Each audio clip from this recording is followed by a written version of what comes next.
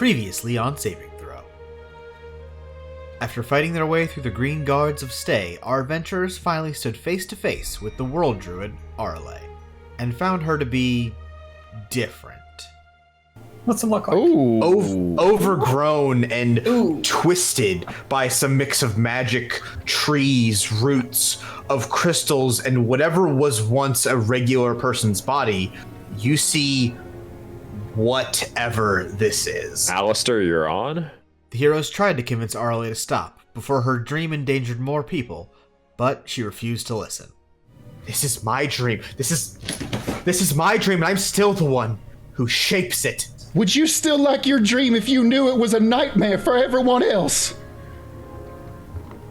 Give me a persuasion check. Come on, baby! Let's go!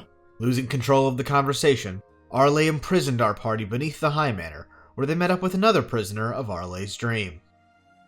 Hi, Goose! Hey! You were a turtle before, you're a snake now. That's wacky. Goose Everfriend is Just great. another Tuesday with these crew. Working with Goose Everson, our party found the only way out of the prison was to climb. And climbing up, they found themselves outside of their cells, but now inside of Arlea's memories. Above you, towering hundreds upon hundreds of meters overhead, seemingly as tall as the mountains it stood beside, that is the Sky Eater. She who broke the sky. Or more precisely, that is her defeated. And while everyone else's eyes are looking up at what is, literally a once in a infinite time sight, Arelaa is looking down and sobbing. Now we rejoin our heroes as they find themselves trapped inside the mind of the World Druid. Now it's time for us to talk about Dungeons & Dragons, and it's time for us to talk about some stuff. In general, I don't want to spend a super long time on lore and backstory, because that's not the story we're telling here. We're telling y'all's story, not other characters. However, this episode is somewhat of an exception. Because right now, for where we are, I think it's worth laying out the one big story so we don't have to do it again later. Let's talk about killing God. More particularly, That's a banger opening. Of course you go to France for killing God. What else is the logical progression after that, Zach? In general, barring more details and personal accounts, here is the gist of the story. And I'm going to talk a little bit here, so stop me if anything's confusing or doesn't make any sense. So, a couple hundred years ago, the cult of the Broken Sky began to gather substantial power. I know we're all familiar with the modern connotation of cult, but this is the cult much more in the classically religious sense. They weren't assumed to be an evil organization just because they were a cult. They were a group that worshipped a particular god, and that wasn't particularly uncommon at the time. Think of Greek cults, for example. But as the cult grew in size and more powerful people joined the ranks, eventually their true purpose, so to speak, took form. And in a cult gathering on the shores of Shandia, their mission came to light, to fruition. A few thousand people gathered for the ritual, a few hundred died in the process, but they called their god to our sky from across the cosmos. They basically called out and she heard them. And then it began. She who broke the sky began doing exactly what her name would imply. She devoured stars out of the sky, she sank the sun beneath an endless sea of black, and when she ran out of stars to gorge herself on, she began to settle for a much lighter snack, that being people. She wrecked towns, released her spawn onto the lands, basically monster children made from pieces of herself, and quickly, much quicker than we would expect or hope, civilization was on its back heels, in the shitter. I mentioned this before, but to really hammer it back, by the end of her reign over the sky, we were a world with a population in the 5-digit range, down from what is our world, the 9-digit range. Countless places. Our real world 10 digits, but yeah. 10. There you go. Our countless places were just wiped off the map. History basically just lost, with the only safe bastion being a few cities that were made, with people cowering basically in the light of crystals, just like the hearth. This is the part Mare reminded you of back at the very onset of our story. And out of the cities, out of hiding basically, 32 people stepped up. Some together, some alone, but they all began to fight because there was nothing else to do. And eventually, these 32, or at least the ones still standing, made their way to the city of Kinmar, where the twin hearth stood. We've mentioned before there used to be 2 hearths. We have the one in Rotmar, and the other was in a city called Kinmar, which no longer exists. Oh, shit. So we had 2 basically spires of energy that fed the world with magic, and those were largely considered to be the 2 safest bastions of civilization left, which is why the heroes chose Kinmar to meet in, as it was more central and it was just one better place to amass forces one last time, to lay out everything they learned, everything they could do, and make one concerted effort to bring down the Sky Eater. However, one thing that they didn't account on was while they amassed their forces, the Sky Eater chose then to attack the city of Kinmar. And, I mean, history and factuality both go, the battle destroyed the city. Some people managed to escape, but many, many more died as the city was basically reduced to rubble. But our titular heroes stood and fought. And while we hit and struck against the Sky Eater, one by one, we began to lose people. And what started as 32 became 25, became 20, became less and less and less. And in a moment of desperation, against advice and urging of some of the members of the party, TL of Kinmar and Kasira the Witch cast a spell and shot an arrow. And that arrow cracked through the hearth, shattering it, and with it sending one burst of magic through the sky and piercing the Sky Eater. And with that, more and more magic released into the air than ever, Raviom Asalor and Kasira were able to cast a spell that sent the Sky Eater to another realm, as close to death as a god can be. And our world was at least safer. That's the story we're told. And at the end of it all, 11 heroes remained alive and returned to Rotmar to found the Empire, the Guild, the College of Magic, the Academy you all went to, and basically make the world the way it is today. But you're not stood in the world as you know it today. You're stood here in the wreckage and ruins of Kinmar. That magic arrow still illuminating the sky as it pierces through the Sky Eater above your heads, with that spell to banish her still being cast. And we talk so much about the 11 that made it out, we don't often mention what's before you, which is death and destruction. A whole city reduced to crumbling buildings with a scar cut across the city, a pure line stretching like a mile wide where everything was swallowed in the blast of the hearth being shattered. Can I ask a question before we continue? Totally, yeah. Like how many, 11 heroes survived? How many were we talking before the dying part? So 32 of them made it as far as Kinmar. Okay. So when the battle started with the Sky Eater, there was 32 of them left. It's a thing of like that. They don't really have a number of how many people tried besides that because they didn't make it to the big meeting of all the heroes. So you could say there's 1,000 people that tried, but none of them made it that far. Okay, so 32 got to Kinmar, and 2/3 of them basically died during the battle. 21 died in the fighting. Yeah. Okay. One other question. About how long did it take from the Sky Eater showing up in our world to them being banished again? How long did it take for them to just essentially completely destroy everything? Roughly 80-ish years. Oh, dang. Oh, okay. Psh, that's fine. I was thinking this was like a couple months. Yeah. No. So it was a substantial amount of time spent basically fighting. But as and this is worth note, as like the fighting progressed, the Sky Eater, while eating shit, just kept getting stronger. Yeah. Okay. Well, that'll. While eating the sky. Yeah.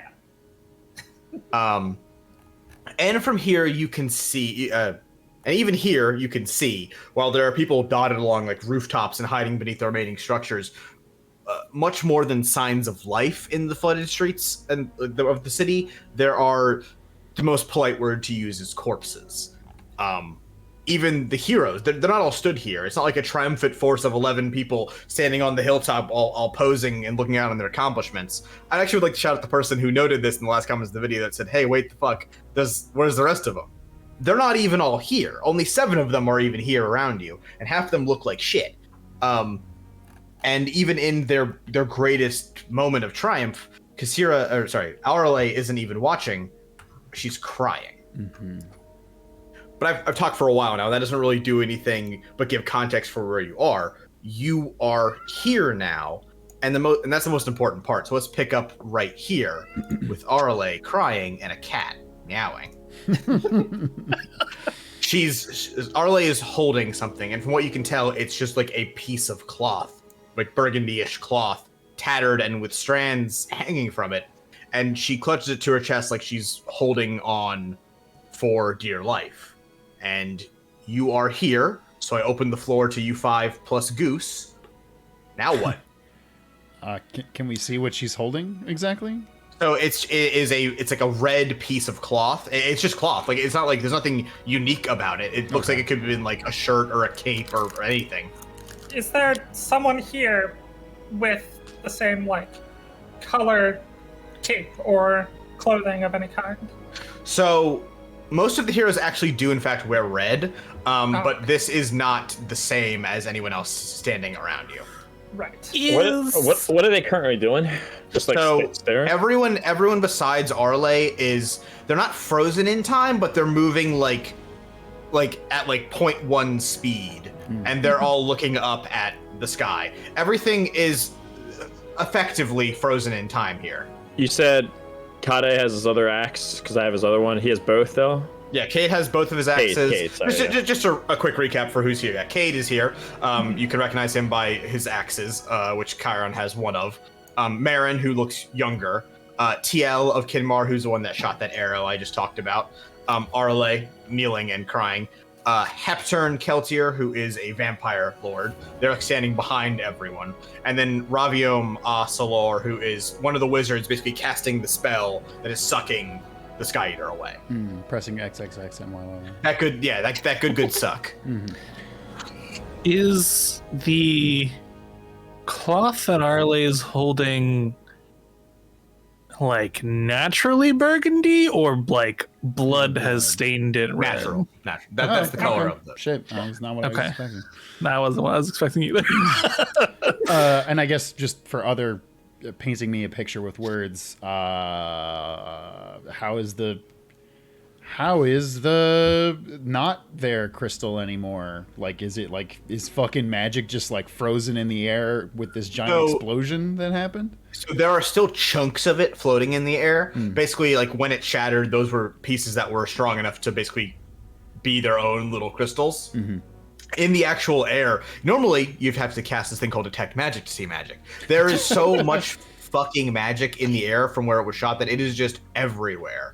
And Raviom is like pulling that magic in to feed his spell, basically. Cool. Is the terrain itself, is it also frozen like the heroes are around them? Yeah, so like the grass, there's like running water, because it's a port city, Kinmar, but it's now like just kind of like a wrecked, flooded shithole. So if I like kick the water a little bit, it like, does it like splash, or is it like it'll react to you kicking it. Like you'll kick it and it'll start to move, but then once you leave contact with it, it just kind of like freezes in the air. Okay. I love that. Can I try casting a spell? Sure. I want to see, get some information here. And speaking of getting information, I want to try casting Druidcraft to predict the weather. So normally what that would look like is, and you can say how much of this happens, is like a little bubble of, kind of mystical energy, kind of look like water, with some sort of divination, like a fire or a gust of wind, a tumbleweed, whatever, something that would indicate what the weather looks like for the next, I think it's 24 hours is the spell. Okay. So what level spell is that?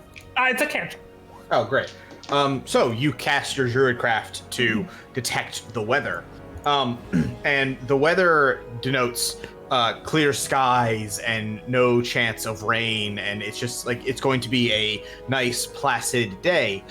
Above you, that is inaccurate to what you are seeing here today. Above you is clouds and so. Worth note that during the Sky Eater's whole thing, it was dark. It was nighttime basically all the time because she blocked out the sun, including with clouds. And right now, it's still very much like that, as far as you can tell. It's cloudy with a chance of dead god. Give me a nature check, Win. A nature check. Absolutely. I'm choosing this as kind of like a memory thing, but I'm going with nature because it's a natural thing you're going to remember. Turns out, I am very good at nature. I would hope so. Yeah. It would be wild if. I thought would it be a wild shape if you didn't? Actually, I'm not as good as nature as I am at some things, but that is a 17. Pretty good. I'm choosing to believe rather than a Doppler radar forecast, you get a druidic sense for the weather. Something that you might naturally have also as a sailor. The weather that is being you're detecting, that you're sensing, is not the weather here. It's actually very similar to the weather back in Stay. Oh, like real Stay. Real Stay. Interesting. Good to know. And just to clarify, so yeah, everything is frozen in time except Arelaa, who is moving at normal speed, but she is crying on the cold. So basically, this is just like a frozen in time field that looks like dog shit. Except the only thing we can hear is this woman on the ground crying. Yeah, it's more like you're on. God, that's awful. The wreckage of the city, but yeah, it's like the witch in Left 4 Dead. You just hear her crying in the distance, like, oh, what? Where is she? Jason, and to be clear, the spell effect is not moving in slow motion, right? No, your spell. Everything you guys seem to do is normal. Good. Yes. Well. We want to walk up to Arelaa? Yeah, I was just saying, it feels like the only move we have. Yep. It's time to talk to Arelaa. I will say, while this is happening, just as some flavor text, Alistair is definitely getting a mental note of each of these people, because these are people who most of them are no longer around, but are great heroes, and that's pretty fucking cool to him. It's pretty cool. I didn't want to read this unless it was mentioned, but does Alistair note that, hey, this is not everyone? He would, yeah. Okay, yeah. Shit. Nice Vezza having here, I guess. Wait, Alistair, are you still polymorphed as Goose Everson from last time or no? Okay. Okay. That was long since. Oh, that was before we did the jailbreak. That's we before went to jail. Yeah. That's right. You're speaking to Arelaa? Yeah. Doesn't react even a tiny bit to you speaking. Okay. I'll walk up behind Alistair here, and can I try to reach out to her? Touch her? Yes. So you extend your hand to nudge her or hey Arelaa. Hand goes right through her. That's kind of what I was expecting. on seeing that, if they do that, if I go for Cade. Cade? Cade. Yeah. If I try to mess with his cloak, but just see if he's real as well, tangible or whatnot. Is he real or? Oh, that car. Sorry for that. That was a horn right outside my window. For some cars. Reason. You touch Cade and an alarm goes off. I thought that was Chris doing that. Something happened. That was your alarm. You're now waking up from the dream. No, it scared the shit out of me. You're late it's for so school. loud. We gotta go. You're late for the end of school.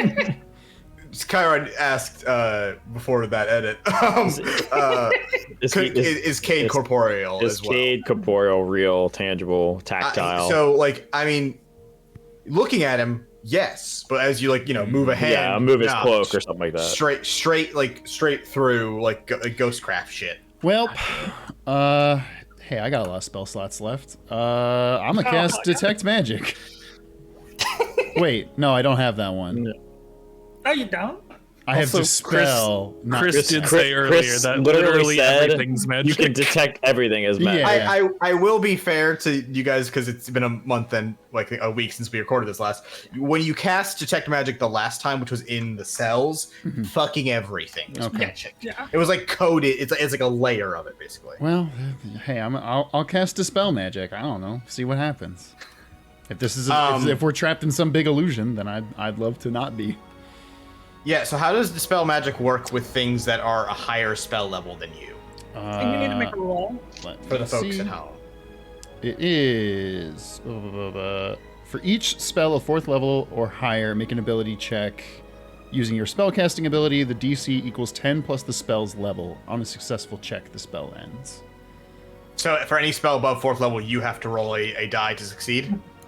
Yes. So if it's like 5th level, it would be at DC 12, right? No, It's 15. It's It'd 10. be 15. Okay. 10 10 plus the level. Yes. Yeah. 10 So If it's above roll. 4, Not just 10 plus the difference. then I have to. roll a d20. That's that. No, I got like a 13, which is not gonna. No. No. I would get I mean, it instantly if it was. Yeah, exactly. No, so you try to dispel magic, and you basically put your guitar out, and you strum a disruptive note, and it strums, but like as the noise starts, it's like something is actively stopping it, and like there's just silence coming from your guitar where there should normally be sound. Like, Roll yeah. two d20s for me. 2 d20s. Oh, Okay. yes. It's a 15 and a 7. Keep your spell slot. Okay. Thank God. Okay. So Goose is like waving his hand through people repeatedly. Oh shit, Goose! I forgot you were here. Hey man, it's me. Hi, I'm Goose Everson. I'm involved in this story. Hi, Miss Everson. What do we? Did we win?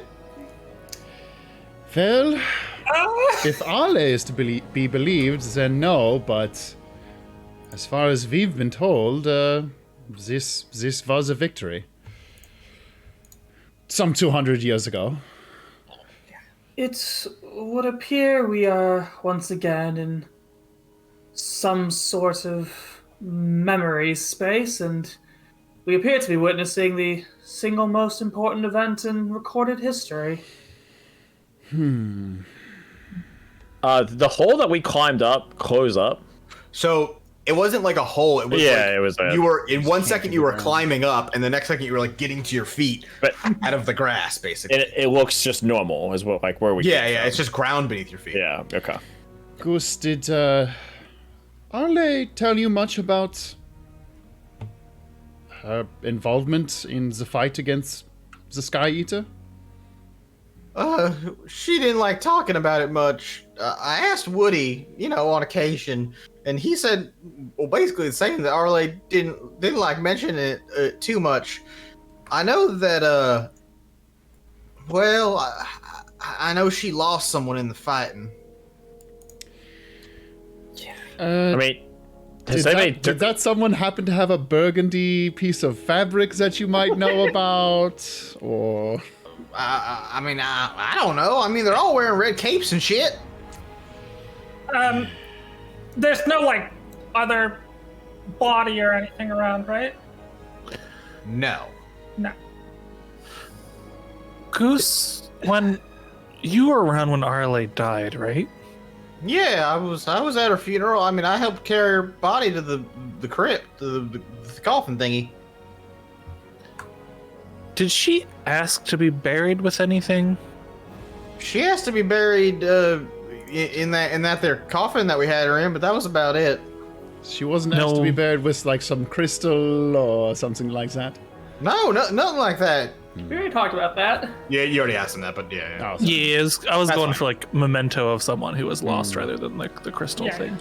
No, nothing like that. Also, not to be the resident history nerd, but there should be 4 more people here. Yeah, give me a history check. You don't have to get high on this one. If you don't get them, I'm giving you a wedgie. History Nerd. 5. That's a 12. It's not that good. Yeah. That's swirly level right there.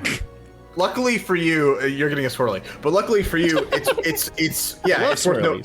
4 heroes are missing, but 2 of them, you know, for a certifiable fact, had to make it out of alive because of their importance in other historical events after this. Yeah. The missing roster here is Emil Dull, that's name credit Naro Kyangi. Les Carverstone, name credit Les.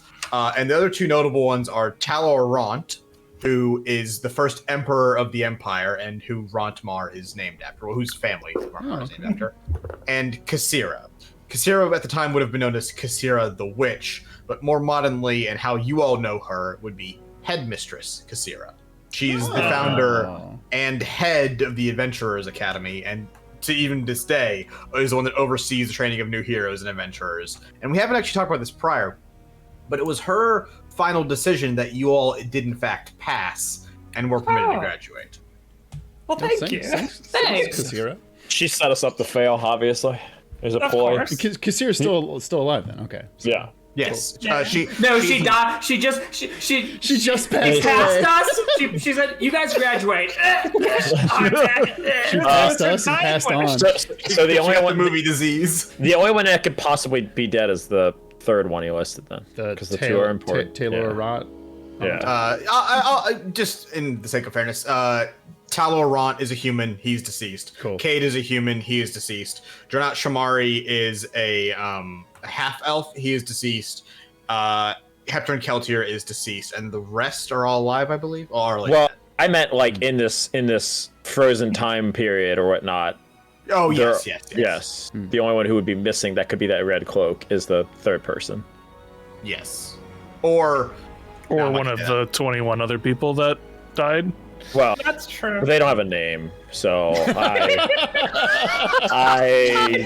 did not save them in hard memory. on this one. I did not save them when I was studying my books. Okay, my doctor's notes. I mean, just because they did not Kristen pop tell up. us a name of one of the 21 dead people doesn't mean Yeah. that that's not who Question- Arlie is grieving. Question that we would or should know, I think. Woody is her not present. familiar, Yes. so he should be here theoretically. yes. Okay, Well, interesting. yeah. Oh shit! Was Oh? this her old familiar that died and then she got Woody? Oh, that would be Is good. that it? So I'm gonna say you've said it kind of asynchronously. So I'm just gonna like give it to you. I'll say that at some point during you guys discussing and talking and going back and forth through this conversation you're having, while stuff was frozen, suddenly stuff starts to move again, just a little bit.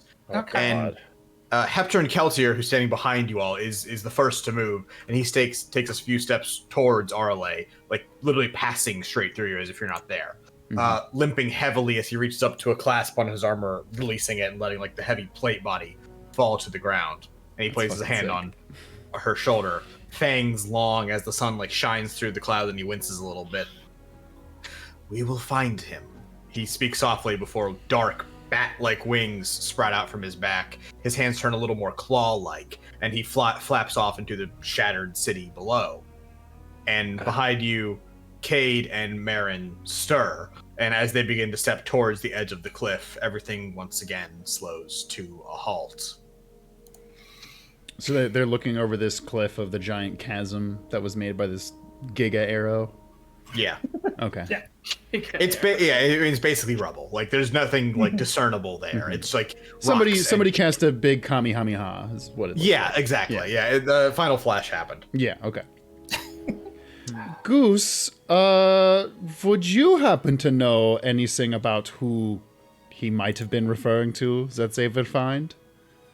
Did Arelaa lose somebody in this fight? I mean, that's, Again, I know she that's hated kinda, talking about it, but... Yeah, that's kind of the implication I got. Woody didn't really know too much about that either. He said even to her, even to him, Arelaa only ever talked about it ever so often. Fellas, I don't think they found him. And as Goose speaks that notion out, they don't find him. And in an instant, everything starts. You see it in like super fast motion. Arelaa rises to her feet, and it all goes so fast. You see flashes of so much stuff. Faces, some you recognize, some you don't. A ship, the open sea, the hearth, gravestones, lots of graves, and then just one, and then almost like you're being pulled backwards through doors and halls, through the guild, or what is now the guild, like what you know to be the guild, and then further along, across sea, across sand, and now you're somewhere else. High up above the clouds on a mountain. And Arelaa is here, but not alone. You recognize Raviom Asalor, who was just in that previous memory, and both he and Arelaa look a bit older, more so Raviom than Arelaa. And anyone that would like to, perception and or investigation check. Sure. Yeah. Sure. Surely sure. I'm never gonna turn down doing That one is of a those. 19 19? perception. I have a +7 perception. I'm pretty good at this. That's a big 7 for me. So 18 perception. I nat 1 at investigation. nice. Hell yeah! That actually thematically works very well. Ash, you are very distracted by what is going on above your head. Yeah, but I'm that not sounds gonna about say. right. Wynn and Junver. Raviom and Arelaa both now wear the symbol of the guild. That crystal shape with an arrow piercing the top down to the center. Arelaa wears hers on her gauntlet, which Ash and Chiron could confirm from their memory with her, or when she was in the field, that is the case. While Raviom's hangs like a charm on his staff. But there's a third person here, masked and also holding a staff, and he holds it aloft, and light pours from it into the night Chiron. sky. The only person who can wear masks in this universe. Legally course. speaking. This guy's about to catch a cease and They're desist. stealing my style. What the hell? Glyphs and like lines of light dance out from the staff, forming a complex arcane shape in the sky with like lines and stars shimmering along it. And you hear Raviom speak. It's miraculous. And you say how many? And the masked man speaks, but you don't understand the language. When can I have a history check? Of course. I'm not great at history. That's a 6. You have heard this language before on the sea, but you are unable to place it. Right. You're certain that it is a foreign language, and in general, foreign languages and accents are very rare, as the sea is not really crossable unless you're like really trying hard. Are these people speaking by chance Celestial? No. Okay. And Is it a language that like, Chiron, huh? Just curious. I you know.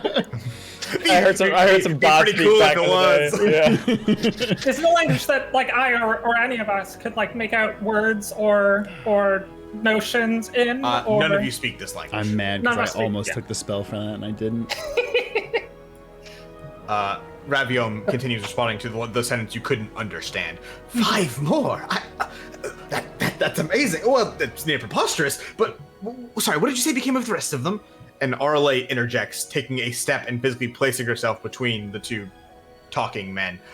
Who cares what happened to them, Raviom? You said more could be made. How? How do we do it? And then she turns, facing the other man, getting like intensely close to him. Tell me how we make another. And with that, everything settles and turns quiet, and it's frozen yet again. And you're here, atop this mountain, somewhere. Can I go up to them and just start mimicking their poses? Because I want to see if I can. Chiron's gonna mimic their poses, even if they're not like tangible or whatever. Just start like, I see, yes. Just trying to like gauge. That's how he's gonna try to like analyze the situation. It's not really that much, yeah. You're doing like the detective vision shit? Yeah, Batman? yeah, Okay, yeah. I have to like mimic their poses for me to like figure out the hell's going on. I actually like this. Give me an investigation check. Okay, that is a 17. No, it's not bad. So I'll be like Arelaa, I'll be like, and then I'll be quick, like half a second to like dip down.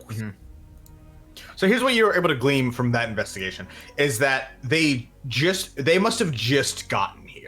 Like the area isn't disturbed at all. There's no like knapsack sitting on the floor and shit. And there is a small like trodden path that they presumably just came up.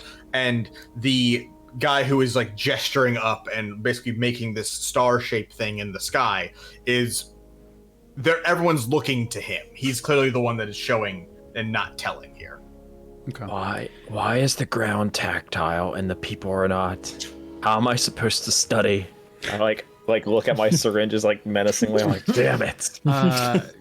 Chris, is there, I guess, 2 questions. One, would we recognize this location as possibly stay, like a part of stay?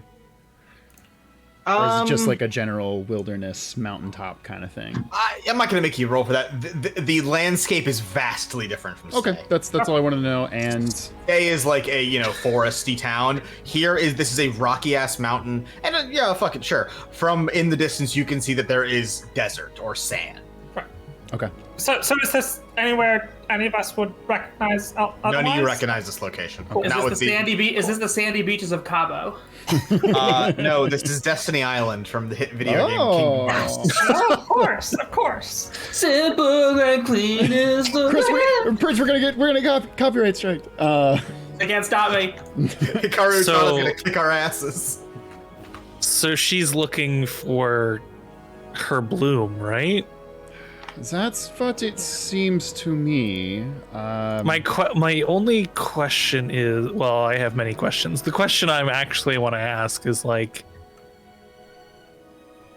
she said or the guy who talks in a language none of us others understand said there were like 5 others. Like, I'll if you guys want to hear the dialogue again, when I say it again, I'll repeat it. That's not like you had to memorize that. No. He said something. He said something to Raviome, and Raviome said, there's 5 more. That's amazing. Yeah, and so my question is like, are there 5? Were they hearths? Are there 5 of a thing nearby? No. Like, are there 5 hearths, or are there like 5, I don't know, like seeds to make one? Yeah. And like, because they're looking up at the sky and shit. Like, are some of these in space? Can I get a Arcana check from Junver? I mean, you can. It's probably gonna be bad. It's 15. That's about as good as I'm gonna get. With a -1. The thing this guy is like displaying in the sky, you don't fully understand what it is.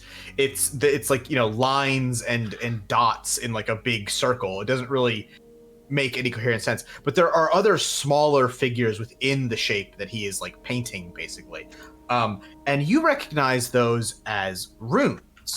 It is some kind of runic language, not the one you speak. There are several different kinds of runic languages that a rune person can use to inscribe them on their weapons or whatever the fuck. This isn't the one you use. In fact, it looks similar in style, but it's wrong. Like lines aren't where they're supposed to be and stuff like that. You can, or at least you're somewhat confident to believe that some of the markings on this, particularly on the outer rim of them, are cardinal directions. Ooh, okay.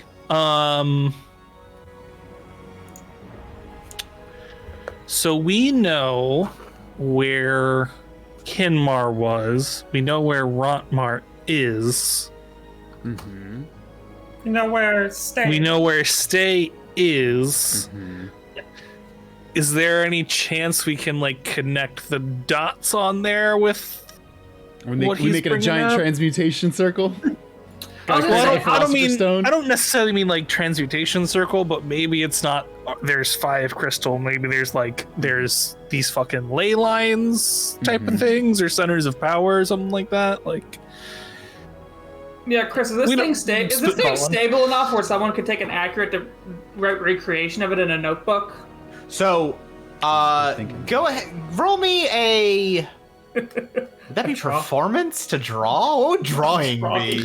I think it would be intelligence to remember it too. Yeah, give me a d20 plus your int modifier. I'll take that. Okay. Oh, sleight of hand's gone. Rip. Oh no, sorry, forgery's gone. Rip. Yeah. So Ash brings up a good point, which is this thing stable enough? Even though this memory is halted or whatever, the map, damn it, fuck. I mean, Chris, we knew. That's fine. I just didn't want to say it. The star-shaped thing is still rotating and turning. Is this also something that I would have seen as like a constellation today? Can I get a joint Arcana check from Ash and Wynn? I got an 18 on the investigation thing, by the way. You draw a very good recreation of this, and you also note that it was rotating while you were looking at it. And then the investigation, right? Arcana. The Arcana I got a 21 on. Woo! Yeah, Wynn does not need to get very high. That is a 12. You're fine. How would I say this? Ash, you note that while there are like connecting lines, and you guys have made the assumption here, this is a map of some variety. It doesn't look like a regular physical map. And Wynn, you know exactly what kind of map this is. This is a star map. Of course, it's a star map. For a sky that has no stars in it. Fuck. Wynn, as you say, of course it's a star map. Things begin again, and the masked man speaks once more, and he speaks, and then there is a pause, and then Arelaa quickly turns and begins to walk down that path that Chiron noted earlier. Come on, Rav, no time to waste. Yeah, Good. when they move, I'm miming their stuff. I'm basically like following their So you would note that like whatever he said, the masked man, the second she heard it, she turned and was gone. Okay. Chris. Yep. I have a question. Mostly just am I remembering this correctly? Was it not the case that when like people or certain people died, like stars started to come back? Was that a thing? When the heroes died, they now a star appears in the sky now. Okay. Did who's smarter than Junver, please do something with that. Did the previous when they were getting rid of the previous like layout, what we had with those heroes, and they were getting rid of the god essentially like that, was there stars in the sky there? So it was daytime then. It was the first day in like several years. However, I will say that that's common enough knowledge that like if you look at the sky now, there should only, if it was only the ones who lived, it would be like there'd be like 3 fucking stars in the sky, right? There are about like 20 something stars in the sky because the ones who died in the battle counted effectively. Sorry, the night sky in this universe only has like 20 stars. Yes, exactly. Oh, that's pretty fucking cool. So navigating is very difficult, which is why the sea is very dangerous. That addition to there's monsters in it, but also that's also why Navimages like Wynn are required basically if you want to sail, because otherwise you are not going to fucking get anywhere. And tell me if no, because we just kind of already rolled on figuring out who this mystery person is. Could I make like a history check to see if there's anything on his personage or even the mask of like what kind of region that would be? You gotta, I'll let you roll. It's gonna have to be good though. Yeah, no, I get that. That's a 19. That's Mascus, dude. 19. Yeah, okay. Again, if you don't want to give me this because it ruins shit, I get it. No. You just want to say that like Alistair wouldn't know this, but like Alistair might know this. So I'll actually, you're a rich kid. You might know this. So that the mask you do recognize, sort of. Okay. It's foreign, and note as like even when noted, hey, it's a foreign language. The mask is, you believe, Ekron. Like from the continent of Ekron, which is across the sea. And you've seen it sold at like shops that like we sell exotic things from across the world. But you don't know like what the significance of it is. That's fair. Okay, hey, I'll take that. And this guy's intangible. Yeah, same thing. Everyone, I'll assume you tried it, like because you're running around and like getting I would steal his fucking mask. Yeah, and like you can do that. By the way. Like, you can use them to like line. Oh, you want to steal a mask? Yeah. Just add this to my collection. That can be your quest to get one of those next time we're in. Wait, Chiron, roll D20 for me. Oh, God. I got a 6. You want that fucking mask so goddamn bad. You said as soon as the masked man said whatever, he responded to her question of there are 5 more. She turned and left. Yes, and like that's where like she then called Raviom, basically saying no time to waste. And now Raviom calls out to her. She's walking away. Arelaa, where are you going? We must keep going. We can't stop now. Think of how close we are. And Arelaa stops, foot grinding into the dirt and stone path. We aren't close, Raviom. This is the first time we've actually gotten some good news, and you want to keep digging through sand, praying someone left a map that doesn't even exist anymore. Even if we find it, what fucking stars are going to guide us? And she like throws her hands up and points to the night sky. I am going to look for this stone, and you are more than welcome to join me, or you can walk through the sand sea alone. And as Arelaa turns her back on Raviom, it all stops. Do we know where the sand sea is in this world? Ah, damn it! That would give it to you. The sand sea is in Ekron. Okay, it is. Cool. So getting to Ekron is a gigantic pain in the ass. You have to sail across a very dangerous sea for weeks at a time. Then when you get there, there is at best a very small port, and then an uncrossable desert, and on the other side of that is the Ekron civilization. Hey, if I just pull up the big map really quick, is that on the top of it? Or... Yes, the top left corner of the big. Oh yeah, you can't even see it here. Yep, it's cut off. That's how far away it is. Yeah, okay, cool. Jeez, Pete, we're not going to the sand sea. Oh, okay. Yeah, and like the Ekron cities, which aren't said to be quite large, are on the opposite side of the desert, though. So like you don't, as far as you know, not a living Destinian has seen the cities of Ekron. Okay. They got trees there? Okay, I'm gonna reach into my. They got games in their phone. So everything's frozen again. Okay. Okay.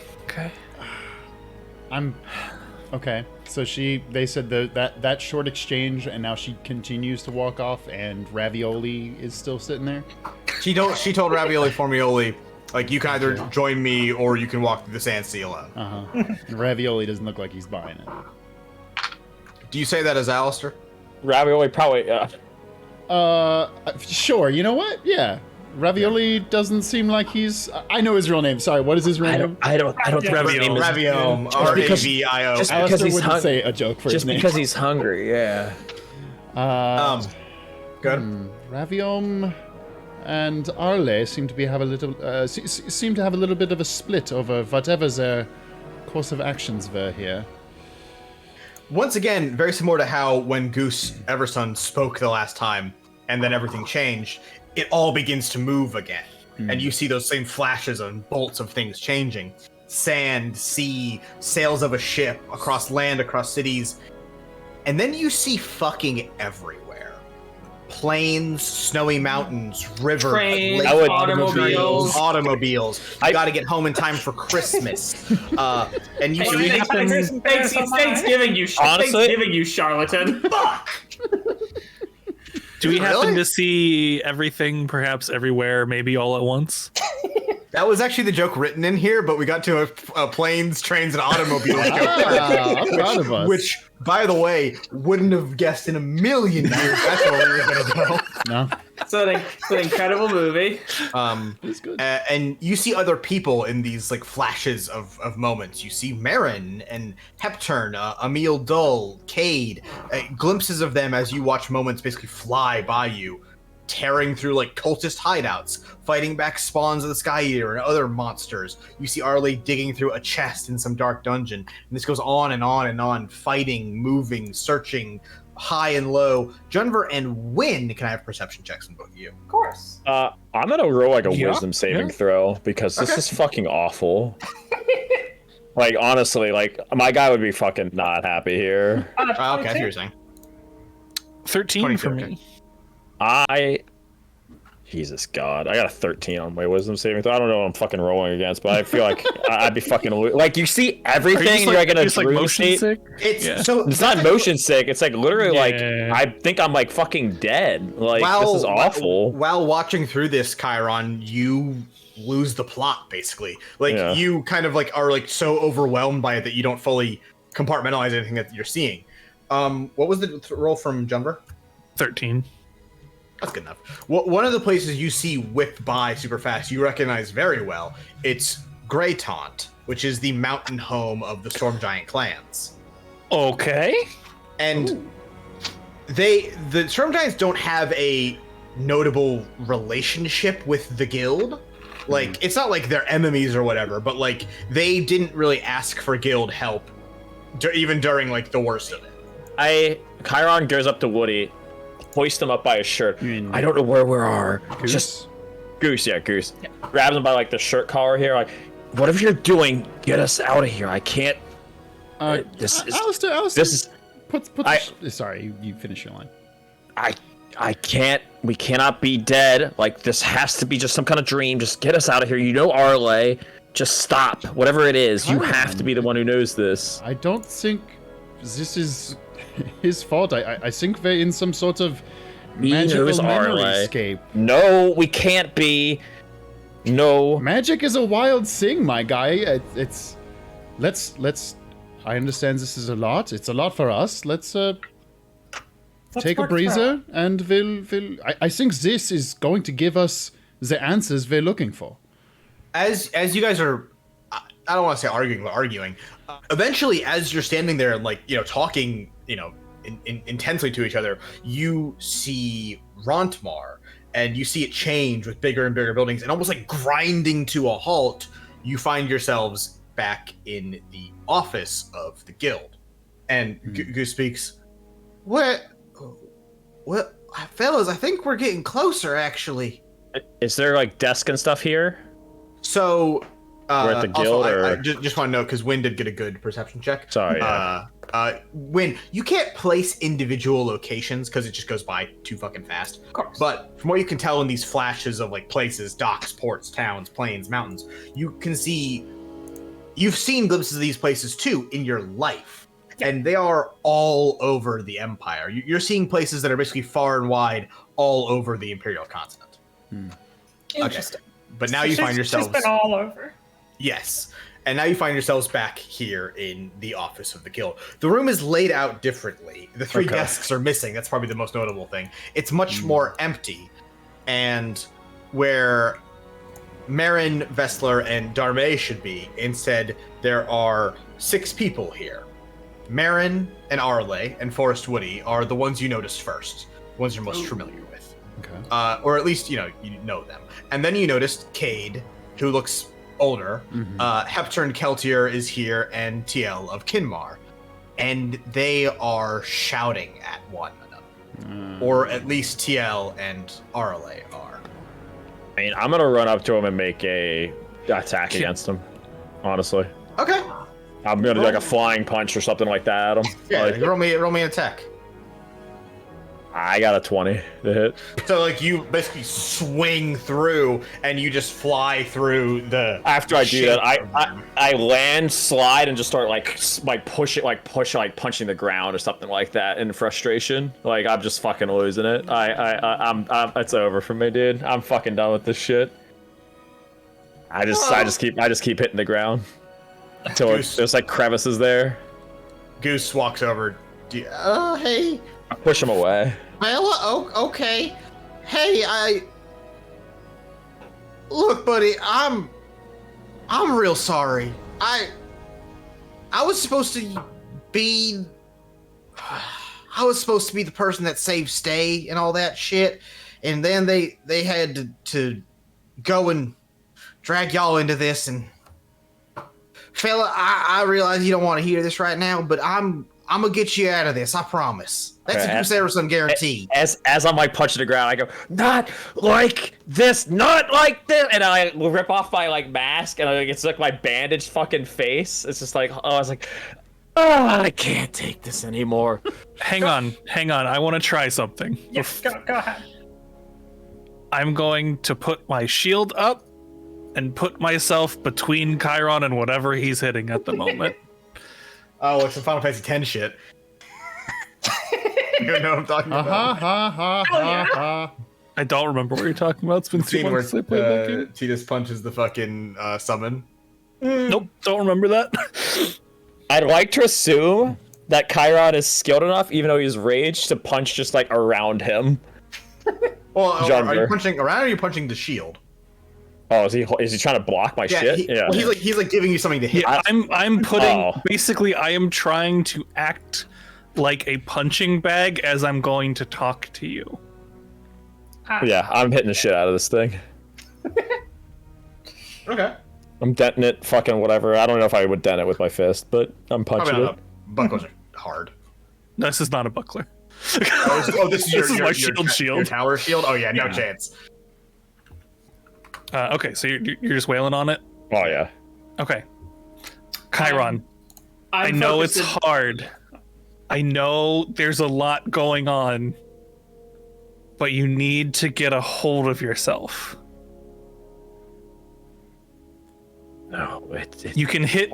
Listen, hit me as much as you want, as much rage and pain and whatever you need to get out. Whatever you need to get out, get it out on my shield. Chiron, roll a d20. Okay. 17. What's your attack modifier? Plus 7. So that would be 24. It's gonna break Junver's AC. No, that would hit me. Yeah. Yeah. Give me a give me a damage roll against Junver.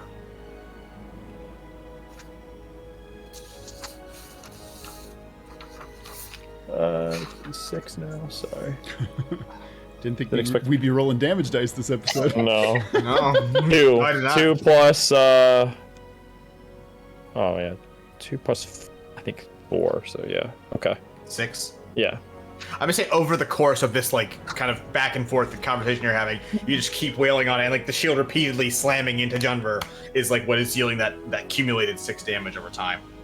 Okay. This is a risky move, but Alistair also puts his arm on the back of Chiron's shoulders. Says, hey. I throw it off immediately.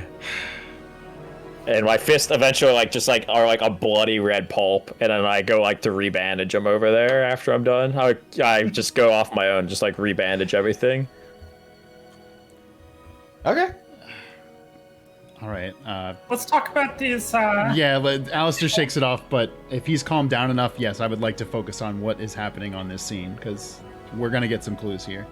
Yeah, I'm preparedness and just brooding in a corner for a short time. Are I'm you exhausted. Watching what's happening, Chiron, though, or are you like turning away from it?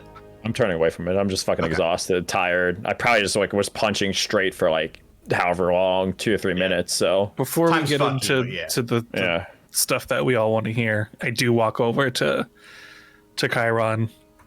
I pull out a shield, put it in his lap. I'm not waiting for him to pick it up. I'm just like, you need to hit something. Hit that. It won't break. I half like grab the shield, wait for a second, like clench it, and then drag it closer to me.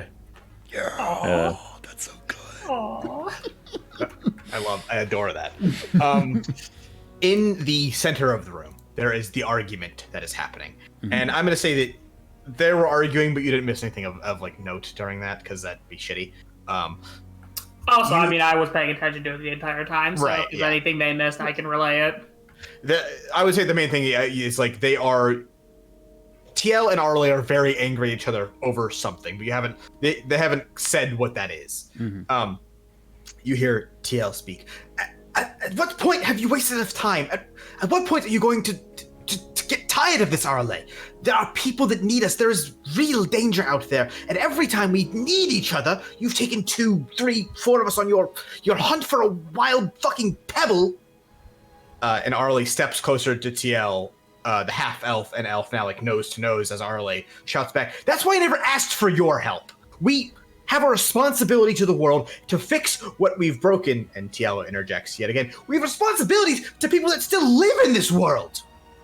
Marin and Cade are standing alongside TL, while Hepturn is standing behind Arelaa, arms folded. And Marin physically grabs TL by the waist, pulling her back a step, and Cade moves into the space between them. "All right, okay. Shouting at one another isn't going to do anything but piss everyone off further. Arelaa, fuck.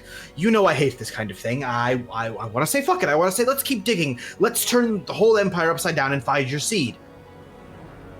But," and as he says that, you watch Aralea's face drop, and everything grinds to a halt. Mm-hmm. Even the music. Even the music. Oh, I thought that was intentional. Fuck. It was. Yeah. It was. Okay. That was a track change. Yeah. Everything is frozen here again in the guild office. Okay, well, we know why Arelaa went off to stay and left the academy, at least. She didn't have the seed yet, though. No, but I do think she She's found still- something. But I think they were looking for the seed. Yeah, Like, isn't that what we just saw? I'm 99% sure. Yes. And the question is, did she find the seed and then go to stay, or is stay where she found the seed? My other question is, did she find the real seed? Right.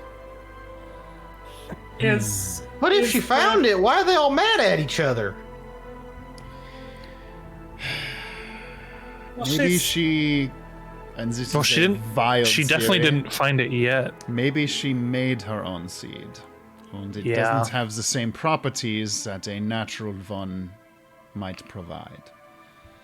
And clearly, the conflict well, maybe not clearly, but the conflict we're seeing in front of us is simply several of the heroes were more focused on immediate matters of rebuilding the world post Sky Eater, while Arelaa was on a more personal quest, Yeah, it she- may seem. She wanted a big Hail Mary answer to their problems instead of... And there was What the fuck is a Hail Mary? You know, as I was saying that, Ash, I was like, I'm inventing a new word right now. You don't know Hail Mary, the goddess of bad weather? She makes it hail. Okay, that was really good. there's something. It was Marin, Go ahead. right? That was talking. That was. Oh yeah, no. TL. Are you sure it wasn't a Hail Marin? Nice. Ooh, I'm There's something TL said about focusing on the people who are still alive, Yes. meaning that Arelaa is doing this not for us, not for any of the survivors, but perhaps for the people who died in the fight. I think it was for one For person her. in particular. Yeah. Yeah, that's what I was thinking. Before y'all continue, the combination of what Ash, Alistair, and Wynn just said is enough to get the dream, the memory to going move. again. Yes, exactly. And like as you speak, Cade, like you see his mouth like start to move again, and like sound returns to everything. Arelaa, Raviom is gone. Emil is preoccupied. Talor is the Emperor now. Kassira has the Academy to watch over. Donat is practically fighting a war by himself. And the rest of us are stretched too thin as it is. He pauses, and it's Hepturn that speaks now, moving closer to the four as Arelaa looks to him as if like he's going to help. He is right, you know. They're all right. Arelaa, we all agree, then I'd like to think we still do. Your quest is...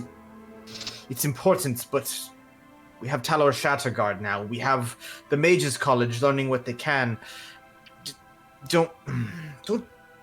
Arelaa, I want you to understand where we're coming from. Think about yourself. Think about how damn good you are, how strong you are. your bond with nature. Think about every day you spend rooting through crypts and caves looking, and think how many people you could help with every one of those days.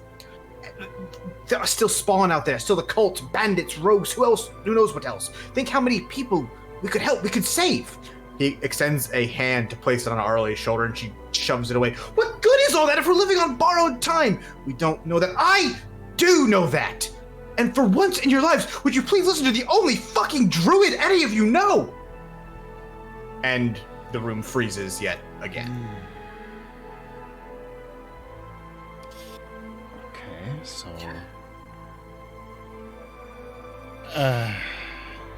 it does seem to confirm that she is looking for this miraculous seed, whatever it might be, and... as you said, Ash, the rest of the heroes are more focused on the immediate and taking care of what they still have. I can't help but feel sorry for her, but... Again, this comes down to what we were discussing with the Arelaa back in the courtyard area, is that Arelaa seems to believe that the remaining hearth will not be enough to sustain this world, and she seems to be alone in that opinion. And as I feel we can all put together with some certainty, this dream is her attempt to circumnavigate the issue of the crystal running out. Mm-hmm. Yeah. But once again, this seems to have brought her in conflict with the other heroes who did not seem to trust her expertise on the topic. I don't think the dream's her escaping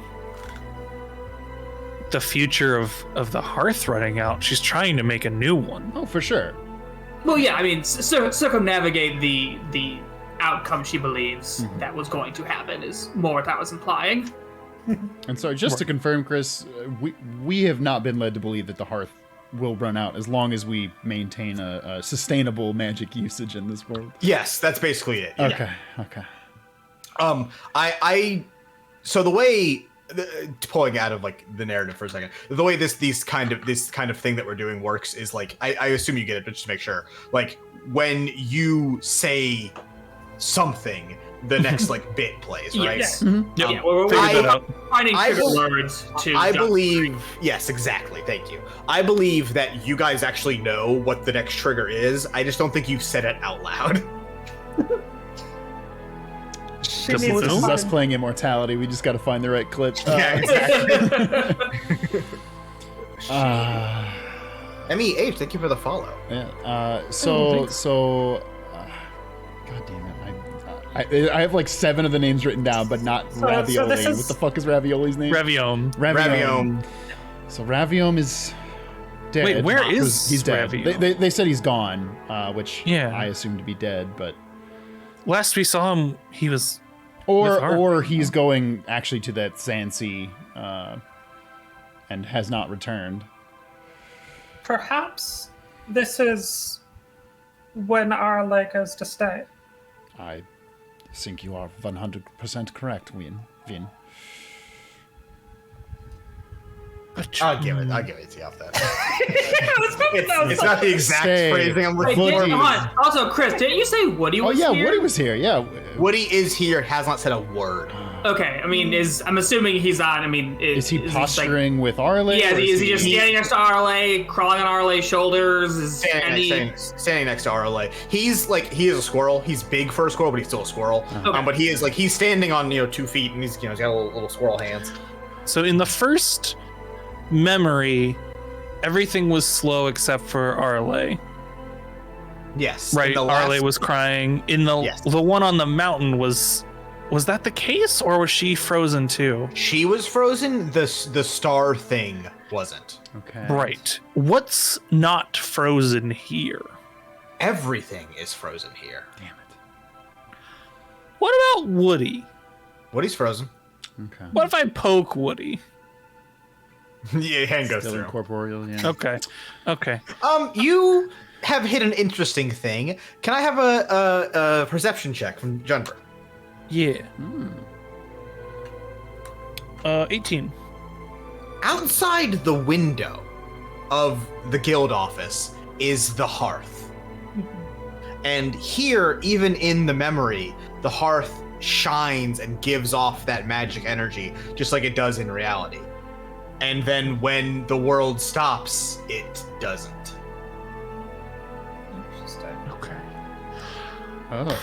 This is gonna be more memory than anything. In the first scene, was it Arelaa that was not stopped, or was it the cloth that she was holding? It was Arelaa herself. Yeah.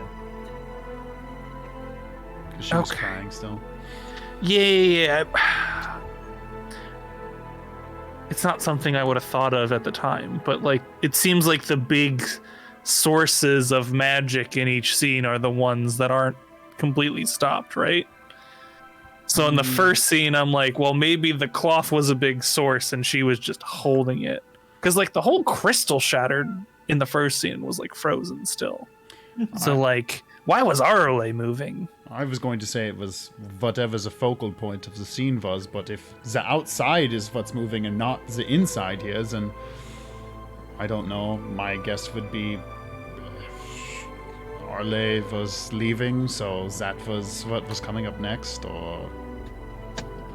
Why is the hearth not frozen? Why is the hearth not frozen? Alistair, when you say Arelaa was leaving, that's when it all starts. Okay, thank God. You actually said it earlier, but then y'all are doing a thing, so I want to let you keep going. Okay. And so the last thing Arelaa said was basically, "Why the fuck won't you listen to me?" And everyone looks to Cade now as if he's supposed to know what to say here, and he does speak. Arelaa, this meeting wasn't to argue or have a debate. It's to tell you, the guild cannot keep expending time and resources looking for the seed. And if you want to keep searching, I'm not trying to stop you. Shit, should I even find time? I'd like to help. And as Kate says that, you notice both TL and Marin like tense up and like look at him, and he backpedals. But from here on out, you are searching for it on your own. Your crystal seed is no longer a priority for the guild as a whole. Can I have an insight check from whoever wants to roll one? Oh, that's a nat 20! Ooh. I got a 11. I got a 9. I was muted, but I got a 10. Only Alistair. Alistair, Arelaa is fighting back tears, as is Marin. Hector and Keltier is looking at his feet and like trying not to engage. TL is pissed. Arlea's fists tighten and she swallows hard. Fine. Then the only thing I lose is people that doubt me. Marin starts. Arelaa, we don't have to. Fuck off, Marin. Don't pretend you don't agree with them. If I have to do it without you, I'll do it without you. And she reaches to her side and like pulls her shillelagh free. TL stirs at this, moving a bit closer. Can I have a perception check, Alistair? Oh, shit. And I'm not Yeah, actually that good at this. Wow, that was a dirty 20. Holy shit, I only have a 1 in perception, so fuck me. 2 hot rolls. in this moment, TL has pulled a bit of magic to her fingers in the shape of something sharp. And the room pauses, but not in memory, not like the way that it has been doing it. This is what actually happened.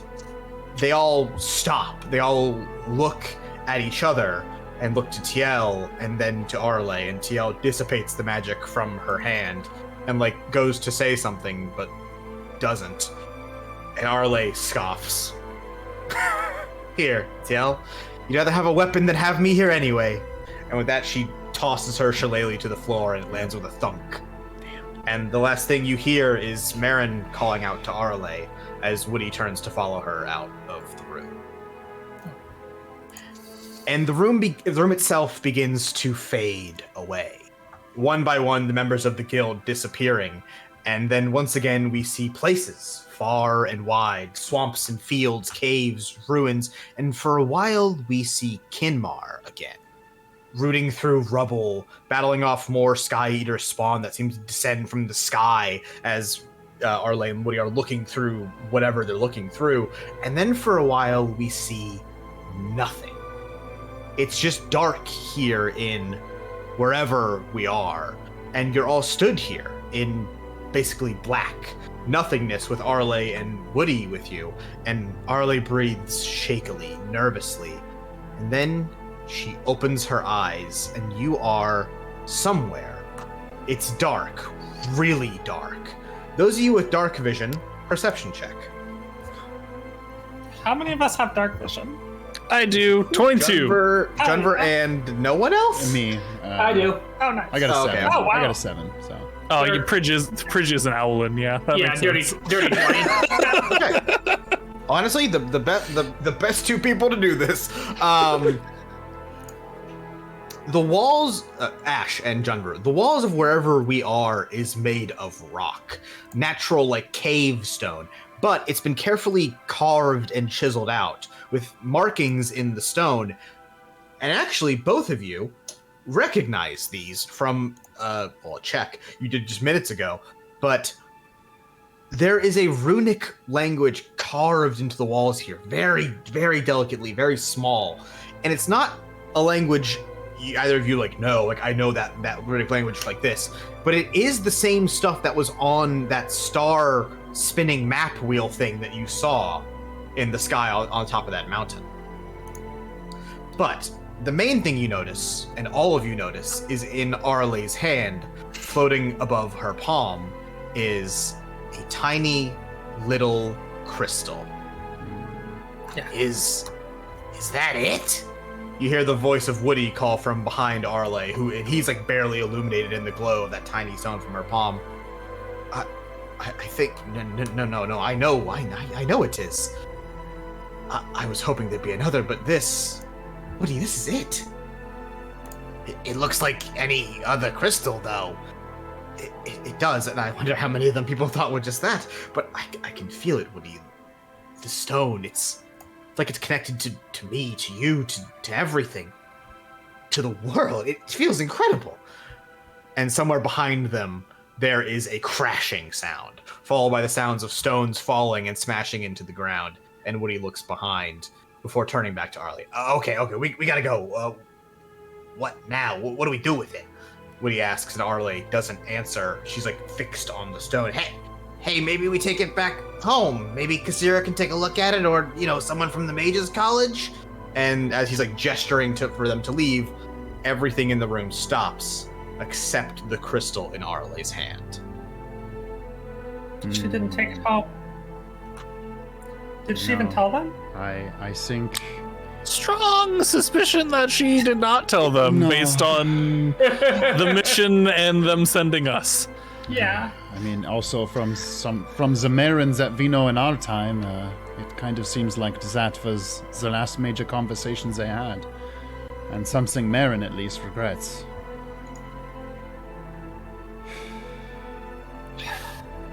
So they took this stone to stay, and she did what she thought she had to.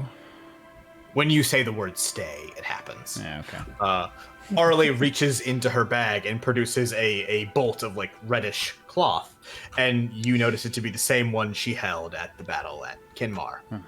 And she wraps it around the small crystal and tucks it into her bag, a smile on her face now. Let's go, Woody. She speaks, rising to her feet and walking back into the darkness of the cave. And following after her, Woody calls, "Go where?"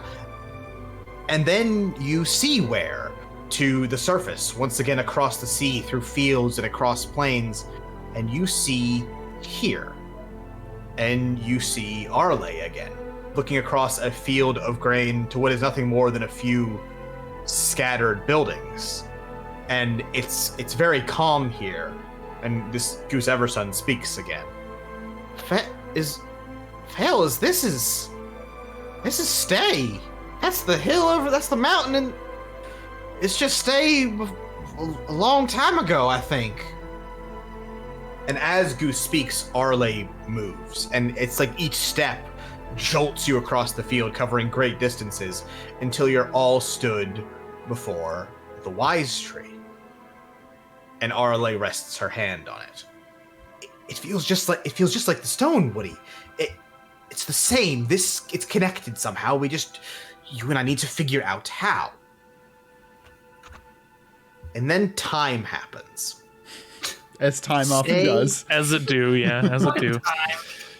Stay grows from a few scattered little cabins to more, to lodges, to homes. Grass grows and is cut back. You see trees go through the full life from saplings to tree to lumber, and the town begins to grow and look more similar to the stay you all went to.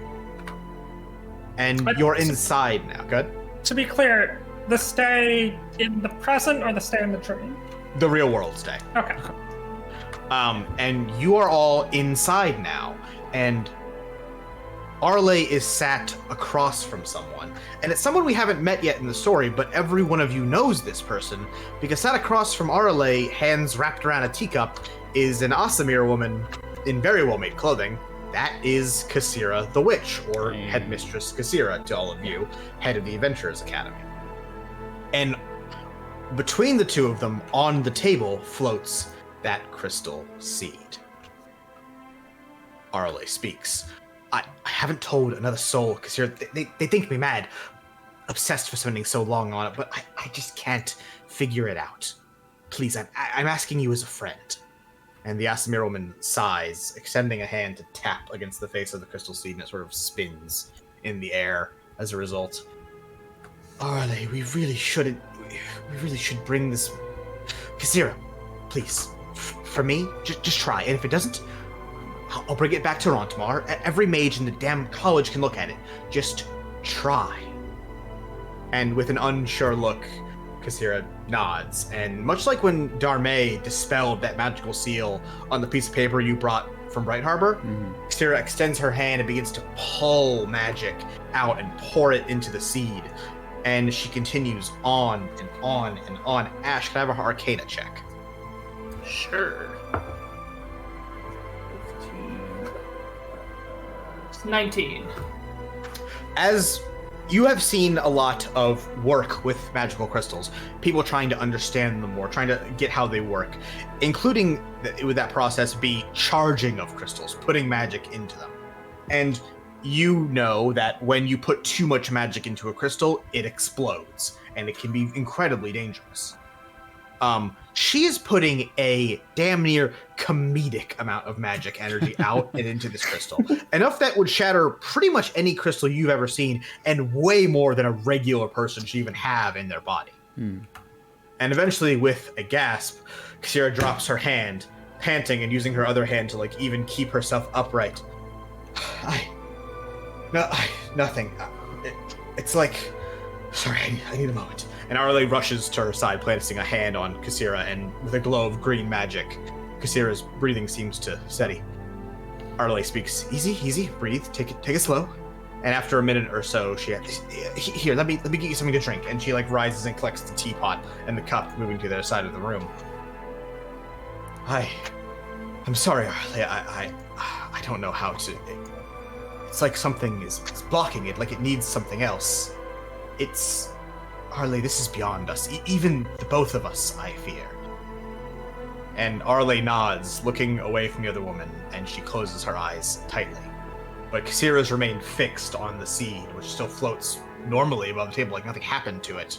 Let's bring it back, Together, we can let the mages study it, and Marin will be glad to see you. You know, she's rather lonely there. Rontmar is a big place to be alone in. Arelaa nods again and reaches for something beside the teapot. And the room stops, yet the crystal seed still spins in the center of it all. Well, it seems like this crystal loves just absorbing magic from other people. Yes, a frankly unbelievable amount. Would you say a comedic amount? I personally don't find it funny, no. You're right. Sorry, that was inappropriate of me. She never... Can I have an investigate... Chiron. Yes. Are you sort of paying attention to this, or are you still trying to... Are you doing... Hey, Chiron. You doing okay? okay? Better? You doing okay? No, I mean, the answer to that is no. I failed like 3 wisdom saves in a row, dude. It's fucking. I'm as fucking out of it as you can be. Okay. I would legitimately be like just like out of it completely. Okay. I'm pretty sure. Besides, it's like just feign just giving up essentially at this rate. Okay. Then I'm gonna say you don't roll the check of cast. Sorry. I mean, I probably wouldn't honestly. Yeah, my guy's done. He's just fucking. Sorry, the guildmaster. I keep wanting to say Cassandra, and I know that's not our Cassira. Thank you. I keep wanting to say Cassandra, and I'm like, I know that's not right. Does anyone else think it's really weird that Cassira didn't seem to have mentioned the seed? To anybody back at Rotmar? To anyone in Rotmar? Yeah. Yeah. Perhaps she was doing a favor for Oh a friend. no, Chris! Oh no! Oh no! That is a gesture. Like, she didn't say anything to Marin or like anybody. And again, obviously, she would have learned about this mission before it got down to Marin's level, right? Based on the bureaucracy of it all. I mean, this seems like A personal friend visit. yeah, this seems like a personal friend visit. So Yeah. Marin and Cassira are, technically speaking, equal footing in the guild. They're both guild heads. There are 4 of them. But officially, unofficially they're equal. Unofficially, Marin is the absolute top. Okay. Okay, so is it possible Cassira did not know about this mission before you were sent here? Yes. That possibility exists. Okay. Yes, especially considering that you were sent here very quickly. Okay. Yeah. Can we tell? I think you guys have every right to be suspicious, but I just want to. Anyone that would like to can roll an investigation check. I was gonna say, in regards to what Junver was just saying, I'm very suspicious about whatever Arelaa was reaching for on the table. I'll roll an investigation, sure. It's a 15. I only rolled a 9, so. It's 11. With a 15, besides all of the tea-making accoutrement on the table over there, Arlea's hand is the closest to a small vial of purple liquid. Yeah. Is it labeled memory potion? It's not labeled at all, strangely enough. Is it labeled forget the last 15 minutes? It isn't a folded up skull. If you unfold it, it's actually a llama. Yeah. Man. And I can't pick up this purple liquid, whatever the container it's in. It's all incorporeal. You can. Okay. Hey, I'm gonna bring it over. What? I'm gonna bring it over to our resident doctor what? who is very dazed and say, "Okay, Chiron, I know you're having a moment right now. This is your expertise, and if we're gonna get through this, we need your help. Can you identify what this liquid is? I think it has something to do with solving this puzzle and saving our lives." Chiron hesitantly grabs the vial. Let me do my own checks here. Is that a medicine check you're rolling? Yeah, and I'll syringe out of it and then like dab it like on my tongue a little bit just to try to get like a little You like nasty information. boy, what the fuck? So I because I like when Chiron does his medical bullshit. I think it's fun in this setting particularly. Yeah, I'll say like you run a taste test, a smell test. Maybe you got a little piece of paper and you dab it on there or something.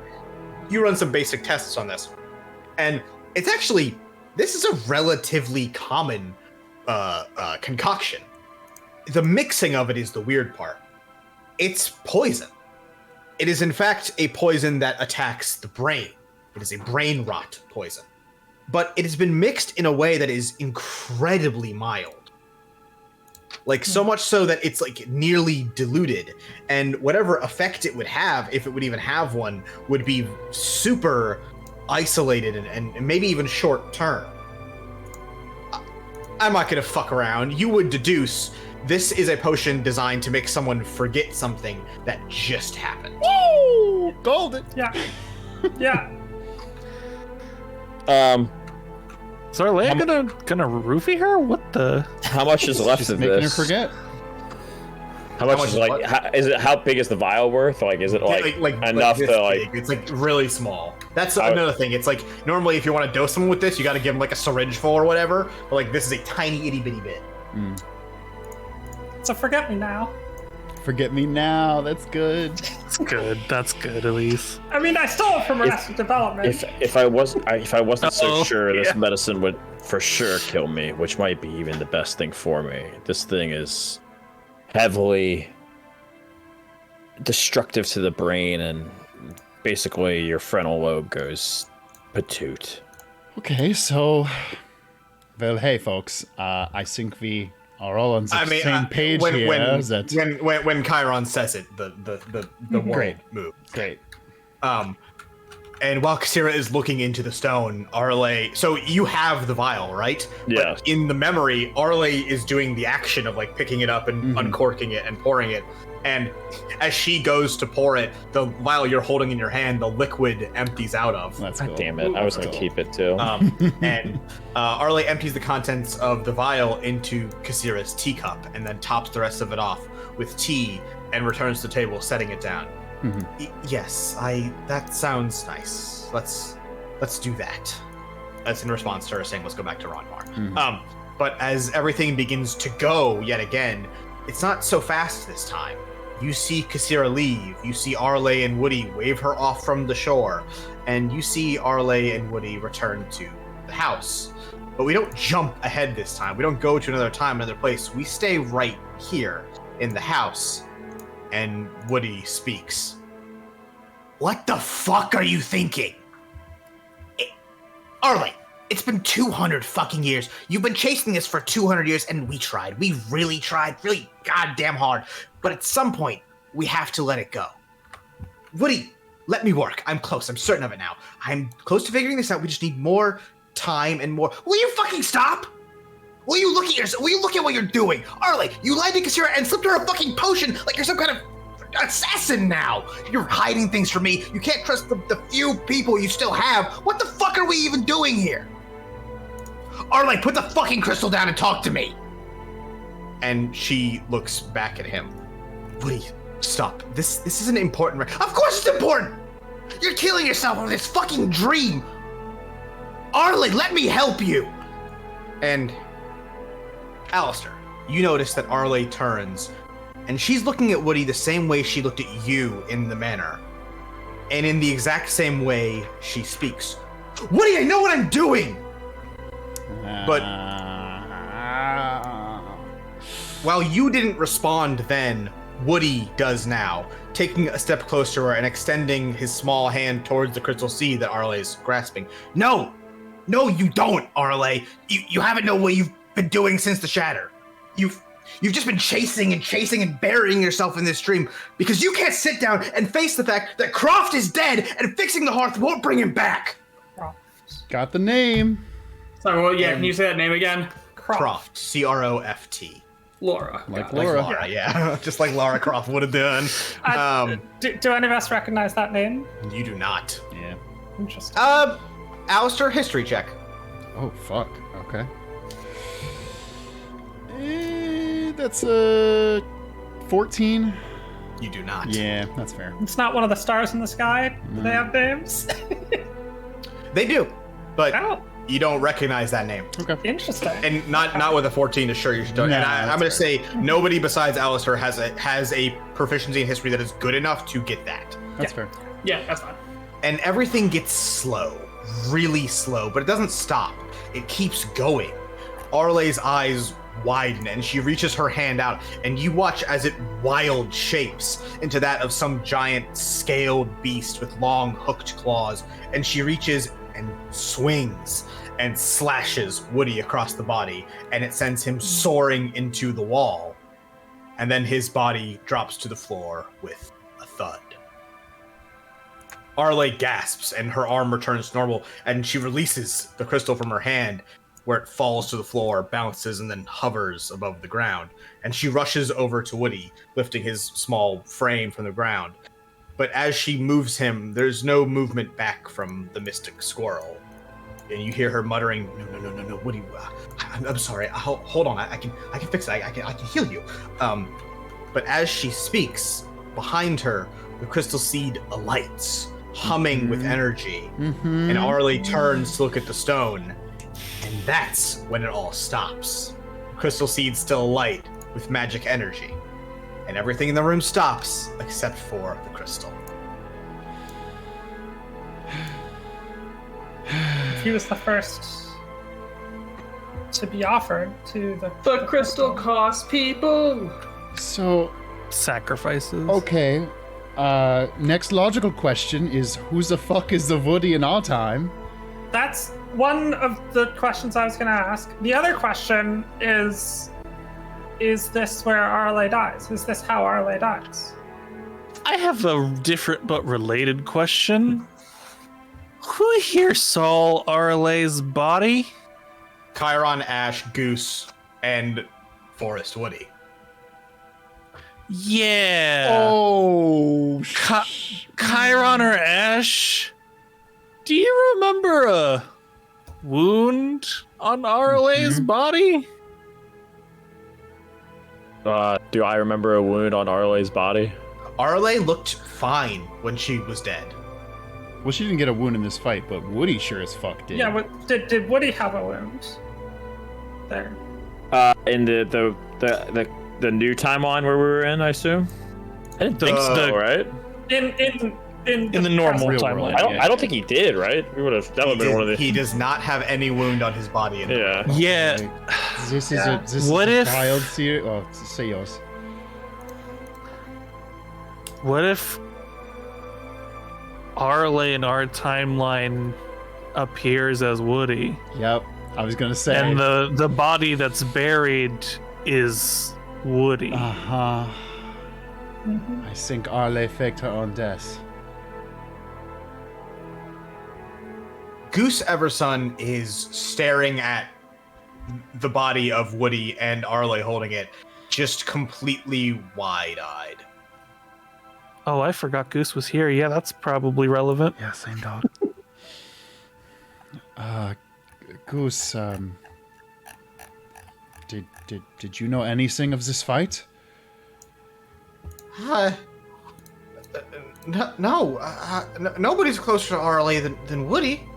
I mean, he's her familiar, right? Like that's like a bond closer than anything. I can't. I don't.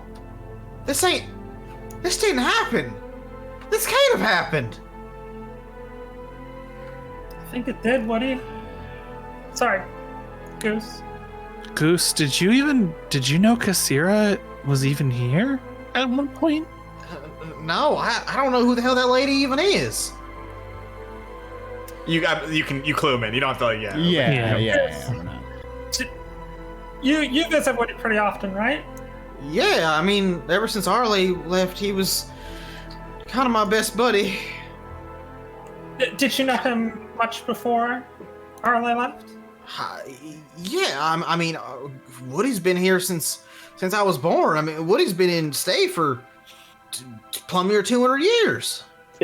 And this might be a hard question to think about, to hear, but did Woody change suddenly about 6 years ago? No, well, before that though, actually he kind of did. It must have been, I don't know, like 10 something, 12 something years ago, something like that. I was younger back then, but Woody used to, I don't know, he's a sassy little guy, but he used to, have a little bit more of it. He used to, fight more, argue a bit more, and then he just kind of, I guess I always thought he just kind of calmed down, but no, I don't know. I know I can't analyze Woody's body over there, but is he for sure torn to shreds and dead? Fake death. Give me a medicine check. Yeah. I did not do great. 12. Your knowledge of basic medicine, you don't know squirrels, is that the amount of damage Force, that is done to him is nothing would have lived through that. It's healable by magical means, but it's not normally you don't recover from that shit. Also, actual just general question for how familiars work. They're not tied to the person's life. If a person dies, the familiar does keep on living. That's normal.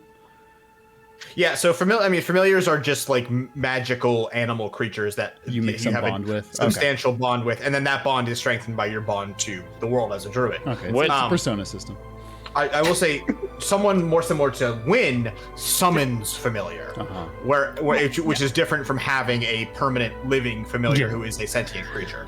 Yeah, I have the find familiar spell, kind of. and I'm assuming this thing is different. Wynn. Like, what is... Yeah. What do you know about Arelaa as a character?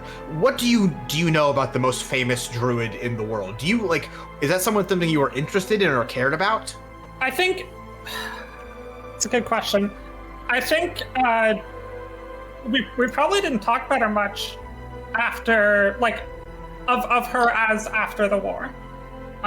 Correct. Like, but it's also known that during the war, she was one of the more powerful or one of the most renowned of them. So I think I would know about her, what she did in the war, maybe I knew her, or her Wikipedia of early life. Yeah. Give me a history check then. Wynn. Sure. A druid history check. But I think the war happened and she went off and we don't talk about that. She's been kind of irrelevant for about 180 years, yeah. Yeah. Jesus Christ. Oh, I agree with that. you said history? Yes. That's a 6. Yeah. You know Arelaa was said to be the greatest druid ever, but that's about it. Yeah. Okay, so just thinking out loud here, if our theory, or at least me and Janva's theory, is that Arelaa has been posing as Woodies this whole time, then the Woodies that we talked to back in the town, that was Arelaa? And Woody was originally powering the bloom, but now it has grown past him and it's draining everyone.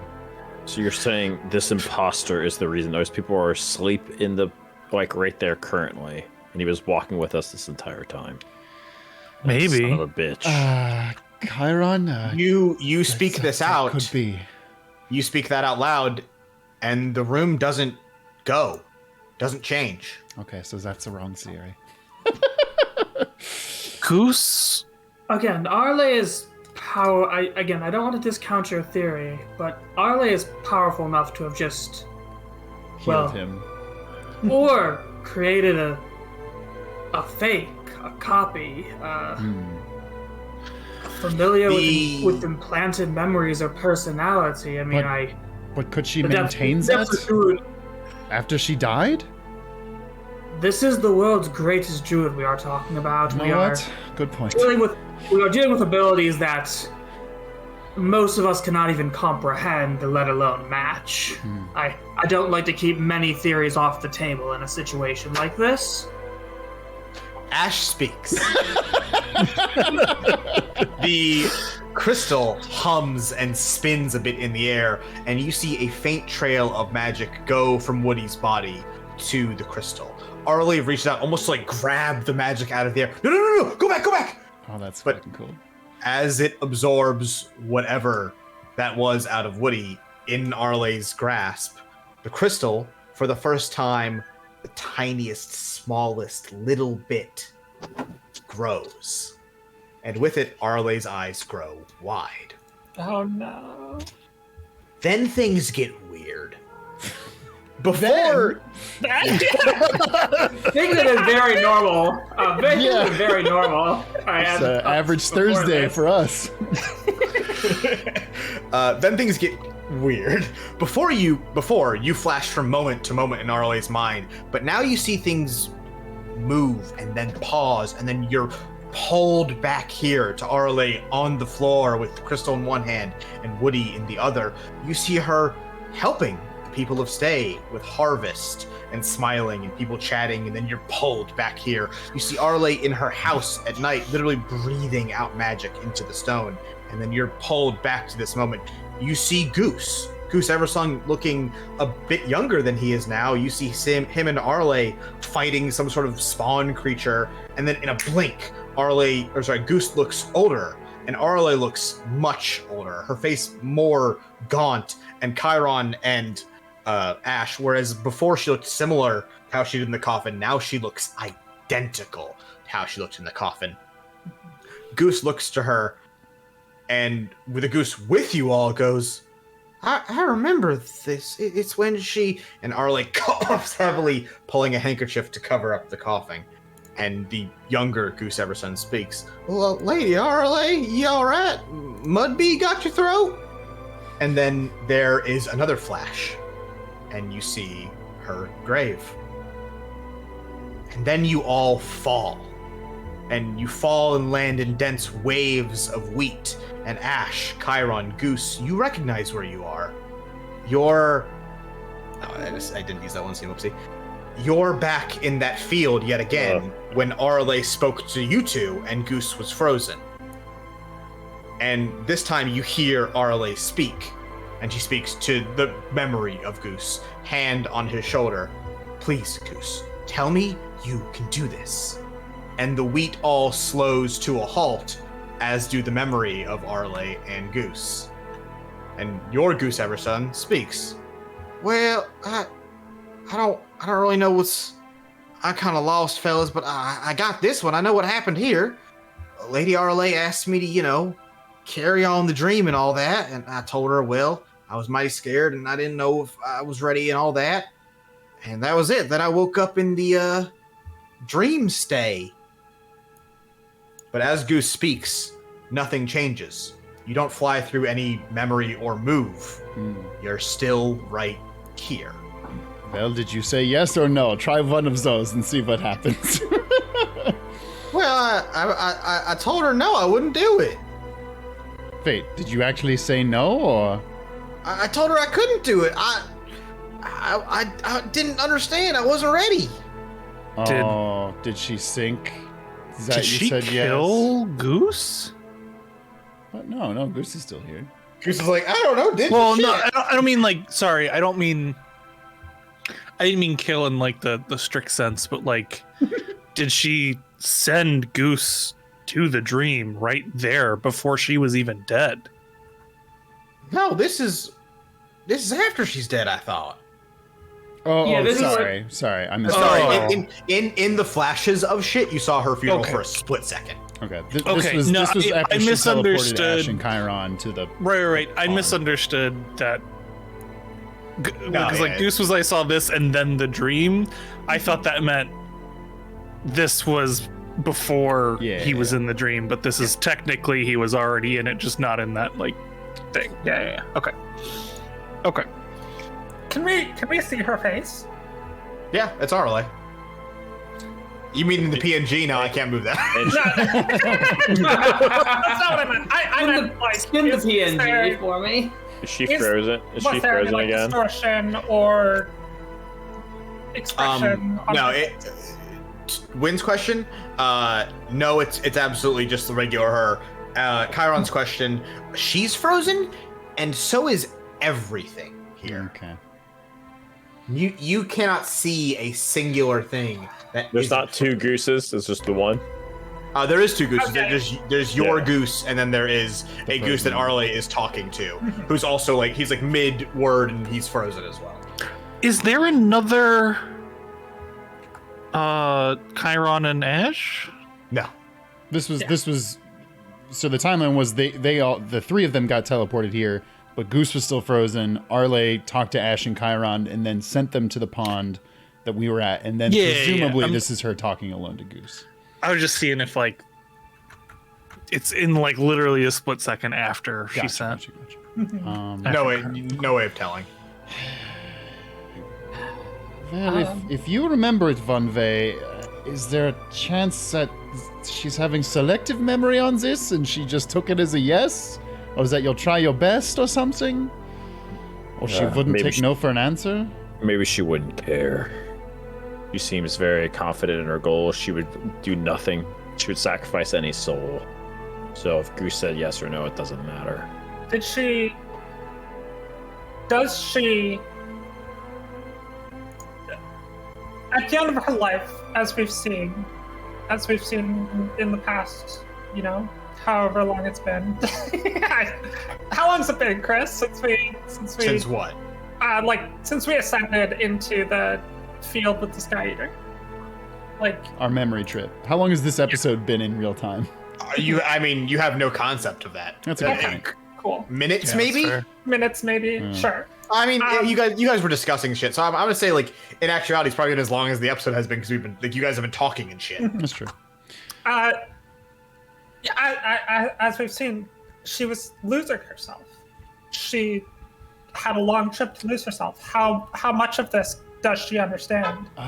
One other thing that's interesting about this, if this was when you three arrived at the dream or shortly after, that means that Arelaa would have been dead at this point. So who's... Yes, that's How are we... probably the most perplexing thing to seeing me. this Is memory? I thought we were running through her living memories. We Right.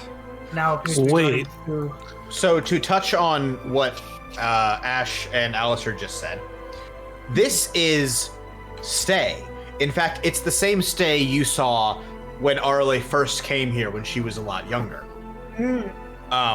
Nothing is built yet. There's only a few structures that stand in the distance. But this is the old Arelaa. This is the older version of Arelaa stood here. Right.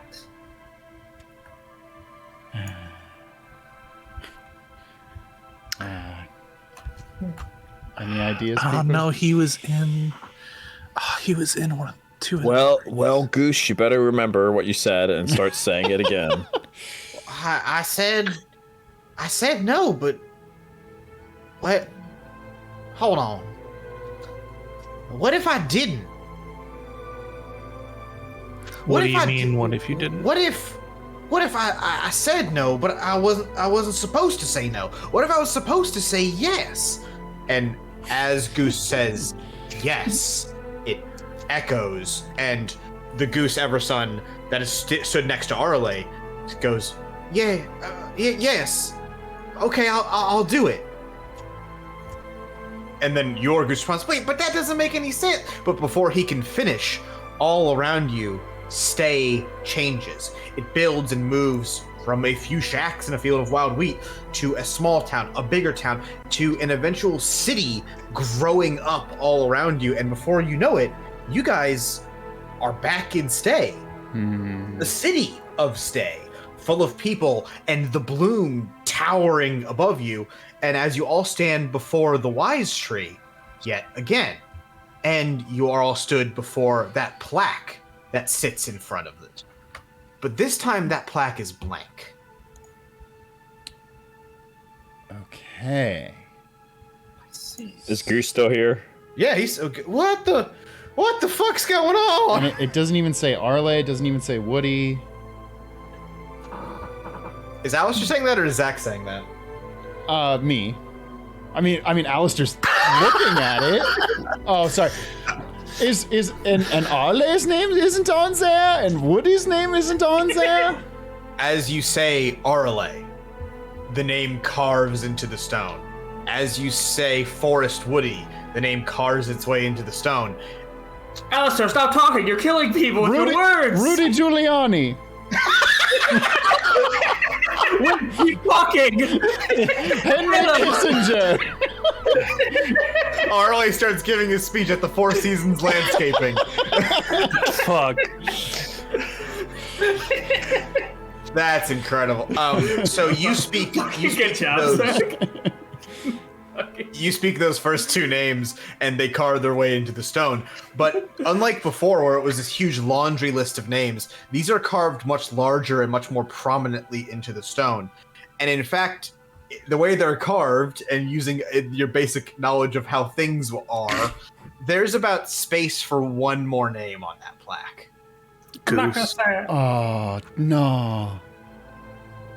Did you say it? I said Goose. Jumper said it? I Yeah. said, yeah. Oh, And the name Goose Everson carves its way into the plaque. And then Goose says, I don't feel so good. oh, Beans, I am dead, aren't I? Oh, fuck. I don't and want to then go, Mr. Stark. I don't want to go, Mr. Dream, Mr. Clean Magic Eraser. Just as before, when Alistair had summoned his major image of a dragon, and that burst of magic energy erupted from the wise tree and basically erased it. That happens again. A huge burst of energy erupts straight up from the wise tree, and all around you, while the magic washes over the sky, the city of Stay around you completes building. Like, it fills itself in, and the fireworks begin again, and music swells from people celebrating, and the festivities in Stay start again. And you're back here in the sleeping city of Stay for the big 200th year celebration. And is Goose still with us? What the fuck's going on? Okay, thank God. Oh. It's good to hear your voice, Goose. Yeah, am I dead or what's the deal? Maybe I should have taken that That's a dream dead log. voice, Goose. How dead do you feel? Well, I don't feel tardy. Well, Remember that then- reference? What? Then let's run on the assumption you, like the rest of us, are currently still alive. Thank God. Uh, Thanks, Space God. Okay, so our Vita understands that if you said yes to Arle's heirs and only you, her, and Forrest Woody would have died, and this would still happen? But that ain't what happened. That's the thing I don't get. Well, Is that like... Is that what Arle wanted? he wants sacrifices for the stone or people for the stone. You might have been the first one to accept after she took Woody. I mean, clearly that's what she wanted. She only wanted this to be people who chose this path. That's true. She was very shocked at the ideas that more people were being sucked into this. But she asked Goose, she asked you in the dream, not in real life. To protect Yeah, the dream. she never mentioned that when I was, alive. Or when she was alive. Right, that's what I meant to say. I'm reading stuff, sorry. Well, what if you two fellas weren't supposed to open the coffin? What if I was supposed to do it? And it was supposed to just be me? But people were falling asleep before you three opens the coffin, right? Right, but I don't think that was supposed to happen either. Well, clearly not. I think this is No. what was supposed to happen. And he's pointing to the plaque. I agree with you. Yes. This is Arle's original design, but as But this we're ain't all what well happened. aware of, things have gone terribly wrong. Why would Arle plan on you and I guess Woody opening her own coffin? I guess she knew it. At some point, someone was gonna have to. But why would you have to if people weren't falling into the dream? Well, I don't know if all these people are supposed to follow in the dream. I think it was only supposed to need me, I guess. But if you were supposed to... Arle had a bad plan. If you were supposed to open the coffin, how would you know to open the coffin unless somebody or something was going wrong and you investigated? I don't know. Maybe she was. Maybe that thing in the field was like a message I was supposed to get at some point. But when was I don't know. Undoubtedly, she should have asked you this before she died. I think we're all in agreement on that one, but... There are people around, yeah? I'm with your fellow over there that says this was a bad plan. Yes, yeah. So the party is back on, baby. People are lighting off fireworks and having a grand old time. Stay is alight with people again.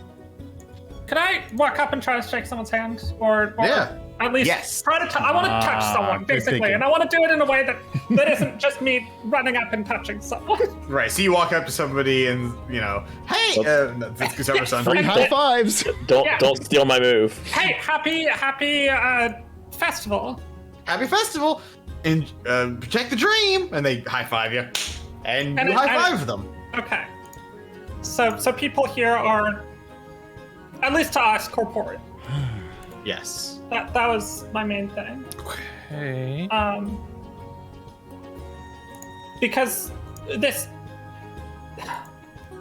how different other than the plaque? Is there any other differences from here Nope. and what I remember of before? Looks identical. Hey fellas, hey Hey, fellas. fails.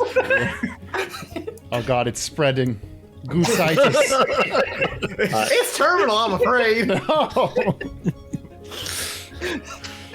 What say we go visit our friend Arelaa? That sounds good unless anybody else has any other ideas. Ain't we just gonna end up in tree jail again? Are there any people who are like wounded here? I assume they're just having a good time. There's nobody Everybody's party. It's a full-on party. There's Okay. drunk people. That's everything for you. Yeah, maybe. Food and snacks here. Yeah, there's like, and it's like, and it's not like they're charging for food. There's like, Yeah, I'm grabbing everything I can. Just either like and then breaking like a bread piece apart or just like Yeah, you eat it, tastes like food. yeah. It's like food. Alistair Is it grabs filling? a horse d'oeuvre. Horse d'oeuvre? A horse did what now? Good old horse duvet. While you're like thinking aloud, Goose looks at the wise tree, and with a huff of breath, he takes a step forward and pulls his sickle from his side. Fellas, hold on, and he starts to whack, strike against the tree. Yeah, let's go.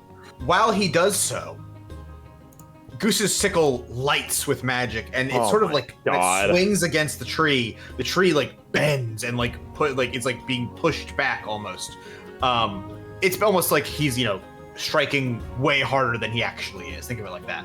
Yeah. And while he does so, that beam of magic that goes up into the sky ripples a bit.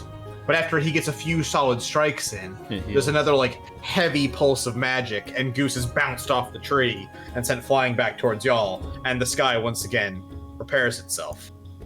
Fellas, we gotta wreck this fucking thing. I get the first semblance of human interaction and taste of living in the essence of life, and you start whacking a goddamn fucking tree. Well, to be fair, Tree ain't mad. to be fair, Chiron, 2 episodes ago you did the same thing. So To get out of a cage, so don't. I still hate you as a human being. Jesus. Got his ass. But like Good a news, he's a little- half elf. Alright, let's whack this thing and Yeah. start going at it with my scimitar. Are we doing this? I think we're doing this. If you're gonna run and start hitting the tree with your scimitar, Goose is gonna try. Look, I'm not very good with the scimitar, but it's what I have. I mean, I feel like if we go talk to Arelaa, it's gonna loop. Honestly, this So- festival doesn't sound that bad. I can just live here for a pretty long time, It's not real, Chiron. Yeah, but it's not not real. real. Fake ass dream we were in. But this is a Touch fake ass. this. a fake ass dream we're in. But this one's got parties. This one, I can at least True. touch the things, feel them. I mean, hey, according to this plaque, they're not dead in this timeline. Suppose that's a plus. Exactly. Yeah. That's that was a much joke. better. That was a joke. Sorry, Goose. Oh. I mean, sure, Goose. Pull the shield out. All right. So you guys start whacking against it, and you get less far this time, as like more of you are attempting to attack the tree. After like a hit or two, it's like fuck off, and it pulses back and shoves you all away. Say, is anybody like reacting to us attacking the giant fucking tree in the middle of town? Perception check. Yeah.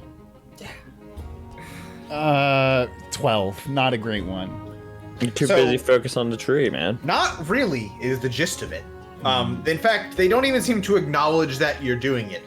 even like the ones who were like mid-conversation with like Junver or whatever, like because he was getting food or whatever the fuck, and he runs over and starts hitting it, don't seem to give a shit. Okay. Can I try to climb the tree? Yeah.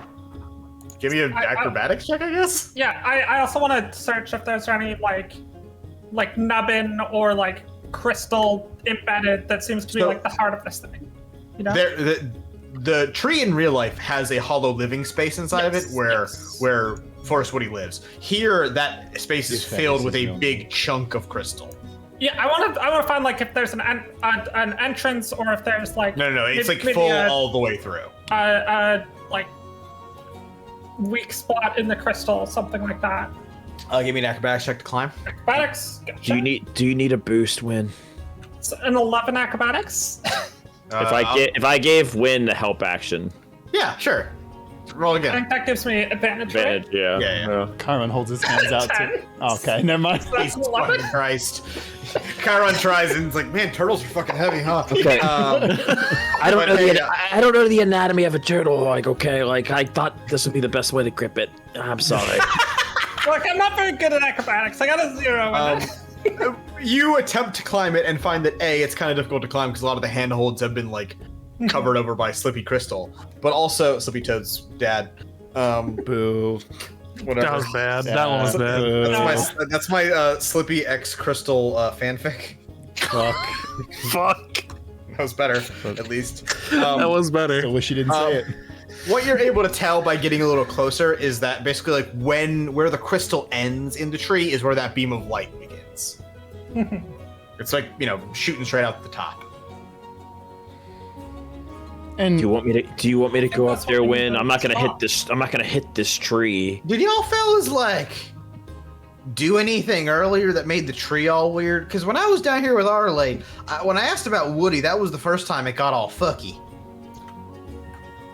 When Alistair, you created that dragon, that made the tree do something. Could you do that again in theory? Wait, what? You want me to make the giant dragon again? Oh. Well, I mean, if it did something, why not keep poking at it and see if we can make it do something again? Alright, well, I still have a level 3 spell slot, so let's fucking do it, I guess. I don't have to roll for this. It's fucking major image. I just do it. Sure, I'll make a dragon that has cool flames on the side. Oh, so it goes wow. Has flame decals. So it goes and a unicorn horn on the dragon. Alright, you make your big cool dragon. Yeah. And it roars, as it flies in and soars across the city sky. And to that, the people of Stay react. They're like, "Oh my god, look at dragon! Oh my god!" I said, see, I told you it would freak people out. Roll me a d20 for your spell slot save. That's my nat 1 of the show. Wow, unfortunately, you actually could have almost won because she rolled so terrible. Oh, fuck, they rolled so terribly. She rolled, huh? Balls. Anyway. I think you explained that in the last episode. Oh, okay, good, I might have. And as the dragon is basically flying in and people are looking at it, you see a singular crack form across basically the sky above you and Stay. Sorry, what did you say? There was a crack in the sky? Yeah, so before, when you summoned your dragon and Junver got big at the same time, or sorry, let me read. When you summoned your dragon and you were like, oh, I'm gonna have it go fake attack the city. When you went to attack the city, it legit attacked the city. Okay. Its fire breathing actually did shit. And that caused cracks to form in the sky of the dream. And then when the wise tree pulsed that magic out, it fixed the cracks and erased your dragon from existence. Cool. And in that moment when everything changed, got weird, Junver, who had cast his grow spell earlier, didn't do anything, then grew. Yeah. I think now one more crack has formed in the sky because of your dragon flying across. I've been looking at my spells. none of these seem to be the most effective for what we're doing here, but I'll just cast one of them, and I'll cast one of my 3rd level ones, because that seems to have helped before. So I'll cast Plant Growth, because this spell's kind of cool, and I kind of want to see what it does here. Wait, what are you casting? Are you gonna grow the tree? Plant growth? I'm not gonna grow the tree, but everything else around erupts like. I still don't know if that's a good idea. I remember the army of soldiers that kept growing from plants. Let's maybe not give the I greatest really don't druid in want the there to world be more plants here. more ammunition. Well, too late now. I'm doing it because I want to see what happens. No. So it's 100-foot radius plants. Oh my god! Whoa! Yeah, this thing's huge. This No thing's fucking way. huge. That's the green monster, all right. It Holy needs to be shit! regular plants. It doesn't create plants, but it makes them overgrow. It makes so it's just gonna be like basically everything in the nearby, like any nearby block, basically. Right. The plants are just growing over the citizens, over like the I assume buildings. Everything. I would assume we also are underneath some plants that just randomly grow. Or whoa! I'm gonna exclude. Oh, okay. So I can exclude places here, and I'll make a little box around basically our party goose. What about the festival? Don't make the tree No, bigger. the festival is getting fucked. God! This is the point. Fuck them. This is the point. Is I need to cause harm or cause distress to stay. We are unaffected. Just have Alistair tell a joke. That's all you need. I'm gonna cast Magic Mouth, and the Magic Mouth says ravioli, ravioli, feed me the formioli. Yeah, that's enough. See. So, Wynn casts Plant Growth, and hey, this is a town run by a magic druid. There's a lot of fucking plants around here.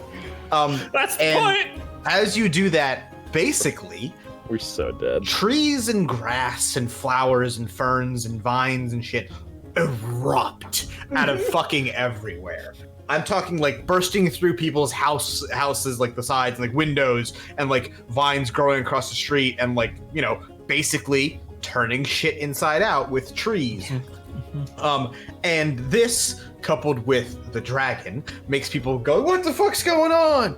And Alistair's conjuration of the cool flame dragon breathes his cool flames, and basically torches an entire like row of these now, overgrown big trees, and a bunch of shit is on fire. I mean, it's not actually on fire; it's an illusion. Yeah, I think it is actually on fire. But as far as you can tell, that's real fire. Yeah, I'm pretty sure your illusions are becoming real at this place. Yeah. Well, that's great. And 3 more large, big cracks spike across the sky and jolt across it. Wynn and Chiron, can I have an investigation check? Sure. Could I also do the roll to save my spell slot thing? Go for it. What's the level? It's a 3rd level spell, but first my investigation is a 16. Mine's an 18. Okay. Pretty good. Okay, and the spell slot thing, I'm just rolling a d20. That's a 4. I just want to run up the tree and do backflips off the trees because it's the only like real thing here. It's nice to see something that's real, you know. Yeah. you do sweet moves. Yeah. As you're flipping, you look up and you see that crack fall across, and it's big enough now with all this shit going on that you can actually see a little bit of the other side. Chiron, to you, this is very similar to when you guys were in Stay, when everyone was asleep and you guys were still awake, and you saw those little wisps of magic and you could see through them to what was the dream. On the other side of those cracks, and Wynn, you recognize this because of your good what do you call it? Your druidcraft earlier. That is the sky of Stay. Real Stay, though. Yes. Not this, where it is nighttime-ish here, and like the setting sun and the fireworks going off. It is daytime on the other side of the sky. That's fucking more or cool. less. Yeah. Birds have a When are you feeling healthy with your spell slots again? You just made this grass appear out of nowhere, and I know. Oh no, I fucked it. I lost that spell slot. Okay, so you can't do the same to that tree to make us go higher. Okay. Hey, you stop hitting the sorry. tree. Oh, my bad. But it's working. And heavy, big cracks form across, and whole like panels, basically as if it was glass, start to fall and flop in. And you can see, yeah, that's the real world above your head, and it's in fact almost tangible, and like it seems like it's getting closer as you cause more wreckage. Okay. And then, with one pulse of magic from the Wise Tree, it slowly begins to heal and form its way back in. And this is where I run up and hit it. Okay, after I see this shit, I'm beating the shit out of this tree. I'm there now. I'm in on this now. I'll take Cade's axe and just start like Paul Bunyaning this shit. Goose! Now! I use prestidigitation to make a small fire appear at the tree. And then I keep using it because it's a cantrip. Oh, tiny amount of fire. Tiny amount of fire. Tiny amount of fire. Okay. I cast you cause vicious mockery on a tree. Does that what you're saying? All right, hold on. I'm like, yo, tree. You know, they say talking or singing to your plants helps them grow. Does yelling at them make them not? You know. This is thing Audrey too.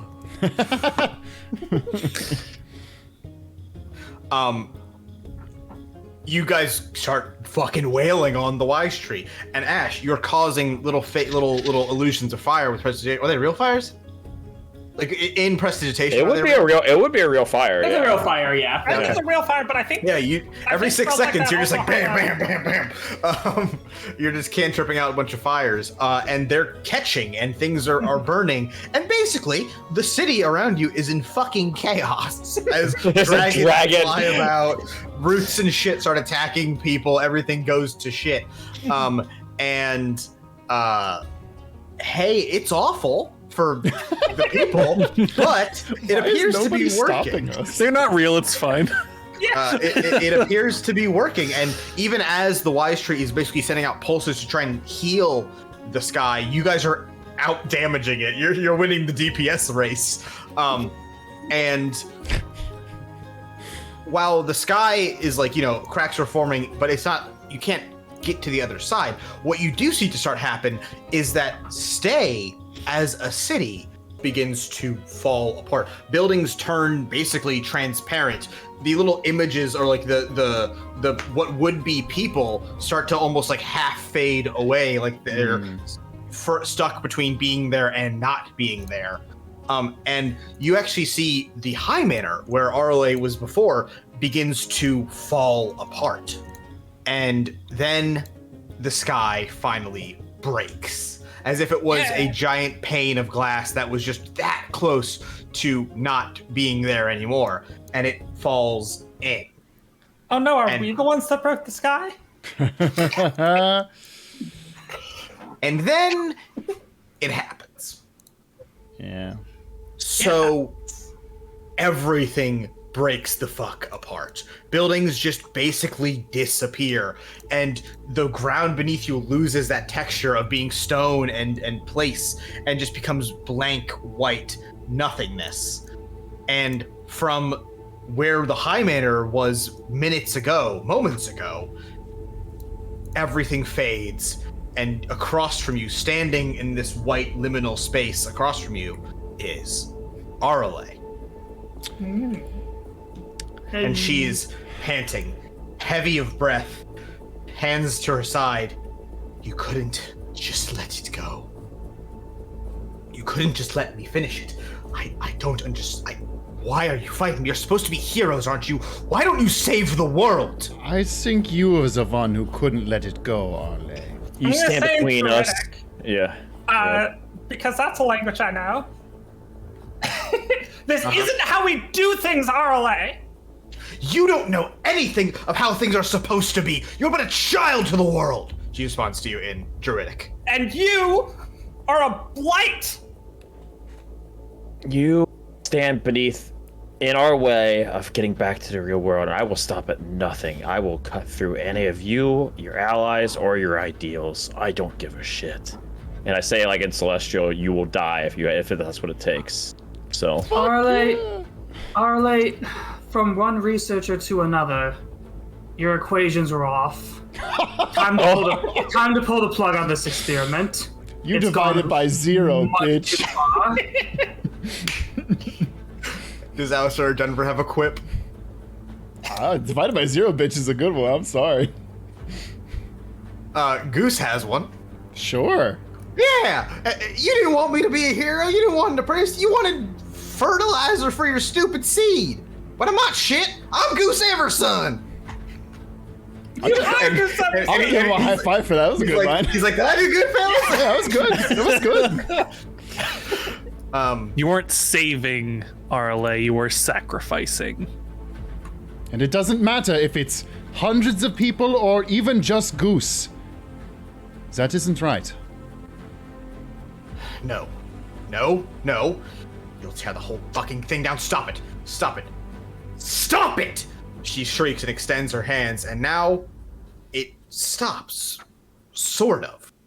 But as Arelaa looks to where the wise tree was, she raises her hands, and it tries to appear again, but it doesn't correct itself.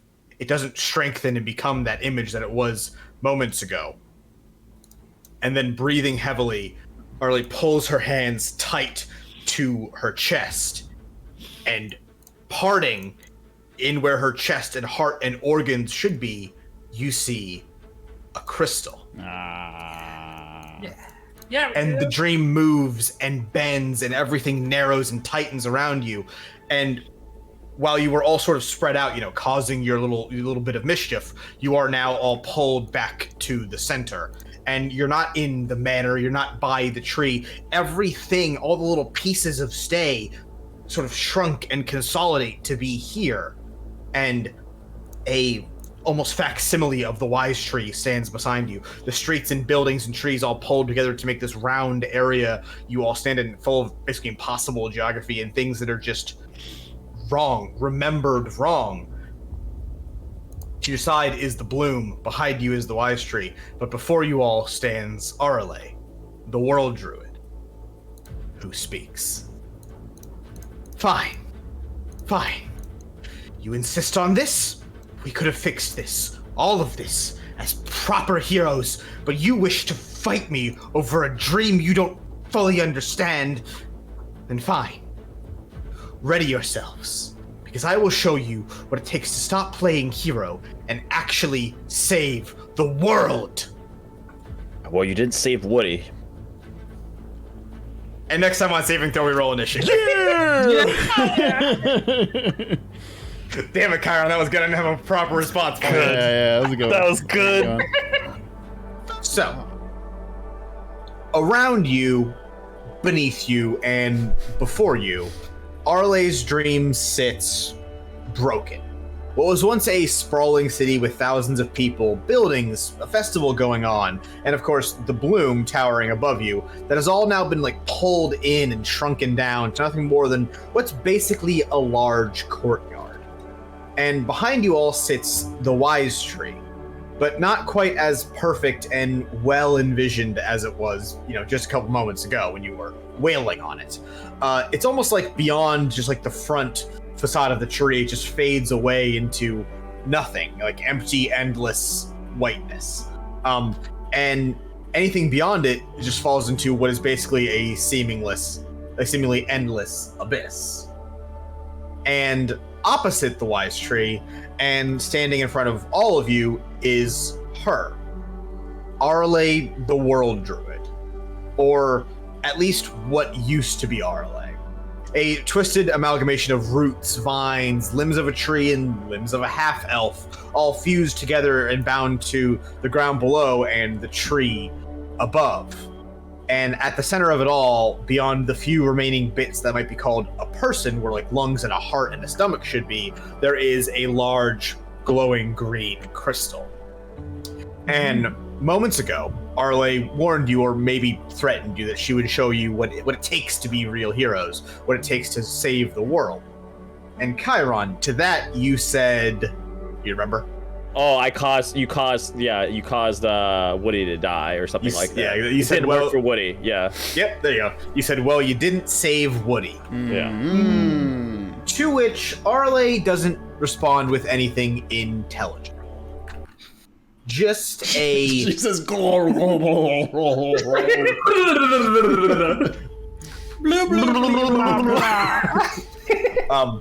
just a like guttural scream that seems to make like some of the ground around your feet rearrange.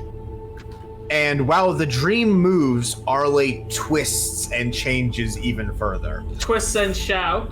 Twist Ooh, and shake shout. it up. Ooh, shake it up, baby now, says the stay players. Thick vines and branches wrapping and twisting around her even further, covering up her face and that crystal inside of her. And she grows larger and raises a hand above her head. And just as you had seen in her memory, it wild shapes into some sort of dragon or giant beast claw, but now wrapped in bark and ivy and vine. And she swings it down into the ground, and with a thunderous crash, it hits and bends the very ground around you, turning the land into a steep hill. Everyone give me a dex check. Dex check. Okay. And guess what? My dex is 10. That's a 3. Oh. Prij, you're a paladin, right? That's a 19 for me. I rolled an 11. Flat dex. Flat dex. I mean, if you have like plus 2 dex, obviously that counts. Yeah, 22. Yeah. 13. Okay, so Alistair, what'd you get? 19. When you got like a 4? I got 3. Okay. Alistair and Chiron, you managed to find sure footing, and as the ground levels out and returns to a flat plain, you find yourself at a much safer distance from Arelaa. However, for the rest of you, as Arelaa slams and like warps the ground around you, you slip forward down the sort of hill she just made and find yourselves right in front of her. I mean, Guess it realistically, was that's alpha tail? probably what I wanted out of the group. Yeah, I was gonna say I feel bad because Chiron being in the back is not where he wants to thrive in this. Chiron can also like skip. I'll get there. from there. He can literally. Yeah, run. Chiron's not going to take long to get there. I'll be there in a second, guys. Yeah. Ooh, important question, Chris. Yes. Because I believe when we left off, my dragon image was still about. Is it still about? When basically the dream got a hard reset. Okay. Just making sure I didn't have a dragon on my side because I was gonna abuse the fuck out of it. Imagine we're in a computer and this thing just got like booted into safe mode. Okay. Okay. And now before we roll initiative, 2 more things. The first is above you all, where you normally would find clouds and sky and the hit film up. Instead, you find yourselves with almost a bird's eye view, a like shimmering, shaky look at the town of Stay, the real waking world of Stay. You see the town, the pavilion where half the town is resting. You see the graveyard, and you see where the branches of the wise tree here in the dream reach up and touch the sky. You see the wise tree in the real world, almost connected through the magic line between real and dreaming. And Junver, it's roughly around now you notice something. You feel good. You feel good in the same way you did in the graveyard when Wynn cast that healing word on you. Junver, you are currently full HP with a bonus 5 temporary hit points and have just used 1 charge of your enlarged reduce spell and nothing else. Oh. Wynn, you are full HP and have used... Sorry, I have to stop you. We just got a $30 donation from Ass Eater, the Eater of Ass. That's staying in the edit. Yeah, it was on the screen, and I was like, I want to have a moment with that real quick. Wynn, you are also full HP and have used just 1 spell slot, that being for a cast of healing word. Awesome. Alistair, you've only used 1 cast of detect magic. Everything else is full. Okay. Your stats and spells are the exact same as they were in the waking world. They're all the exact same as when you fell asleep.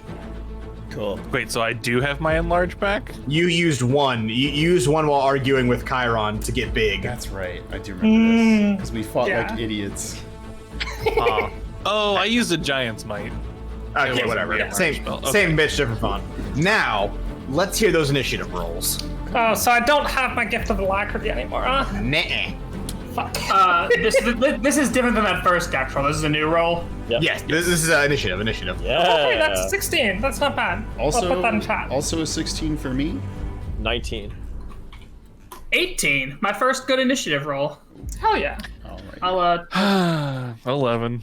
Yeah, that's par for the course. At the end. That tracks. Finally had double digits. This is I didn't either beat really anyone good still. for you guys or really bad for you guys. The way this is working out. Oh no. But before any of you can act, Arelaa does, raising her arm hooked and wrong-looking, and swings it across the ground before her. And all of you in those first 3 rows there, and how does a... Wow, okay, 17 to AC hit? Probably not, like, a lot of you. Nope. No. It's me, yeah. Yeah, hits Goose and, Not Goose! hits Goose and, Ash. Where's Why is my... Goose more handsome than like most of us? What the- He's Goose Everson. Hey, fellas. That is going to roll this. Oof! That's 12 slashing damage to Goose and Ash. That's a lot of damage. That's a lot of damage. That's a lot of nuts. That is a lot of nuts. You go this way. I'll go home. So she swings and smashes against all of you, except like Junver and Wim managed to get a defensive shield or shell up and block. Ash and Goose, you are chunked. And from there, we are going to go into regular old order, which is going to start us off with Chiron. Y'all rolled so fucking well. Yeah. I actually don't have a mask on, so I'm gonna actually in the quick 6 seconds of my life, I realized this. I'm like, if I'm gonna fight a fucking god, I gotta put the mask on. So, and then I'm gonna move. I'm just gonna run up straight to her, kind of like. So yeah, one back. There you go. Yep. I am going to use a key point and stunning strike her. And I upload my fucking I have a specific scorpion venom that I put in here. Yep. And just as I punch, I hit her with this. All right, roll attack. Make sure you can spend that key point after you hit her, after you roll the hit. So if you don't point. hit this, then you can,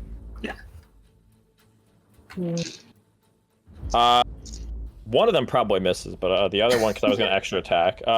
It's a 20 hit. 20 does hit. Okay. I can spend a key point. I'm going to use Stunning Strike, and the target must succeed on a Constitution saving throw or be stunned until the end of your next turn. What's the con check? You just roll for con, and I think it's your ability save DC, which should be 8 plus your proficiency bonus. It's 14. It's 14. We don't need It's to do this. She passed. We don't need to worry about this. She passed. And then I missed with my extra attack on her. So Okay. So you run up and start uppercut her and smash into what is basically armor made of bark and wood, and you make a big resonating hit, and you definitely feel that it goes through to some extent, but you can instantly tell that was not a very effective hit. Roll your damage. I got a 9 damage. 9 damage. Yeah. Okay. So yeah, you make solid contact, but you can even tell a lot of that did not hit the actual person behind that's wooden exterior. Next, actually, do you have anything else you want to do? No, I'm good. Next is going to be Ash. All right. So because I'm not next to that oval, is she gonna get a striking disengagement if I move away? No. Okay. Then I am absolutely going to move away. Yeah, sure. Said 5, 10, 15, 20, 25, 30. We're gonna head right over to there, and then we're not going to screw around, and we are immediately going to start summoning meteors. We are, so I'm going to cast Melf's Minute Meteors. So yeah, I create 6 tiny meteors in my space. They orbit in the air and float me for the spell's duration. When you cast a spell on a bonus action each of your turns, you can expend 1 or 2 of the meteors, sending them streaming towards a point or point within 120 feet of you. Once the meteor reaches its destination or impacts against a solid surface, the meteor explodes. Each creature within 5 feet of the point where the meteor explodes must make a dex saving throw. So she is going to need to take, I guess she has to make a dex saving throw for each one of them, I'd imagine. Yeah. So she has to make 2 dex saving throws against my spell save DC of 15. Well, currently she's immobile, so she has disadvantage on all of these. Ooh, hell yeah. Well, I'm gonna roll the first 3, and then I'll roll the second over here. Okay. What does she have to beat? 15. She succeeded once. Okay. So she will take, for the failed save, she will take 10 fire damage. Whoo! Wow. It's gonna do Not bad. It's gonna do nice damage to a tree, I bet. And then Yeah. Good. and then half on a successful one. So that is half of 7. Do you round down or up? I round up, so that'll be 4. 4. Yeah, so you light her up with meteors, and they hit into her tree armor, and they catch fire alight, and she has to shake and waft the fire away with her magic, and she takes big damage there, and you can just tell based on the fact that it was fire hitting tree, that definitely did more damage than a regular 14er. Mm-hmm. Man, y'all remember that one scene in Lord of the Rings where the Ent's on fire and it just puts itself out in the river? Yeah. Fucking cool scene. Sorry. John, Hopefully that doesn't. Hopefully, hey Lois, this doesn't reminds me happen of the here. time the ant fell in the river. Sweet cutaway gang. Ash, anything else on your turn? Nope. All right, next is gonna be Alistair. Hey, really quick. Hey, Elise. Mm-hmm. Do druids prioritize wisdom? Oh, they sure do. Fuck. That's gonna make me a lot less effective in this fight. Oh no! Because all my Why, do shit, you have a bunch of all my wisdom shit is saving target. throws? Yeah, wisdom saving throws. Yeah. All right, well, that's fine. I'm gonna cast Dissonant Whispers as a level 3 spell on very RA. bold. Yeah, I mean it's the You only gonna make thing. her run away? Only thing I can do. What does she have to beat? My spell save Should is be a 15. Yeah. Oh, you just get it, you little bastard. Oh, little scamp. You little scamp. All right, well, how much does that hit her for? Oh shit, that's 5d6, baby. Wow. Which what? Fuck. Oh, you have to do /roll. That's what it is. You know what? Zach. I'm happy with taking that. If you are. Yeah, sure. 18. All right. So you strum out your dissonant whispers. You want to give us a guitar strum? Yep. All I wanna do is burn your ass in two, you giant woman. That's pretty good. I was practicing that one. Hey, make sure you read the second component of that besides just doing the damage. She has to run away if she can. She is immobile. Yeah, so I imagined that. Yeah. So yeah, you basically strum out, and very similar to before when you used it on basically anything in the dream.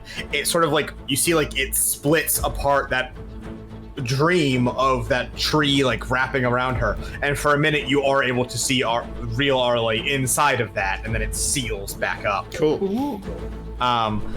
And after you have bonus action. Do you want to go bonus action? Yeah. Who's up next in our order?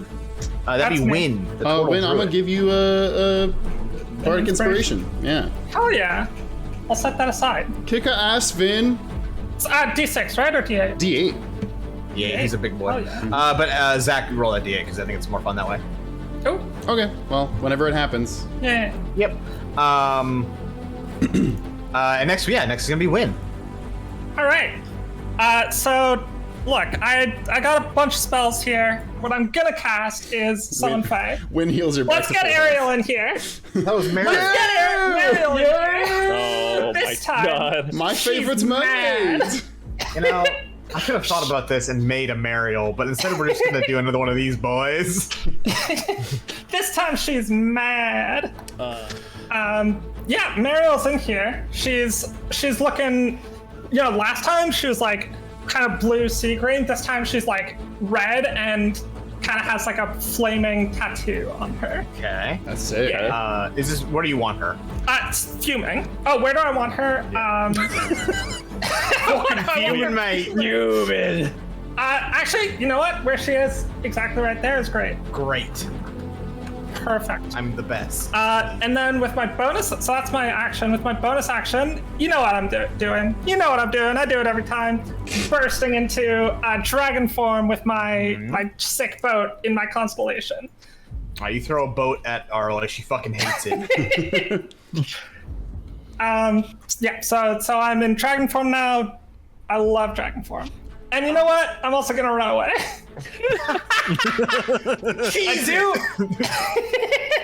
I do want to stay within 60 feet, so I cannot run further than 60 feet. We're cool. And that's my turn. Let's do Mariel. Yeah, Mariel goes up next. Mariel is gonna teleport. Can she go like behind or like to the side? What's this wispy stuff? Is that? So that's the art that I used for her that I just kind of laid onto this battle map. You can go anywhere that isn't behind her. Love to hear it. So she's teleporting there. Yeah.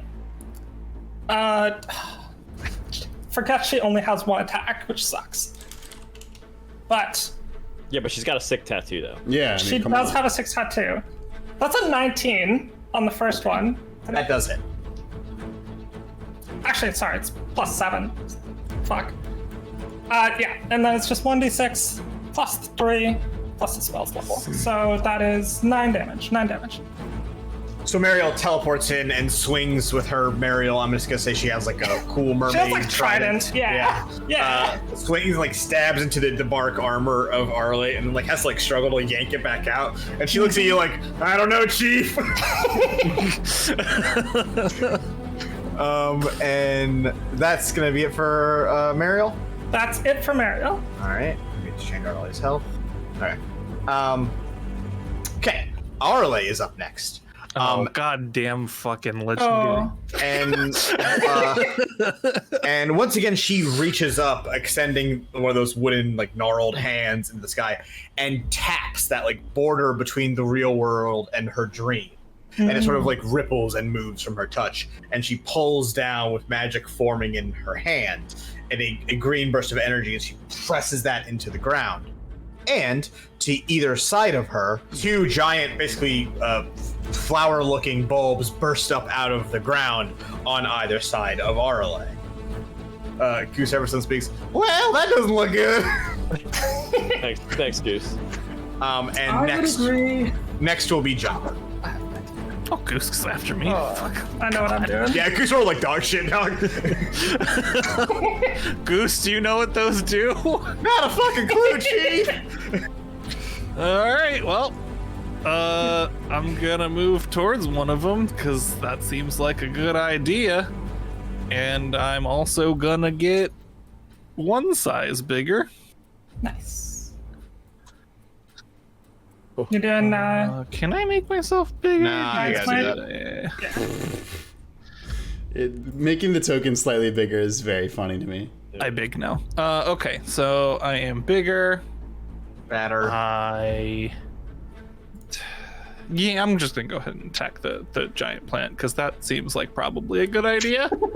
Could be a bad idea, but it seems like a good idea. So I'm just gonna attack that twice. Roll to hit.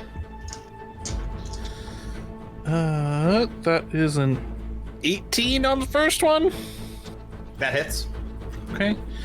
And a 26 on, or 25 on the second one. Jesus Christ. Yeah, you fuck this plant. I'd rather not. Well, too bad. You rolled the dice too late, idiot. Hey, just think of it like poison ivy, okay? You know? That doesn't help. It does help. So I got 2 hits. Think you meant. Got a person. 32. Wow. Fucking hell. 32 Oh, yeah. points of damage. I That's rolled insane. almost smacks on both my d10s. Very nice. Wow. Yeah, I mean, so this plant basically bursts up, and the second it does, you rush over, and like as it's still finishing growing, you just slam it with your shield and deck the shit out of it, and it recoils back into the branches and shit of Arelaa, and like kind of like weakly grows back up into its spot at her side. Yeah, you fucking nail that thing. Goose sees that. Holy shit! The plants actually go next. The plant that you just hit, the southern one, basically after you hit it, burrows for a moment, retreating underground. And after a few seconds, some seed pods burst out across the battlefield. God damn it! This is now I gotta be worried about this. And across the battlefield, 4 like seed pods basically burst out of the ground and basically scatter themselves across the battlefield. And then the southern plant by Arelaa once again returns to the surface. And now it's going to be Goose Everson. Hey, fellas! And Goose Everson is going to run towards the northern plant, and he is going to cast Cordon of Arrows. Oh. You plant 4 pieces of non-magical ammunition, arrows, or crossbow bolts in the ground within range and lay magic upon them to protect an area. The area is 5 feet, so not very big. Whenever a creature other than you comes within 30 feet of the ammunition for the first time on a turn or ends its turn there, 1 piece of ammunition flies up and strikes it. Creature must succeed a dex saving throw or take 1d6 piercing damage plus spellcasting modifier. The piece of ammunition is then destroyed. The spell ends when no ammunition remains. So he basically raises up his magical sickle and is going to plant a little thing. I'm just going to use a... Everybody's planting shit in this fucking battle. I'm not... It's like we're a plant-based thing or something. Gotta cut it out. No! So he's going to cast it right there in the center of that ring. And then that'll trigger on the end of other things. That's a big radius. Yeah, but it only has, what do you call it? 4 charges. So basically once each of these goes once, it's gone. Yeah. So do the things have to move, or if they just start if they turn? enter or end their turn there. Okay. And it's... do these plant things move, or is this not going to do anything? That'd be very rude of Chris to know the mechanics and then deliberately be dumb. Deliberately fuck Goose Everson. Yeah. And then with a bonus action, Goose is going to cast Hunter's Mark. Oh, nice. He's going to cast it on the one. southern plant here, selecting the type as plant. You choose a creature you can see within a range and mystically mark it as your quarry. Until the spell ends, you deal extra 1d6 damage to the target whenever you hit it with weapon attack, and you have advantage on any wisdom, perception, or wisdom survival check you make to find it. If target drops below 0 hit points before the spell ends, you can use a bonus action to mark a new creature of the same type. He actually is going to mark the north one. I thought that was advantage for everyone. It's just him. He's going to mark the one that's closest to him. Okay, yeah, fuck that. Yeah. And next is going to be Arlea's seeds. No. And The wording of that was around each of the seeds, they expand and sort of like blossom a bit. And what is pretty obviously noxious chemical begins to sort of flood out from them. Great. And into the area around each of them. Oh, okay. If it's only a 5 foot. well, it might get bigger and bigger. Oh, you know what? That's a good point. Didn't think about that. What's your intelligence? 12. And Goose's Cordon of Arrows will actually trigger on these 2 seeds. Okay. Nope. Great. They technically can. They won't. Yeah. they technically can, but they can also roll like shit. And that is going to fire off at these boys. That one takes 4 damage, and the other one takes 6 damage. And both of these ones are hit, but they are still up and still spitting out their noxious goo. Okay. And that will put us back at the top of combat with Arelaa. Of course. Who is going to swing at Mariel. No! Oh! Mariel can't catch a break. 27? I guess Mariel's Yeah, that'll hit. Ooh, that hits me. Ooh. It must be the girl with the dragon tattoo. That's probably fucking why. And that is 22 damage to Mary. Oh, hey, guess what? She went Oh, down really? 30 to 8 hit points. Okay, still alive. Okay, thank God. Yeah, no, she's alive, Actually, but I'm only glad it was Muriel, actually. That's a lot of damage. Shout out to Mystic Woody in the chat saying, poor unfortunate soul. Very good. Poor unfortunate souls. And there's currently no bonus actions Arlie is able to do, so next is going to be Chiron. Okay. When she slapped, let's just like. How can she slap? I assume I'm gonna like flavor it like she has both like her arm, like one arm's like stabilizing as she slapped with her right hand or whatever. Sure. I'm gonna run up her left hand, run up her like her upper arm, like, and then like smack her across the fucking face. Real quick. Like a punch or like a Chun-Li spinning bird kick? I'm just gonna smack her in the face with a punch. All right. And I'll be like, what is that? Roll attack. That's a 19 to hit.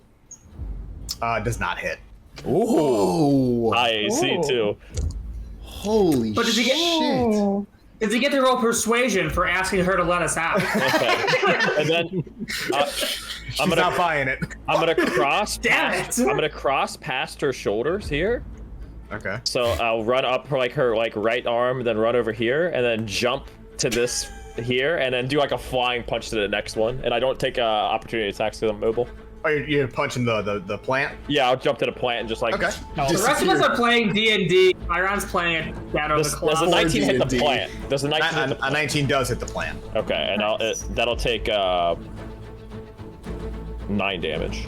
9 damage. Is that bludgeoning? That's bludgeoning, yeah. It doesn't figure that matter. And then I'll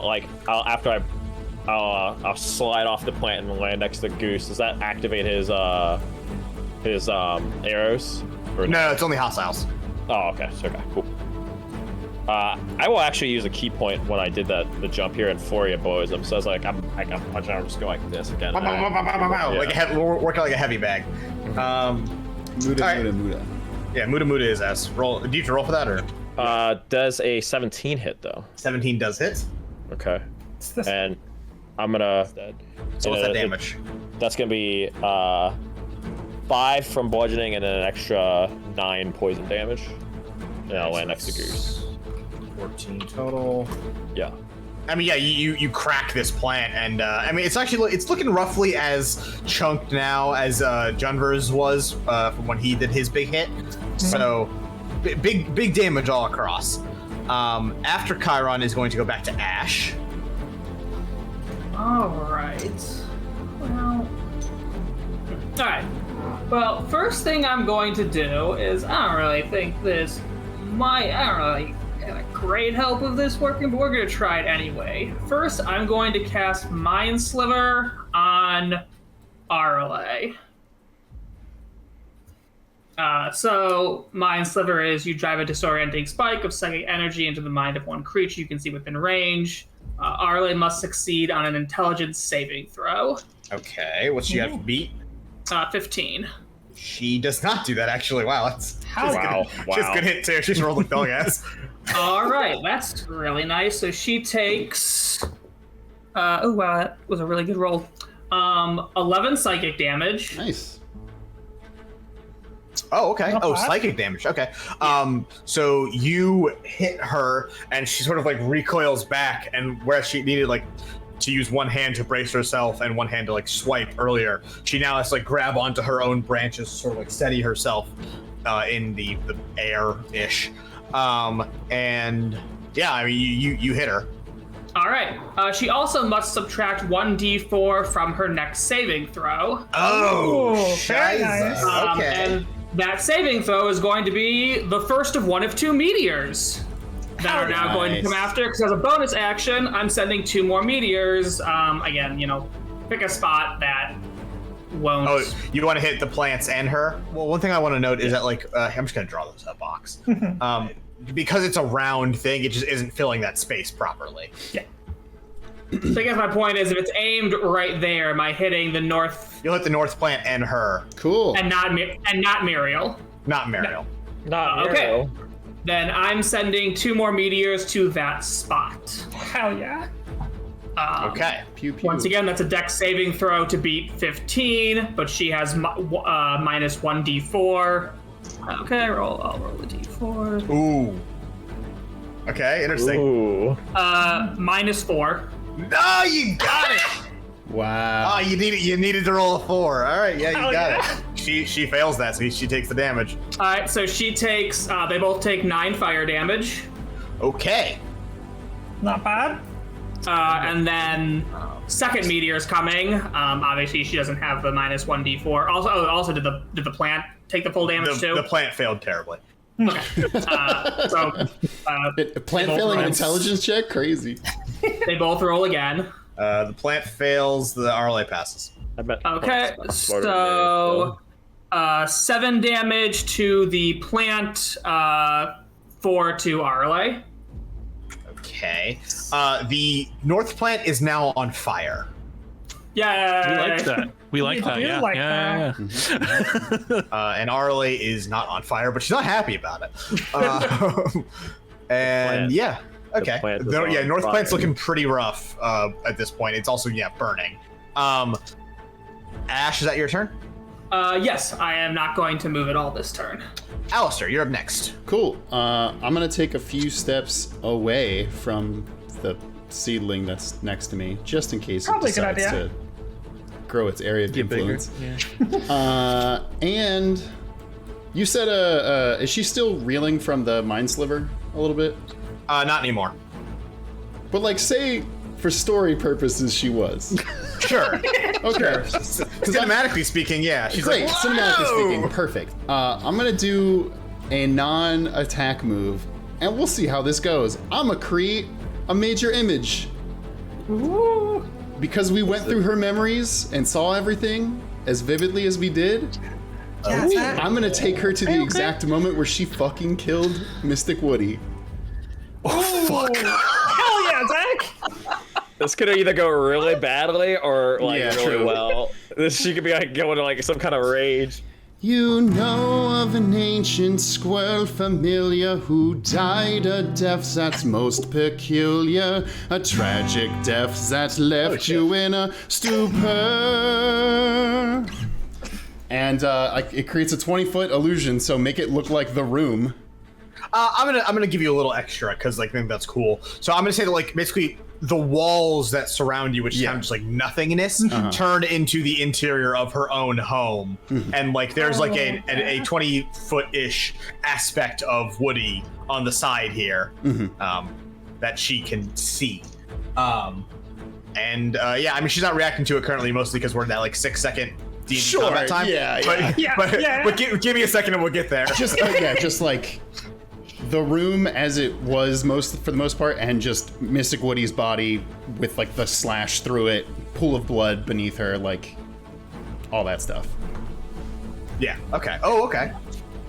Damn, fucking Alistar onset PTSD. All right.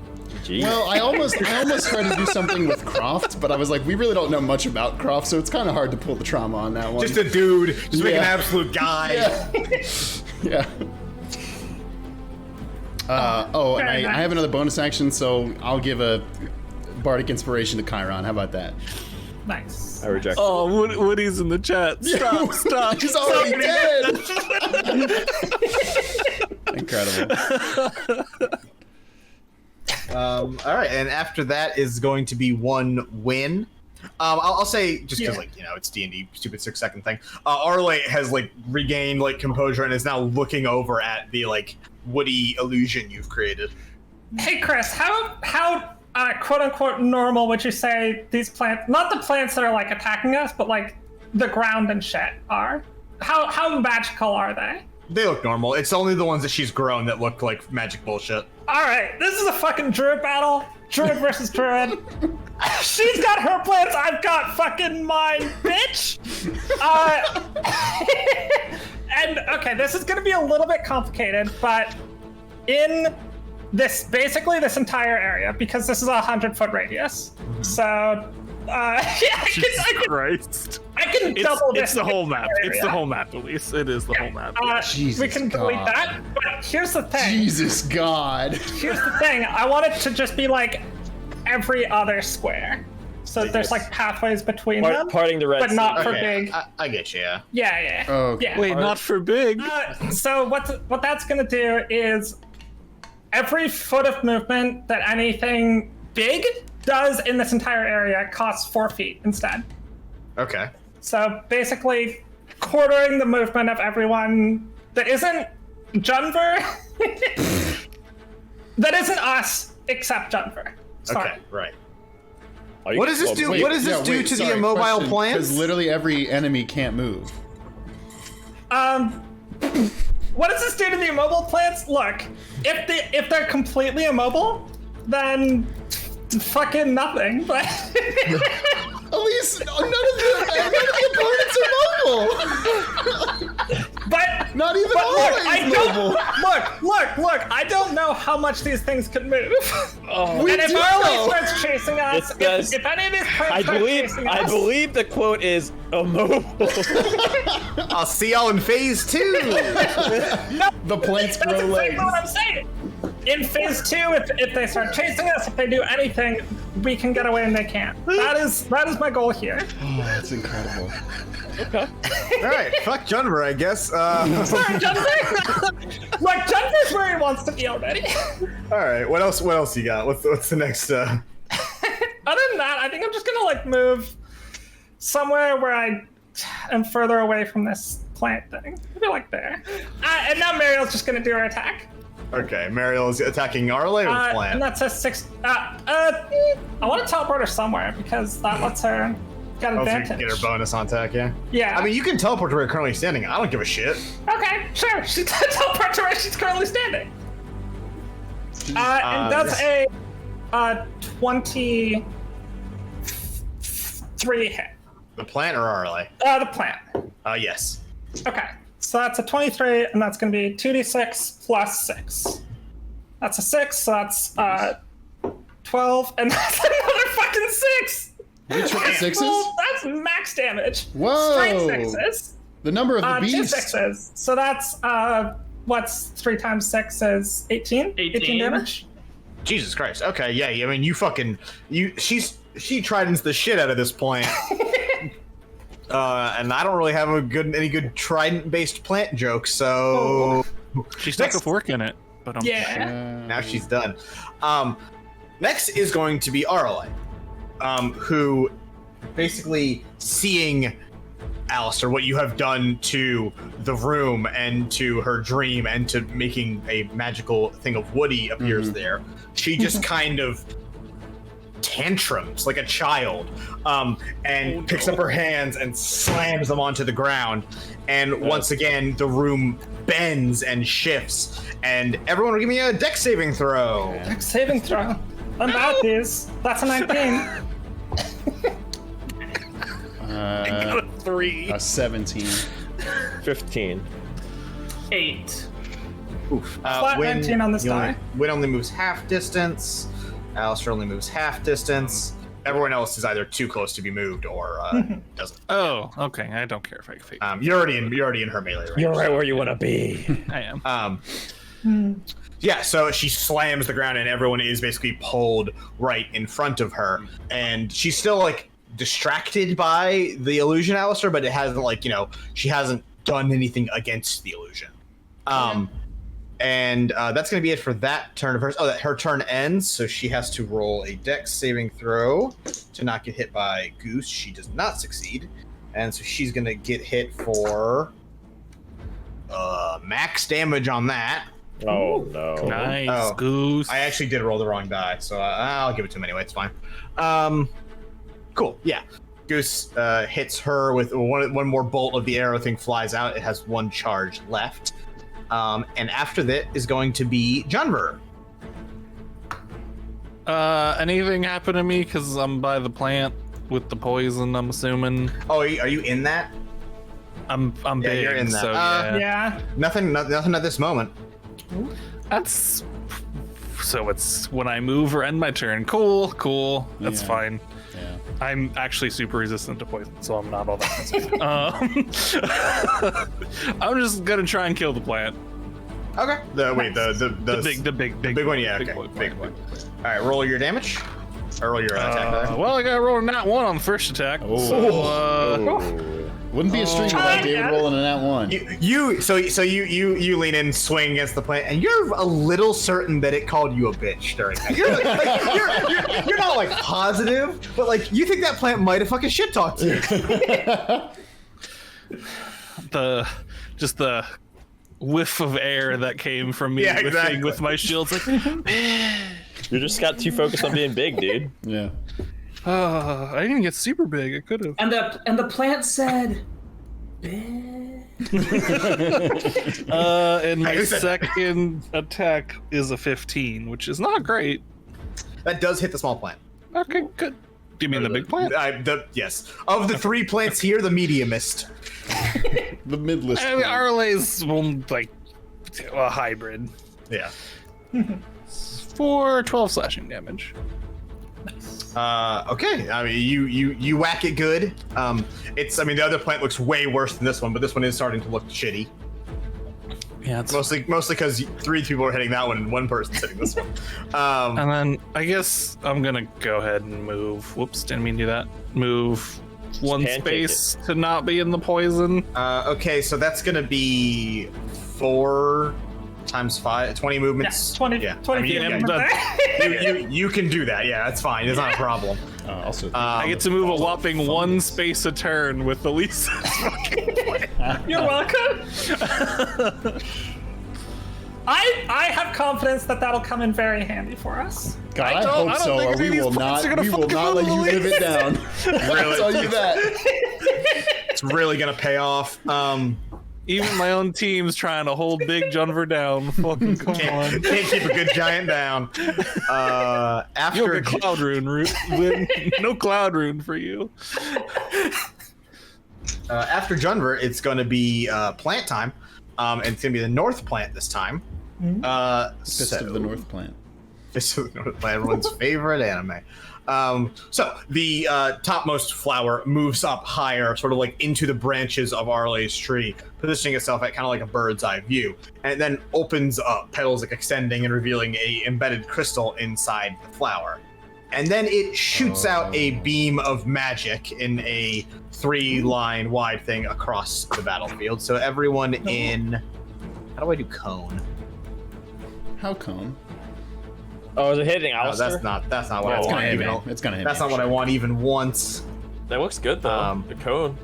Yeah, great cone. Nice That cone, was dude. a cone. Anyone in this area? Oh. Minus that Is last this plant little fucking Kamehamehaing us? Yeah, it's lasering you. So Goose, Chiron, and Alistair are all going to give me a dex check. Okay. Dex saving throw, rather. Oh no, that was a bad one. Goose Everson did not succeed. I definitely failed. I got a 6. So Chris, with the bardic inspiration, how I roll a 16, does that pass? It does. Haha! oh. So you take half damage, and you can move out of the space if you want to. You don't necessarily have to. Okay. I'll move closer to. Or can I move there? Or is Sure. that too... Yeah, that's fine. Okay. It's like up, like it's a tall plant, so you can be beneath it and like punch up. Okay, and then Goose and Goose and Alistair, you both take 5 plus that. You take 11 force damage. Okay. I love it. And you take 6 force damage, Chiron. And that is going to end the plant's turn, and so the last cordon of arrows is going to strike against it. Dex check. Watch it fucking dies this turn. Also succeeds, or also fails. Wow. And that it takes the minimum damage after the max last time. Great, all right. But the North plant does look real shit. Okay. Okay, that is going to be it for plant. Next, it's your boy Goose Everson. And he is going to attack this tree. If only I can remember what his name was. Oh. That's gonna fucking hit. Yeah. All right. He hits the tree with his sickle. which is this die. That's gonna be 9 damage to the plant. And Get a goose. and he like slashes with his sickle against the plant, basically cutting out like the stem of it, and it gets cut and slices through, and the big bulb of the plant begins to fall towards the ground. Dang, good job selling that plant, Goose. Well done. Hey, cutting plants is my whole thing. I'm a plant guy from way back. Excuse me. I was. Never mind. As Goose knocks down the flower bulb, it begins to wither and fade away bit by bit, like it's like burning off basically into magic. And Arelaa reels, like stopping her own motion and falling slump in her large tree form, and then like starts to like try and like steady herself and shake the effects off. And next is going to be Arlea's seeds. Very important lore question, Chris. Yes. Would Goose be able to hook you up with that dank kush? Oh yeah. Oh, he's a hobbit. He knows where it is. I assumed as much. Okay. Well, Hell yeah. Just like yeah, Chris in Cedar's high happy school. in chat. Well, Your Honor. Okay. The seedlings. Are they affected by Wynn's incredible? So this is not the seeds getting bigger. This is just like that like fog of poison gas around them is growing exponentially over time. Damn it. Right. But they're not moving, you know? They're still standing still. They're still standing still. Same spot. They have not. They have not spreaded legs, gotten little top hats, and started doing a little dance. Immobile. Okay. You may call them immobile. You might do that. Okay. Okay. Next up is Arelaa. However, she is still like reeling from one of those plants dying, and is not taking any action. Did Arelaa ever get really final closure on like The illusion?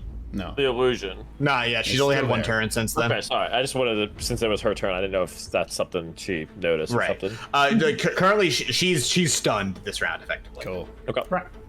And Chiron, you'll be next. This plant that died near me.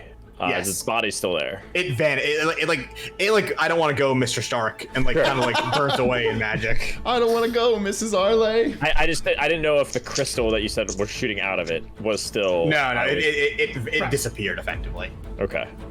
I will like slide past Muriel, like I'll kind of do like a cartwheel past her, Yeah. to like not get it like through her, and then I'll run. So I'm doing like a nice little cartwheel to get past Muriel, running by Arelaa, who's going kind of like fucking Andros, like when you like shoot him in the eyes. I can't let you do that, Chiron. So I'll slide past her, and like if her hands are there, I'll kind of like weave in through. I'm like, Yeah. and then I'll jump. I'll run off Junver and then jump off of him. Okay. And then Sweet. Jump Fastball off special. it, and then I'll as I'm going, I'll flying kick this fucking plant from the air. Liu Kang nods wistfully in approval. Yeah. Roll your attack.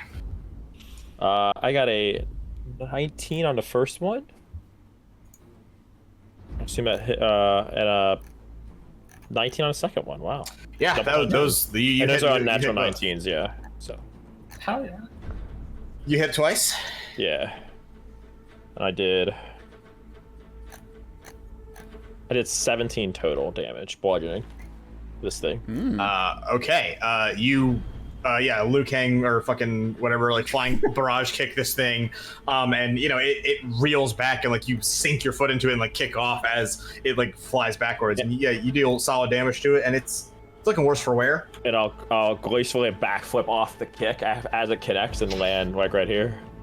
Yes, I'm cool with that. And Chiron is so extra. yeah, he's got it. He's here for the. He's here. You know, he gives you dinner and a show. That's what I always said about I Chiron. love it. And next is going to be Ash. Hey. All right. I really wish more of us had like elemental attacks. I feel like Ash is the only one who can Yeah. do something. I don't have any fire stuff prepared, so. You're a druid, so one. that's kind of understandable, I feel. I mean, there are fire spells. It's just I've decided before this campaign, like before this yeah. arc, that I was gonna prepare a bunch of plant spells. I Congratulations, coincidentally, you played yourself. I coincidentally picked a fire spell. Hey! Although it wouldn't necessarily have mattered because I do have meta magic, so I can make a lot. Yeah. I can make many things fire spells if I feel like it. That's true. Could you make your gas that you pass fucking fire spell? I believe technically, yes. Yeah. Okay. Sounds good. I'm gonna go with the spell. That's a cantrip. It's a cantrip. Oh, it's. All right, I am going to move. Yeah, find out what Up happens. here. Find out what happens when you move out of the sea at least. So that is difficult terrain, so it does require double movement, but you're fine, I think, to move that far. He can fly. Just fly. It's gas, so it's upwards too. Oh. That's only like one space of difficulty. It's one additional space, but he can move that distance, so it's fine. And then I'm honestly just going to do a repeat of last turn. So first thing's a mind sliver. Okay. Arelaa needs to make an int saving throw. Okay. She nat 20'd. Oh. Okay, yeah. So mind sliver does nothing. But then I'm still It going to doesn't use. even do half damage. Nah, it's a cantrip. Okay, yeah. It's a cantrip, and you don't get rewarded for missing. But then I am still going to launch 2 more meteors just directly at her. Hell yeah. Okay, roll your attack, or roll your dex save by her. Yeah. Nope. that disadvantage really hurting her ass. I'll roll for the second one as well. 13, no? No. No, okay, so she fails both. Alright, first one is 9 fire damage. Okay. Second one is 11 fire damage. Wow. Okay. You 20 total fire damage. You barrage her with your flaming missiles, and now Arelaa, or at least the tree that wrapped around her thing, is also on fire. And now I have no more Amazing. meteors. No. Next is Alistair. Well, I'm gonna walk a few steps back just to. Let's get to there, just to get me comfortably out of range. I know they're just difficult terrain now, and they're not taking me damage, but you know what? I'm fine, because if she pulls us towards again and I fail, I'd rather stay away. I have a feeling they might explode or something. Yeah, we'll see. Well, I can't. I don't have any more level 3 spells, but I'll cast Dissonant Whispers as a level 2 spell. Mm-hmm. She's got to make a Wisdom save. Well, no, wait a minute. Okay. I could do this on the tree. Huh? Maybe. No. Could I talk shit to a tree and make it take damage? Yeah, sure. I don't give a fuck. Yeah, why not? All right, yeah, fuck it. hey, that tree hypothetically shit talked Junver. That's true. Yeah. bitch. It has to make a Wisdom save then. What's it got to beat? 15. Nope. All right, well, I called it a birch. And Get fucked! Got its ass. yeah, and what do I gotta do? Like roll or d6? Hey, he did it, folks. Look at that. Oh, okay. 19. Okay. This plant is looking real bad. God damn it.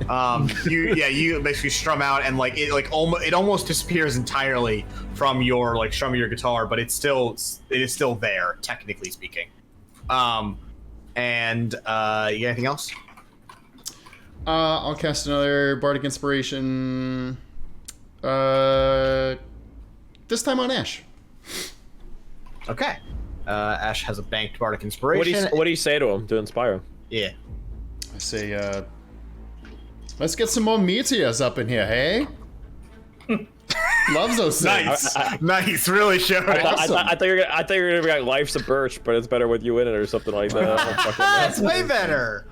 I was gonna say something better, another tree pun, but I'm stumped. Oh. Oh, I That's like that bad. one. That's real bad. I like that one. What? I'm trying to branch out over here. Arlie wakes up and throws an acorn at you. Oh, come on, leave me alone. I'll do this all fucking day.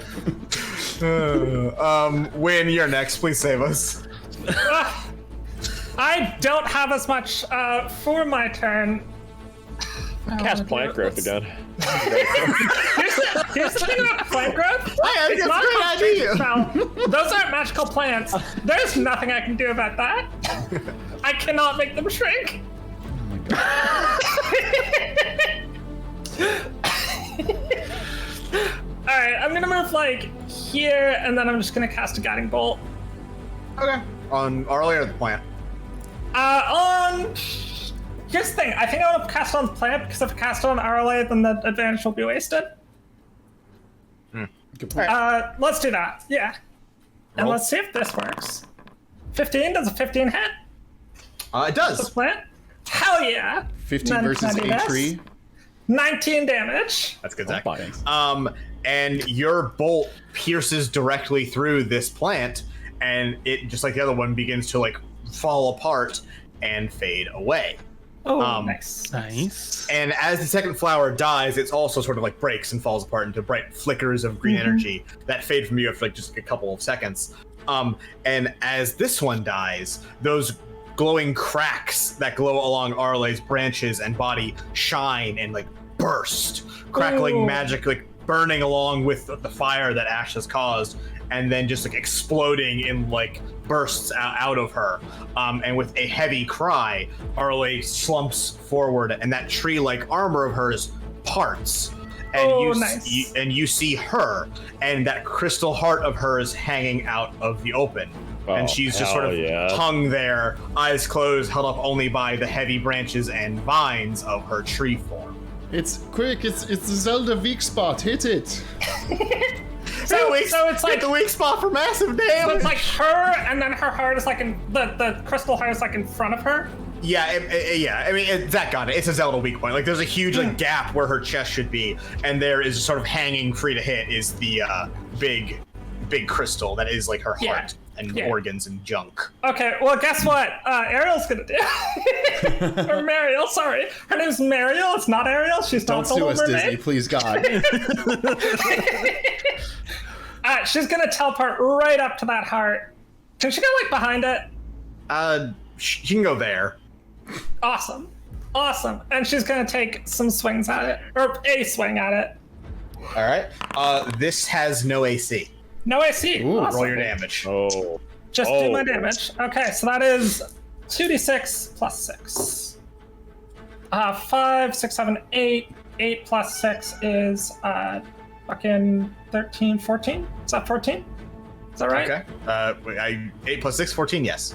Yeah. 14 points of damage. Yeah, and like as Mariel is stabbing in with the trident, basically as she makes contact with the what do you call it, the crystal heart, everything in the room like blinks in and out of existence for just a half of a millisecond. Like everything like flickers. And next is going to be well, it would be Arelaa, but she is currently incapacitated. It's next going to be Junver. Oh, hell yeah. Fuck Big yeah, hitter it's on Tempest. Let's go. I'm gonna use my first action to get bigger. Yeah. Elise, fight! we're almost in phase 2, Elise. Don't worry. Brace yourself.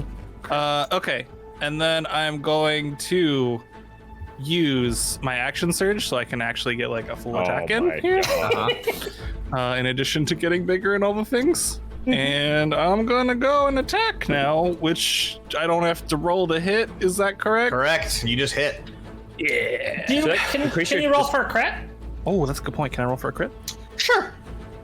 That's fair. Not that I'm gonna get one, but I was Nope. an attitude like that. Oh. nope, I rolled a 10 both times. If you add those together, that's sort of a crit. It's a dirty crit. Okay, so I get AKA nothing. one of those. Oh shoot, what's the damage bonus for being huge? Large is 1d6. Isn't it just, another isn't it d6? just? I think it's just also your strength modifier, is it not? No, I get an extra d6 for being large. Oh. Alright, so I get a d6 and a d4 on top of my normal. 16 damage from the first attack. Wow. Okay. Not bad. And I would like to also apply a fire rune to that. Hell Okay. yeah. Which I don't think she can do a save. Can she do a save? What's the save? Strength? No. Okay, well, this is about to get fucking interesting then. So she takes, on top of that, an extra 7 fire damage, Jesus. and she's restrained. Nice. Okay. Interesting. Yep. Yeah, okay. I guess that works. Do with that what you will. I'll figure it out. I mean, hey, worst case scenario gives us advantage on crits. Advantage to get crits. Oh, I don't know how you want to treat me using that directly on her weak point, but have fun with that. I got something. It's fine. Don't worry about it. And Keep then going. the second attack, 16.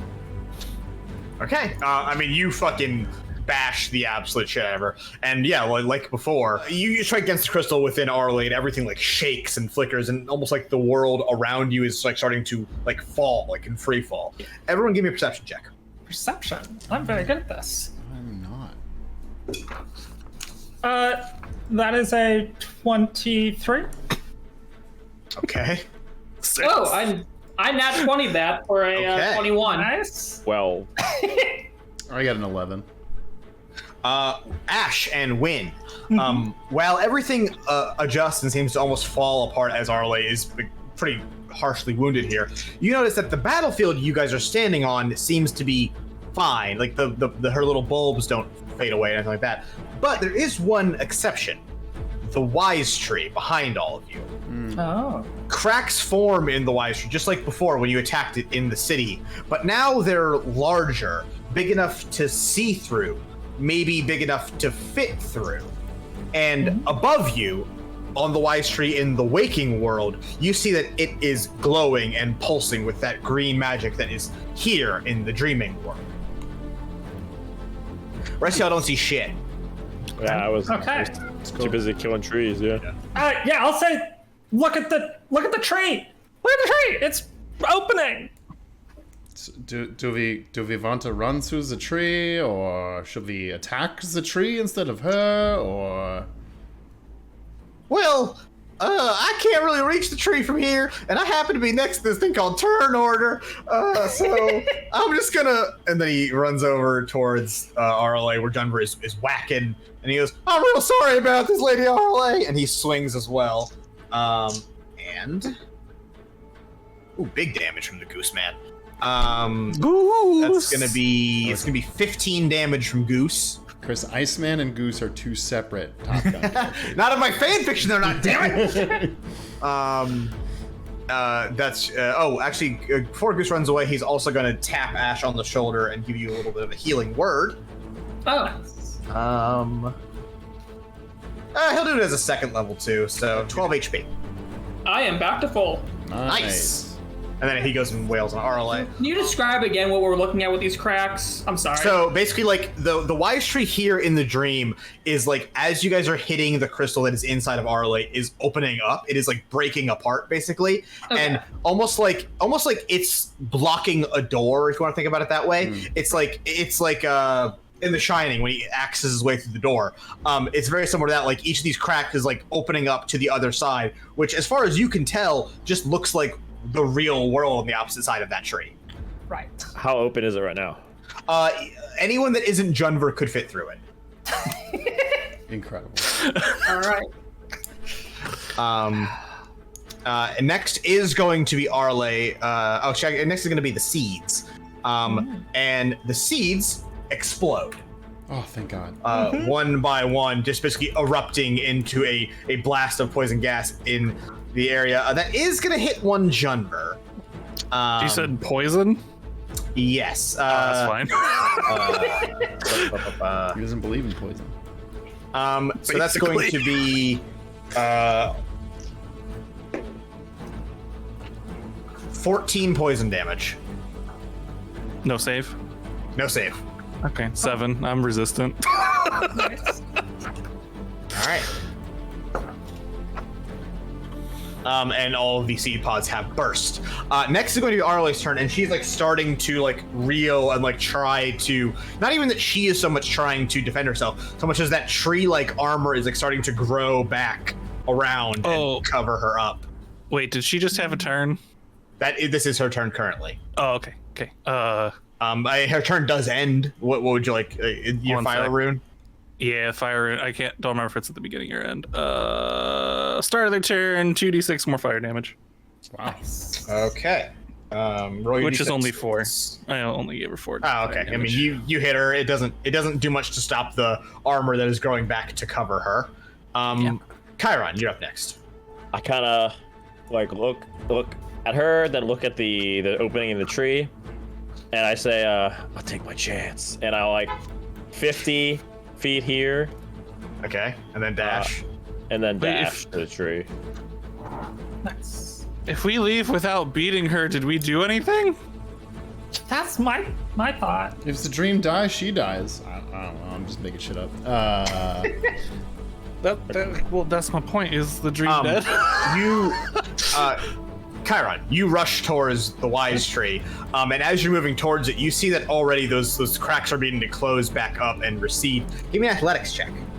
Oh shit! This is the Yogg fighting WoW. Shut up. Sure, haven't played it. Couldn't tell you.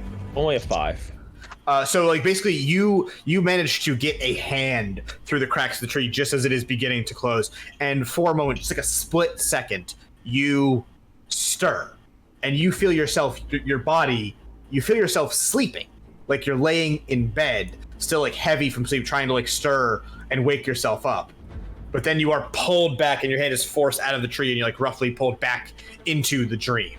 Oh, it's like the kick. This is our kick. The streaming platform? No. No, from Inception. Inception. Oh. Oh.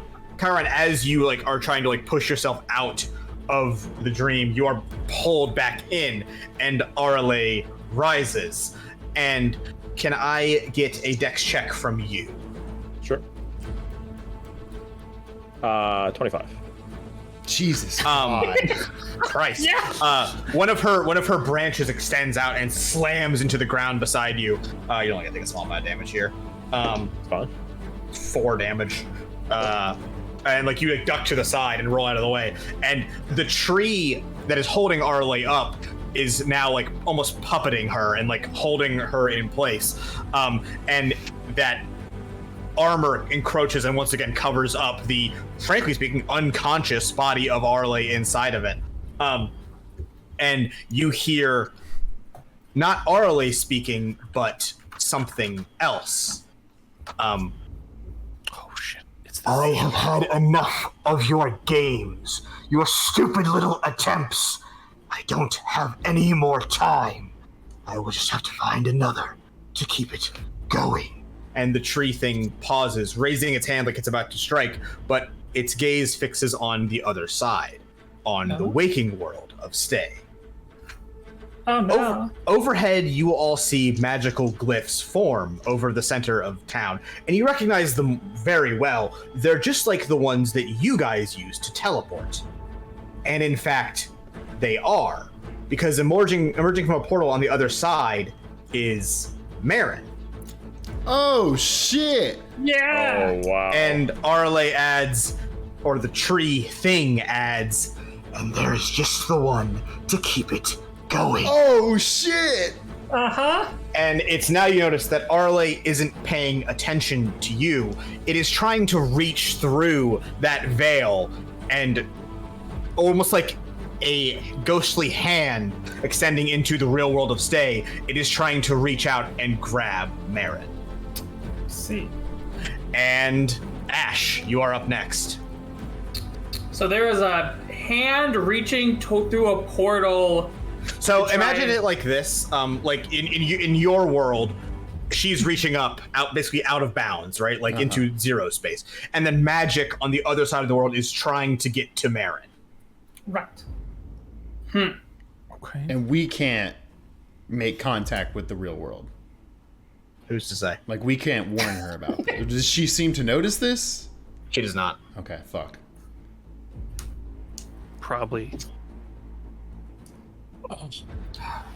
How like far away is this like portal we're seeing? I'm gonna say it's like 40 to 50 feet above your head. Okay. If only we had somebody who could fly. Yeah, I can't. My flying speed's not. I don't think my flying speed's enough. I think your flying speed's 30, right? Yeah. Yeah, probably should be the same as walking. Yeah. Where you're Yeah. moving. So I couldn't get up there and. You dash. You could Ooh. dash. Sophie asks, does the team's bodies exist in the real world right now? Yes, and in fact, like we can see them from where we are. We basically have like a weird magical bird's eye view of the town, even though it's like upside down. Oh, okay. That makes sense. Upside down. I'm starting to regret my plant growth. Hey, that was Thank God. I like your plant growth. Unaffected by super terrain. That's really good. Listen, Ash, if you hit her with a meteor, I won't tell her it was you, okay? I will.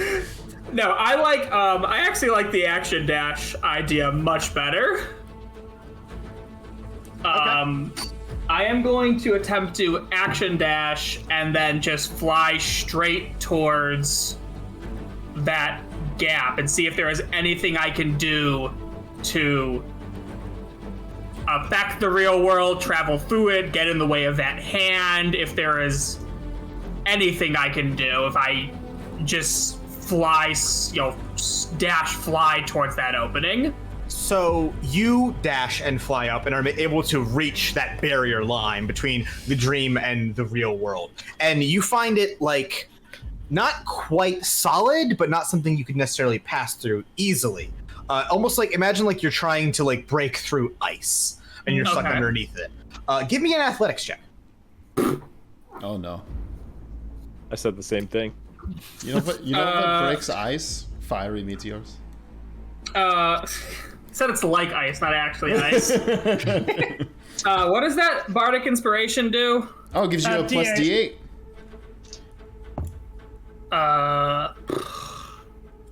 Yeah, sure. Roll the D8. Oh baby, here we go. I hope I don't have to roll that good. It's a 7. All right, so my total is an 11. Oh, not even. Come on, why'd you even make me roll for that? So, because I'm desperate. So with a 11, you're currently flying upwards and you reach like the barrier, right? And you have to almost like pry it open and push yourself through. And then on the other side, you are now falling.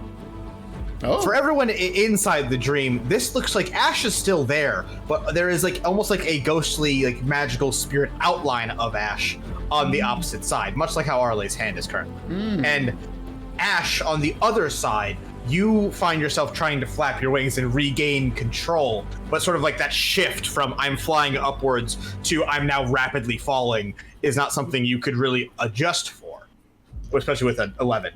But you do fall into that like trail, that path of that magical hand of Arelaa. And as it tries to extend out and reach for Marin, you sort of get caught in the middle of it, and it recoils back, and pulling you alongside with it, it is like forced back into the dream's reality. And her hand like recedes, and she like has to like recoil back, and you are basically on top of the barrier now, like floating. And you stopped the hand, but you are also pulled back in. Nice. Okay. Good job, Ash. I'll take that. Hell yeah. I gotta give you a hand for that one. Jesus Christ. As Alistair says that, Arlee's 2 plants regrow on either side of her. Fuck off. Oh no! And the like sort of tree thing that is encapsulating Arelaa reaches to one of its own branches and then yanks it free and is now holding it like some sort of weapon. Wait, say that last sentence again? So like it like grabs one of its own branches and like pries it off and is holding it like a club or a sword. tree Right. grabbed a sword from its own body? Well, a branch, but yeah, sure. Does it have legs? Is it also affected by the harsh terrain? No. Damn it! It doesn't have to have. Why would it gain legs? I'm just trying to make Wynn's cool spell work, alright? Alistair, you are up next. If I'm gonna metagame this for real quick, it feels like we have to hit the heart again to get the tree to open again so we can actually wake up in the real world. I do. And the best way to do that is probably destroy the side plants. So I guess Now imagine he said all that with a German accent. we could either do by completely destroying her plant's armor, but I really don't think we're going to be able to do that very well. So I think we got to destroy the side trees, which, to that effect, I'll just cast another level 2 Dissonant Whispers on, let's say, the top one. Okay, hit it or roll your attack. They roll a Wisdom save. I don't think an 8 wins. Nope. So they're gonna take. Cool. No fucking way, a 7? What the fuck? I could have got a 24 and I got a 7. 2, 1, 1, 3. Insanely bad roll. I mean, you hit it. Yeah, sure did. You hit the tree, and you might barely hear. Really, that's all you fucking got? Come on, He's focusing on his puns so much that the hand opening up and stuff. I was trying all I am maple to do. Zach, we both rolled 46. One turn apart from each other. I got 19. Yeah. A bunch of ghosts boo you. All right, is that your turn? And I'll cast my final Bardic Inspiration on... Junver hasn't gotten one yet. Junver, you get a Bardic Inspiration. I still have concentration up, and I don't have a ton of spells. I think I'm just gonna do what I always do when I don't have anything else to do. Guiding bolt, right smack dab right here. All right, hit that plant. Is that a 13? 13 wait. Bardic Inspiration. Bardic Inspiration. Roll D8, Alistair. Oh, yeah, it's me. Yeah. Hey, roll better. Roll. 2. You got this. Hey, that's That nice. hits. Okay, thank God. All right, yeah, and then that's you hit. 15 points of damage. And wow, advantage on the next attack. From anyone, right? Not just you. From anyone, yeah. Next next is It's Arelaa. Oh, Marilyn. Right, yes. And Mariel is going to teleport up here and hit this one. And that's a 16 to hit, so that hits. That hits. And then I'm going to do 2d6 plus 6, which I don't have a macro for, so I'm just going to do it here. Yeah, 13 points of damage. Great. So Mariel stabs that plant. It's it's unpleased if I just fucking closed forge. Yeah. And okay, next is going to be Arelaa, who is going to swing that. 2d6 fire damage. You know she's gonna do that. Hit her with it. 8. Has she gotten over the bloodied image of Mystic Woody? So Arelaa doesn't seem to be the one doing anything currently. It seems to be the tree. Okay, that's pretty cool. Can I get a? She can strength check to defy that. At the end of her turn, yeah. End of her turn. Great. Okay. So Ash is still in the sky, so I'm not going to count him in this. She is going to swing across all of you with that branch, like sword club like thing that's going to hit Mariel, Goose, and Junver. That's a 31 against AC. Yeah, that'll hit. God. You actually hit me, you son of a bitch. Yikes. And that's going to be 22 damage to all of you. Hey, guess what? Mariel gone. Mariel's sure dead. Goose Everson also gets hit, and he ain't looking too hot. Yeah, man. Chris, Goose does not get hit. Oh shit, Cloud Rune? Cloud Rune. Oh. Arelaa just hit herself in the face for 20 damage. So it swings against Goose, and he's like, ah shit, and he covers up, but it seems to almost like swing through him, and he looks up like, oh okay, it's pretty good. And like as a blast, like a splintering hit ricochets across Arelaa's armor, but she does continue swinging through and does hit into you as well. What about the mermaid? Oh, Mariel dead. Oh, Mariel's No, you Mariel's should have falling used dead. it. You should have used the cloud rune on the mermaid, though. The To be mermaid's clear, a she's summon. not- Goose is a person. She's not dead. She disappears into the Goose is a ether. summon, I hope too. the next time Mariel comes back, she's like, Win, what the Can you stop summoning me? That was a very painful death. Well, that's why she's pissed this time. Yeah. Well, last time she didn't die, right? She just got desummoned. Yeah, she got dispelled. Yeah, he did get dispelled last time. And She's now part of your world. She's no longer part of our world. Yeah, that's good. And after the Arelaa hit, she reaches out to the southernmost plant and plucks it from its vine, basically. Oh, and now Great. in one hand is holding that plant, and in the other hand is holding her wooden sword club to do. Multi-attack, that sounds bad. Can we target the tree that she's holding? Let's find out. And after that is going to be Junver. Did she want to make a strength saving? Oh, she does want to make a strength saving throw. It's 15 like everyone else's. She passes that. Damn. Sad. Actually, she was technically restrained that last turn. Could she have done any of that? No. So you restrained the core. tree, yeah. That's true. That's true. Okay. So did the core take the fire damage? Interesting. It's a good question, which I don't really have an answer to. They do have separate health bars. Okay. So I'm gonna say they both take it actually, because it's inside. So like the fire has to get there somehow. That's fair. Nice. Okay. And Junver turn. Okay. I'm just gonna go ahead and use a bonus action to second wind heal myself, because I'm gonna forget if I don't do that now. Heal myself for 14. And then I'm mostly out of tricks, which means I'm just gonna hit her with the shield.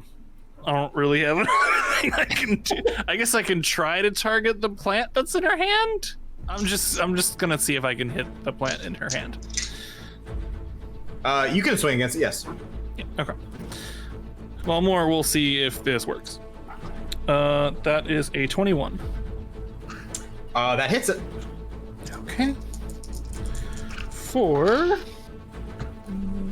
11, 15 damage.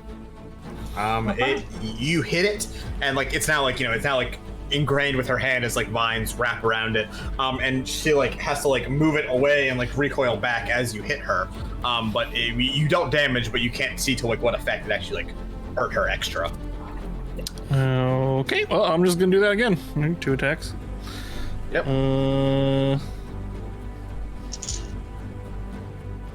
I don't think the Bardic Inspiration will fix that. Nope. I rolled a 10, Damn. so You gotta. that's... Yeah, you gotta roll a 5, 6, or 7. Right. That's Yeah. me, right? I can do that. You want me to do it? I mean, go for it. Why not? No, that's a 2. And so that's kind of what I figured would happen. Sorry. But, okay. That's it for my turn. Okay. Next is going to be Arelaa's plant, the northernmost one, and it is going to target in a cone. I'm going to say that Ash, you're still too high up because your turn hasn't happened to be hit by this. That is a cone, all right. Yeah, actually, would this hit? Yeah. No, it would not hit Karin if I kept going. Great, I'm not going to then. And that is going to be a dex check from the 3 of Goose, Junver, and Wind. Dex check. Dex, you said. Goose succeeds! Oh, that's 12. Does the 12 succeed? 12 does not succeed. Oh, not 20. Whoa! It's the only way I can get 20. It's the only way I can do it. So as far as a like cool flavor thing for Junver, you like, slam your shield into her seed pod that she's holding, and then you see that the other one is like charging up for its special beam cannon, and you do a sweet spin move, like brace your shield in front of your face, and then it fires its beam. That's going to do 21 damage to win. Oh. Oh my god. Hold on. Yeah. Hold on. Hold What on. type of damage is this? Force. Oh, shit. Okay, fuck. Hide in the shell. 21 force damage to win, and then what's Yeah. half of 21? 11. 11 force damage to Goose and Junver. Goose is very injured. Yeah, I can't do a whole lot more about that. Can't do a whole lot more about it with myself. If I get hit like that another time, I might go down. I was hoping it was like acid damage. Nay. Okay, and that is going to be it for the plant turn. Next is going to be Goose Everson. Holy fucking shit, this sucks ass! And he is going to Healing Word himself for a whopping 6 HP. Ooh, big heal. And then he is going to move over here to attack the other plant. I'm at a good spell slot, so I'm just gonna wang it. So you're going to what? Could have chose a different word. Could have chose a gonna different word wang on it. that one. I'm wanging on him. And hey, that's pretty good. 12 damage for Mr. Goose Everson. The north plant is notably like pretty heavily damaged at this point. And that is going to be the entire round of combat. So it goes back to Arelaa. Uh-oh. Who picks up that seed pod that she is holding in her hand and slams it into Junver. Oh. She could not do that. That is a 24 against AC. Oh. That do hit the Junver. Junver, you are knocked prone by this. Oh, that keeps getting worse. As it slams you into the ground. And then as it slams into the ground, you are dealt a small amount of damage from it actually hitting you. It's actually quite soft. It's a big plant. That's going to be 6 damage. Does it happen to be poison damage? No, that happens to be regular old bludgeoning damage. What happens next is poison damage because then it ruptures. It explodes. The seed basically bursting in her hand. And You said that, 6, was that right? Yeah, and that is going to be 15 poison damage. So 8. Okay, cool. And then all across the battlefield, the rest of you, a plant bursts up in the ground next to you. Oh shit! And that seed, that bulb she was holding in her left hand is now basically shattered. It is wilted. It's gone. Okay. So there's only the northern plant remaining. No, wasted my attack on it. Chiron, you are next. Let's see here. Spend a key point to take the dash action as a bonus action. Okay. And I'm gonna dash to the upper point. Okay. Like I take some like nice little like medicine or something like that, and then You take a bump of pure adrenaline. yeah, Yeah. step of the wind all the way up here, and then Is that what they call it nowadays? then I hit this thing with a nice little, just like crack it upon like the little like bulb. Hey man, you got any of that step of the wind? Roll your attack. First one is a 23, and the second one is a 22. Both hit. Damage wise, we're talking 15. Bludgeoning. That total? Yep. Plant's still up. And next is gonna be Ash. All right. So as I'm falling, I notice a giant laser beam. Yes. So I go to a bunch of people, and then someone gets smacked. Yes. So I am going to. I'm going to go right here. I'm gonna say And you're I still am- in the air unless you choose not to be. No, I'm still in the air, and I'm angling downwards, so Right, I'm more okay, yeah. in the heart of things, but I'm still in the air. And then I am going to cast Aid as a third level spell, and that is going to give 10 HP to Win, Goose, and Junver. Nice. I like Hell that. yeah. I like that. Thank you. Oh, to Goose as well. Okay, Goose is looking a little better now between that heal and your heal. Aid. Nice. Good you. work. Good work. Well, Clockwork thanks, fella. Man. Really appreciate that one. Glad to help. What else you got? That's all I got. Okay. It's that thing where all the casters are running out of spell slots. And they're like, I'll beam. Alistair, you're up. Well, I've got one more level 2 spell slot. Might as well talk shit to a tree again. If it ain't broke, don't fix it, Give me baby. another wisdom save. Are you moving away from that plant? Oh, yes, I am. Nat fail. Okay, well. Nice. Does not fail This me tree- to naturally do this- max damage? No, it just means this tree's dumb as shit. Alright, well, let's see here. All right. Okay, 10. 10 damage. Better. Okay.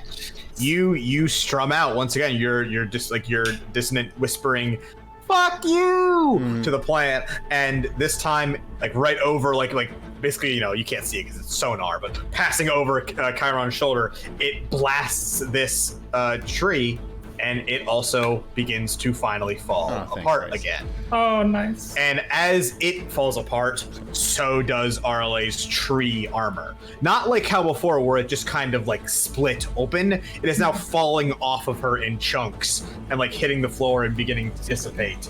And she is hanging there, basically, unconscious still. And that crystal heart is open to hitting. Cool. I'm also gonna move here. And let's see who is next. Win. I believe it's me. Yeah. So I'm gonna move up. You know what? These aren't entirely accurate because of the checkerboard, so I'm just gonna move like here. Sure. I really shouldn't have cast that, huh? No. Hey, it's gonna pay off in her 7th phase. Just don't worry. Come on. I was really expecting like a chase. You got 6 sequence more hours or in this combat. Don't something worry. like that. And then I'm gonna aim a gun bolt directly right at her heart thing. Yeah. No, there's no AC, so just hit. Yeah. I mean, I guess technically you could We're miss. ending but I'm not this, gonna be an Arelaa. asshole. No more. Right. That's actually the wrong thing. What I really wanted was this. 17 points of damage. Okay, you hit it, and once again, those little cracks begin to form inside in the wise tree. They're like I would say after that, they're not big enough to get through, but they are beginning to form. Nice. Arelaa is next, but she is stunned. Junver, you're up. Break that tree! Yeah, I was gonna say, I think I'm just gonna attack more. Do I have to roll to hit or no? Nope. Just I mean, you can roll for a crit, I guess. Guiding bolt, so you have advantage. on Yeah, the you have advantage on rolling to crit. Yeah, do it. Let's see if I can get a crit. No, and yes. Hell yeah! Really? Ooh. Yeah, second one I got a crit. Oh, damn. That's a lot of damage. Oh, hell yeah. Okay, so we'll do the non-crit first. Non-crit is 12, 13, 17 from the non-crit. Okay. And then, oh God, I don't think I've crit this entire game. How do crits work? Isn't it just you do the max? Is You it roll. You double it- damage die. Oh. double damage die, okay. So my extra damage from being big, no apply, right? No, it's you roll. It's double the entire total that- damage. So Yes. like sneak is like double every single die you So roll. people play it differently. Some people play it, it's like you roll the dice twice. I think that sucks because you actually have a pretty bad chance of rolling extra damage there. Yeah. I say roll your damage, And double. whatever that is, add all your shit to it, and then double that. Okay. 13 doubled 26 from the second attack. 26? Yeah. Okay, so you fucking smash this tree, and just as before, now those holes are opening up, and they're big. They're once again anyone besides Jennifer could fit through. And on the other side of the veil, basically, where you see the wise tree connected on the other side, that also flashes and like pulses with light, and you see that Marin, who during this each round of combat is 6 seconds, bullshit, yada, yada, yada, has made her way from where she entered the town towards the pavilion. And it's a bit hard to see, but you can see that they're roughly checking on where you guys, those you see in the pavilion, so that'd be John, Ruin, and Alistair, are. And as that light flashes, she turns in that direction. And then that's more than 6 seconds, so I'll stop. And then Goose is next. Okay, one of you fast fellers, get through that tree before it shuts. Everybody else, hit that thing. Wang on it, my signature catchphrase. No, wang on it. Wang on it. You know what, Goose? That's better than anything Alistair has said. So. Thanks, buddy. And Goose is gonna wang on it. Good job, Goose. That's a 10. Goose wangs on it for a 10, and doesn't have anything else to do really because he doesn't have any good spells left. Fuck it, he's gonna heal himself. Why not? 2 HP. Oh, plus spellcasting modifier. Huge. Whatever. No one cares. Goose. Chiron, you are up next. I'm gonna dash through the tree again. Yeah. He is the fast boy. If there's an achievement for like max number of Action steps dash. walked, Most distance crossed. And the good thing is I'm not affected. Like I said, if I was not mobile, this would be fucking. If there was a bonus star for most spaces covered, you would win. Every single time.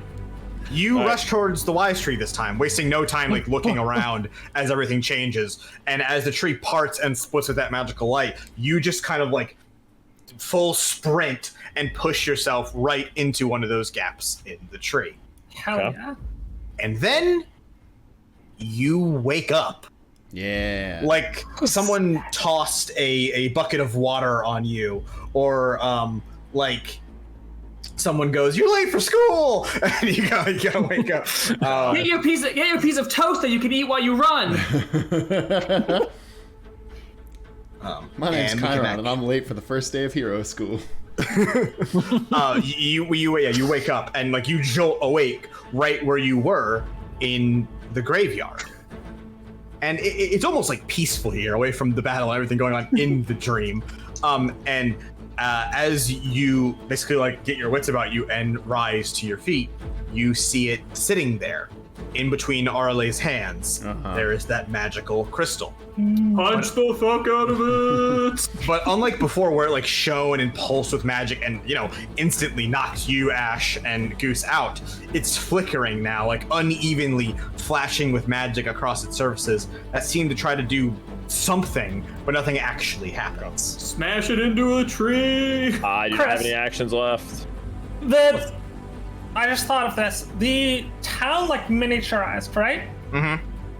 The crystal in the center of town, was that also miniaturized? What do you mean by miniaturized? Like above your head? Oh, the town, the dream town.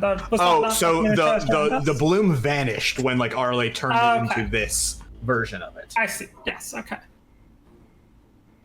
Chiron, what do you do? I have no actions. A dash with my action. This is not combat. New turn. Oh. Wow. Just Just free start action. fucking- Talk to it. No. Yo, Crystal, can you please chill? Crystal, Crystal with a K. look, Crystal, Star Fox isn't really your type. What about me? Stop, Jesus. Yeah. I'll be your Keep going. Prince, Keep shut going. the fuck up. I'll Hey, baby, want to come back to my dinosaur planet? Gotta get going. All right, here we going. All right, I'll smash the fucking crystal.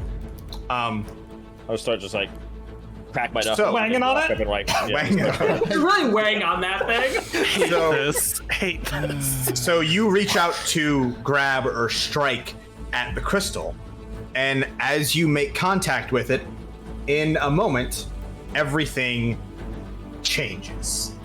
For a moment, Chiron, you are plunged back into the dream. Arelea's dream, but then even before you can even realize you're there, it all recedes even further than it already had. Everything fading away around your feet, and in a pulse of color, the world sort of fills in around you. And Chiron, you are here. It's somewhere, and in a way it's familiar, but you can't quite place it. Something about it is incomplete, but you can't remember what. But before you is a woman, her back turned towards you, and as you are both here in some place full of plants, but all around you they're wilting, dying. And the woman reaches out for a flower, but even as she extends her hand, that one too withers and dies just right before you. You breathe in, and even through your mask, it hurts. It burns. And she speaks. Hold on, Chiron. Just give me a minute. Just hold on. Everyone else, you are all stood back, a far bit away from Chiron. You can see him, though, and you can see plainly, while the dream here is weak and it's barely formed, you cannot see the face of the woman in front of Chiron, but you can see that in his hands, he is holding Arelea's crystal. And as you try to move forward, the dream is expanding and pushing back against you as if it's trying to put distance between you and Chiron, and you find yourselves unable to actually get closer to Chiron and the woman as you try, even if you try to move forward. Chiron. Yeah. Can I have a wisdom saving throw? You may choose to fail. I got an 11, so I'm failing anyway, probably. Let's be real. Chiron, you look downward and you notice that in between your hands is Arelea's crystal. But Okay. even as you're looking at it, the image of that fades away and it's replaced with a basket. And in that basket, you see there's various small plants and berries, ones that aren't quite hit with that withering effect yet. And you have forgotten what you were doing here. But I still see the woman, right? You still see the woman. I will say, Madam, I've seen many death in my days, but one thing I know for certain is life always comes out on top. And I walk up to her and I hand her the flower. So as you try to step towards her, no matter which way you walk, she's turning away from you, but you reach over her in a way that feels familiar. It feels natural for you to do, and you basically place the basket in her hands. Okay. And react. Yeah. in a moment, you realize that you are now holding on to this woman. Your arms are effectively wrapped around her. And this feels peaceful. This feels nice. And you have no desire to let go. Anyway, the rest of the party. I'll relish in it. Yeah. The rest of the party, you see that Chiron is just standing there, and as far as you can see, he is just holding on to Arelea's crystal. Shit. Throw it into fires of Mount Mordor.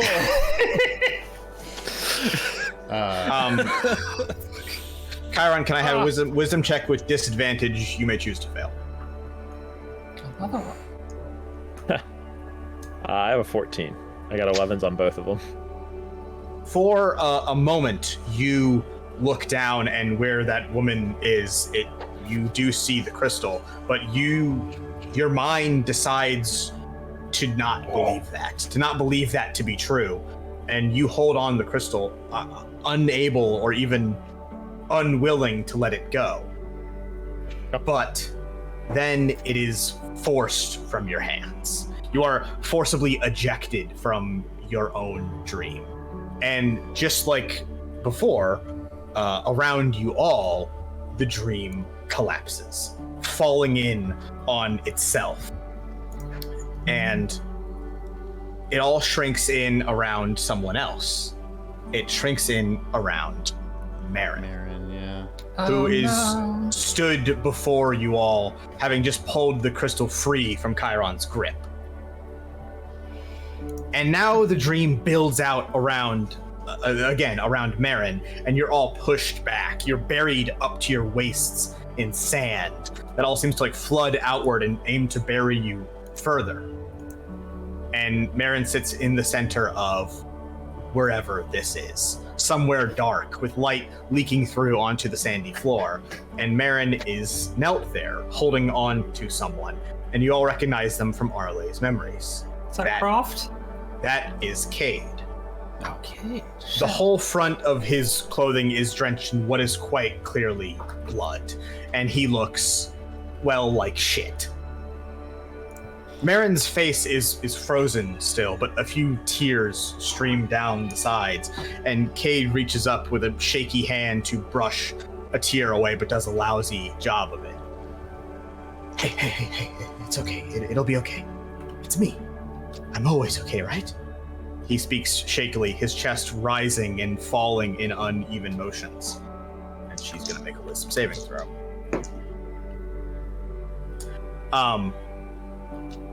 Cade speaks again. Just hold on.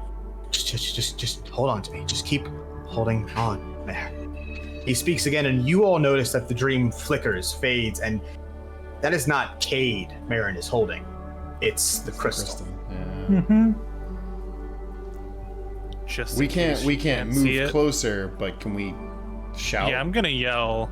Yeah. It's like, Marin, this isn't real. It's a dream. The seed is making the dream. Drop it, Marin! Please! It's not Cade. Marin's eyes move to all of you, and you can see that they are dilated and they fix on you, and then she looks back, looking at her own hands, and then back to the face of Cade. She goes, no, don't listen to them. Just stay here with me. And there's a long pause, and Marin goes, "You wouldn't say that." And then she shuts her eyes, That's good. speaking again. "I already buried you." And with that, she presses her hands together, and the crystal between her palms shatters. And so does the dream. That's fucking cool. And the shards of the crystal fall from Marin's hands, and magic bursts into the sky. Those of you at Arlea's Rest, so Ash, Chiron, and Goose. Although Chiron, you're already conscious. But you stir to consciousness and see Marin stood there in the center of the graveyard just next to Chiron. And as the crystal breaks apart piece by piece, that green magic pours into the air and spreads across the sky. Those of you in the pavilion, so that'd be the rest of us, you all begin to wake up. Like you just had an incredibly long and refreshing sleep. And around you... I don't know what that feels like. And all around you, the people of Stay begin to do the same. One by one, awakening with yawns and stretches. Fuck What do yeah. you do? Good morning. I mean, I would like to go towards Arlea's Rest because Yeah. I I know would that's where also the like things to go Oh, wait, towards- oh yeah, Marin's not here. She's in the graveyard. Okay, yeah. We Yeah. I assume we head that way. Yeah, I'm looking over there. And as you all enter the graveyard, I'm going to assume that happened rather quickly just to not make this a pain. Appreciate that. While the magic is like returning to everything all around you, and Goose and Ash and Chiron sort of get back to their sleepy senses, you all hear in the graveyard, "Ah, shit, I was dead, wasn't I?" Forest Woody is here, half transparent. Yeah, what a great line. Um, How cool you have to be able to say that. Forest Woody is here, half transparent, as it seems to be like fading out of reality by the moment. It's a force ghost. Well, shit. Sorry, guys, I didn't know. It's all right, Woody. We saw what happened in the dream. You got not done your dirty. fault. You tried. So, Yeah. Vay, do you still have memories of all of us? Like after you died?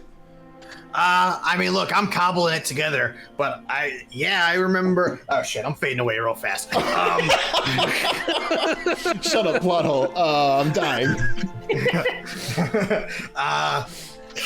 Well, fuck. Good luck, I guess. Can I run up to him and hug him? You go to hug and you fade through. Oh shit. The mountain. You gotta fuck in Ekra, and then he fades away. God damn it. Damn it. Yeah, you dicks. You stupid assholes. Fuckhead. You jackass. You can't remember to say the important thing, Ash, you're fading away. You're all just sort of stood there awkwardly as Force ghosted out, and left you with nothing information-wise. But Marin is the first one to move, stepping towards the coffin of Arelaa and sliding that stone back over and letting it seal again. And Goose speaks. Well, fellas, we did it, I guess. I mean, Woody's gone, and it ain't exactly how I thought it would go, but we did it. We saved the whole dagnab town. So are we all in the same area now? Yes. Yeah. Now is the time for free chat. And we Okay. assume that everybody from the village, they probably caught us up that everybody in the village was waking up too, I would assume. All right. I immediately walk up to Marin. She's looking at Arlea's grave, but she's conscious of you walking up to her. Miss Marin, I know you must have a lot of questions, but we do as well, and we saw Arlea's memories, and I need to know what happened. I also walk up next to Ash and I hold out Cade's axe. I was like, and I say, I know you probably miss him very deeply, but it's like memories like these, whether it's the good moments or even just like the tools that they leave behind that we were able to keep and use for ourselves. You will always live on. So even in death, you still live. Wow, and I hope. That was very beautiful, Chiron. When you started talking about Cade, Marin looked relatively neutral at what Ash said, and she nodded along in agreement. But when you started talking about Cade, you noticed that her face instantly sort of bittered. But as you talk, she relaxed a bit, and once again nods. He actually, he would have really liked that sentiment. Okay, sure. I would also like to know what the fuck happened, so let's find a place and have a chat. And you all return to the main strip of town by the pavilion. And people are overjoyed. Children run about, people hug their loved ones, some are crying, some are painfully oblivious to what the fuck was even going on when they fell asleep. But overall, the crowd seems happy. And you all find a table to sit in the pavilion and discuss the dream. All of it. Or, I should ask, is there anything you guys don't mention to Marin? No, I'm willing to give transparency as under the assumption I'm going to receive transparency. I'm leaving nothing out. I don't think there's anything I would even want to hide from this, so... Yeah, it's not like we stole a crystal. It's not like I robbed the mayor at the end. I tell Marin about that. You fucking not. Ash. By the way, Alistair stole some gold on the last mission. You should expel him from school. You should give him detention. You should give him detention. So you guys all chat through the dream and what happened both in the dream and then what you saw in Arelea's memories. And the thing Marin seems to be fixed on the most is that she actually found it. She actually found the crystal. And Marin seems apoplectic about that. Fucking shit, so I should have actually listened to her. Should you? I mean, it did take, like, decades, 100+ years for her to find it. Also, I'm gonna argue she found the crystal, but she certainly didn't find a way to use it without grave consequences. Yeah, but maybe with all of us, we could have done something. No, okay, you're right. Maybe with all of you, it could have done something. Damn, that's fucking true, Vin. It did, like, emphasize that when we were in the dream fighting with Arelaa and the crystal, like, it wanted to use you next, Marin. I did forget to mention that we have fantastic Marin art courtesy of Nezz. Hell yeah! Yo! Let's fucking go! Hey! New Nezz art. I love her. Yeah, it's actually really fantastic.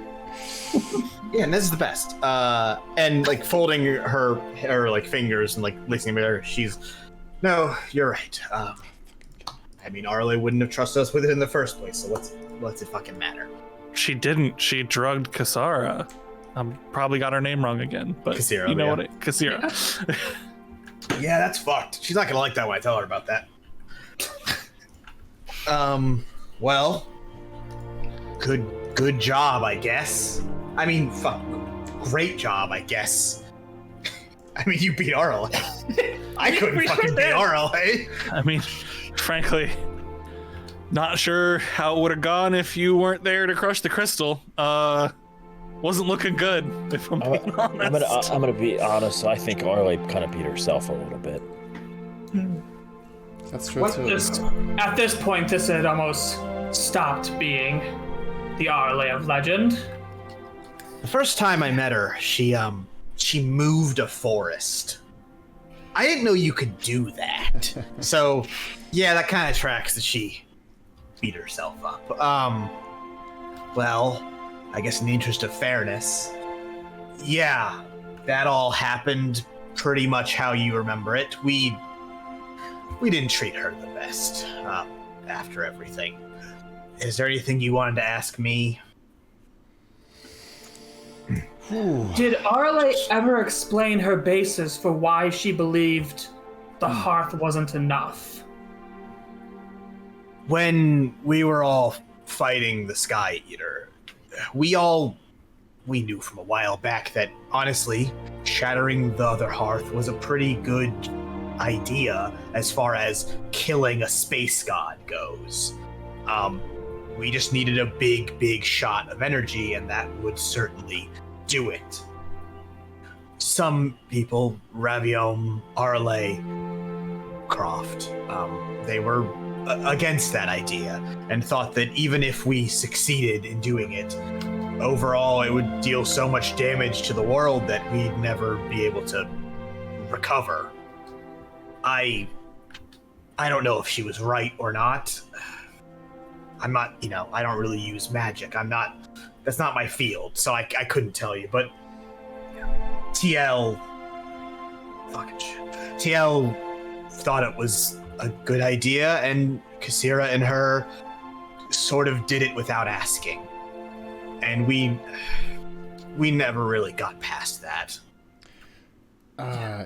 Hey, you mentioned the names that's been on everyone's mind. Croft. Yeah, who or what was Croft? And also, do we know where Raviom is at the moment? I would hold on. I would argue she didn't actually answer my question yet. Oh, sorry. So what is? I once again did not mean to do that. What is your question? Did Arelaa ever explain why she thought? So we're under the impression that as long as we conserve our use of magic, the heart's not going to run out. So Arelaa very clearly disagreed with that. Did Arelaa ever tell them her basis for saying this isn't going to work? Yeah, she said she knew it wasn't going to work. So prior to I'm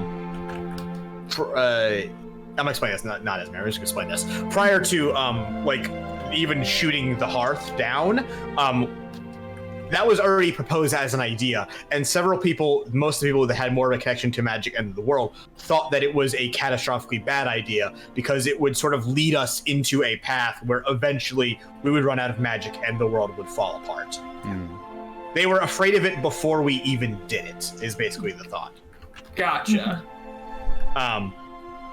So we really don't have any idea that the crystal's going to be enough. The smartest, all the people who do know said it isn't. So I guess I'll ask this. Am I to understand the entire world is being lied to about the survivability of magic in this world? Okay, I'm gonna tell it to you really straight. It's not a great situation. As far as we Not a great situation? This is the entire fabric of our fucking civilization, Marin! Put it in a more blunt way. Everybody's going to die, Marin. No, everyone's not going to die. It's possible that we will run out of magic. However, we have the Shatter Guard. That's their whole fucking job. And every single day, the Mages College is working to make sure that we understand as much about crystals as we possibly fucking can. And look, like I said, I don't really understand magic. I don't know how to make more of it. But I trust people that are smarter than I am, and I have friends and people I've known for a very long time that still believe we can fix it. So the best we can do is have faith, and if something comes up that lets us fix it, I will do everything in my power to fix it, and I will make the world safe, or punch whatever isn't making the world safe, or whatever I have to do to make sure that nothing falls apart and we all are okay. Was Arelaa did Arelaa have your reference for how intelligent you think somebody is? Because she believed that there wasn't, and you said you believe people who are smarter than you to figure it out. And I mean, if she thought Kasira's information was so important that it was worth erasing her memory over, Kasira's still the person I look to the most on anything like that. Okay, well, That's mildly concerning. I guess we should pivot. So to sort of, just to give this one last little note is that like there is legitimate concern that we will run out of magic. However, there is while there is that concern, there are people making steps to mitigate that concern and mitigate that loss and make it so that it isn't necessarily the end of the fucking world. It's like global warming in our world. They tell us that scientists are working on ways to mitigate global warming, but we really know the corporations are just going to run us into the ground. Yes, and as of now, Zach, I played D&D to get away from the world. Let's do this. you're not gonna like the end of season 1 of Saving Throw. I think it's like season 1 of The World. I was like, I'm pretty sure we're at least past season 1 at this point. We're at least in season 3. And as far as now, like as far as we know now, the hearth is still very healthy. So as long as another Sky Eater doesn't come along and we have to, blow up another hearth. Look, as long as the same one comes back. As long as we don't break this one before we figure this one out, I am inclined to believe that we're okay. You asked about Ravio. Ash looks incredibly unconvinced. Yeah. Marin also looks unconvinced. Oh, great. I look more... Great. Double my unconvinced then. I haven't seen Raviom in over 100 fucking years. He never came back when him and Arelaa went to Ekra. I like to believe he's still out there looking for whatever, but I'm not admittedly faithful. Well, Vodi did just mention the mountain in Ekra, so there's something there. Do you know who we described, I'm assuming, during our story, the person with the star chart and everything? Oh, yeah. Do you know who that was? When Arelaa came back, she said she spoke to some old Ekran sage about some bullshit star map that would lead us to other hearths. From what we know, Kasira has thought and all that, there used to definitely be more of them, but there haven't been for a long time as far as I understand. And as you're having this conversation, the sun has begun to set in Stay, and there's some manner of awkwardness around the whole day ending, and it's rather quickly decided unanimously that the people of Stay are not sleeping tonight. But this is a night for celebration. But as the sun is setting and the stars begin to fill in, Marin gestures up and goes, I mean, even if we find that star map she was talking about, what the hell am I basing it on? Yeah, that's fair. We've got a whole new set of stars since then. And with everyone gathered around like the pavilion, basically, people of Stay, while you're having this conversation, begin to celebrate. Food and drink and just sort of everything is brought out from people's homes, and before you know it, there's tables are set, wine is flowing, music is playing, and it's a full ass party in Stay. So, about Croft, then? You guys should go. You guys should go celebrate. Honestly, we saved the town. We could use a night off. Hold on, Chiron's thing, because I do want to expand on that. But just on the Crofts thing, because we talk about that while they're all setting up, whatever.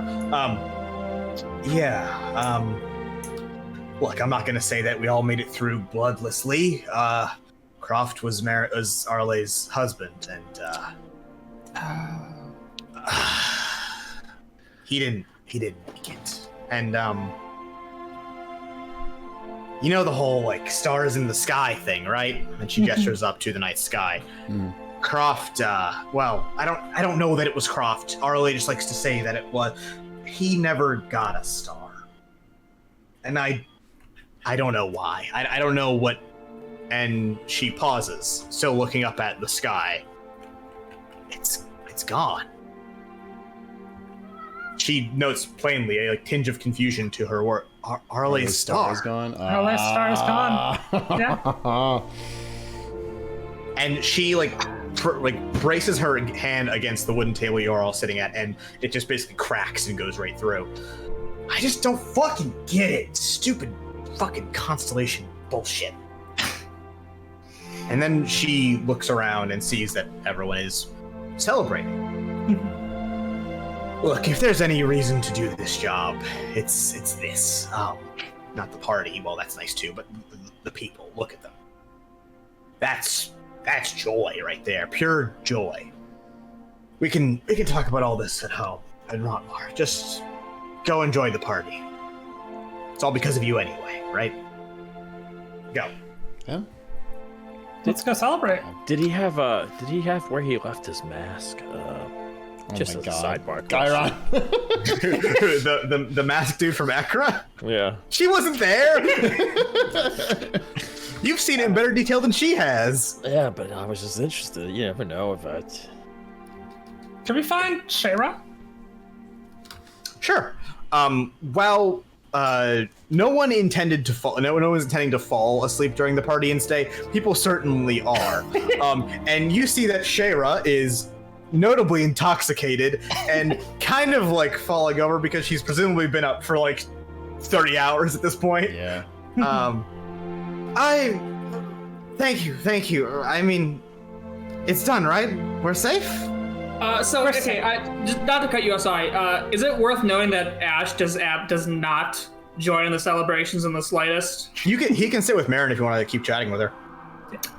If Marin's willing to sit and talk to me, either that or I'm going to go back and look over my notes, but I am in no way, shape, or form in the mood to celebrate anything right now.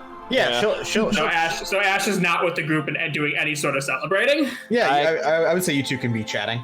I would look like the party, like if you got like a view of me from like an alleyway by myself, just like looking at the party. Like, glad, even if I can't enjoy it myself, it's nice to see people thriving.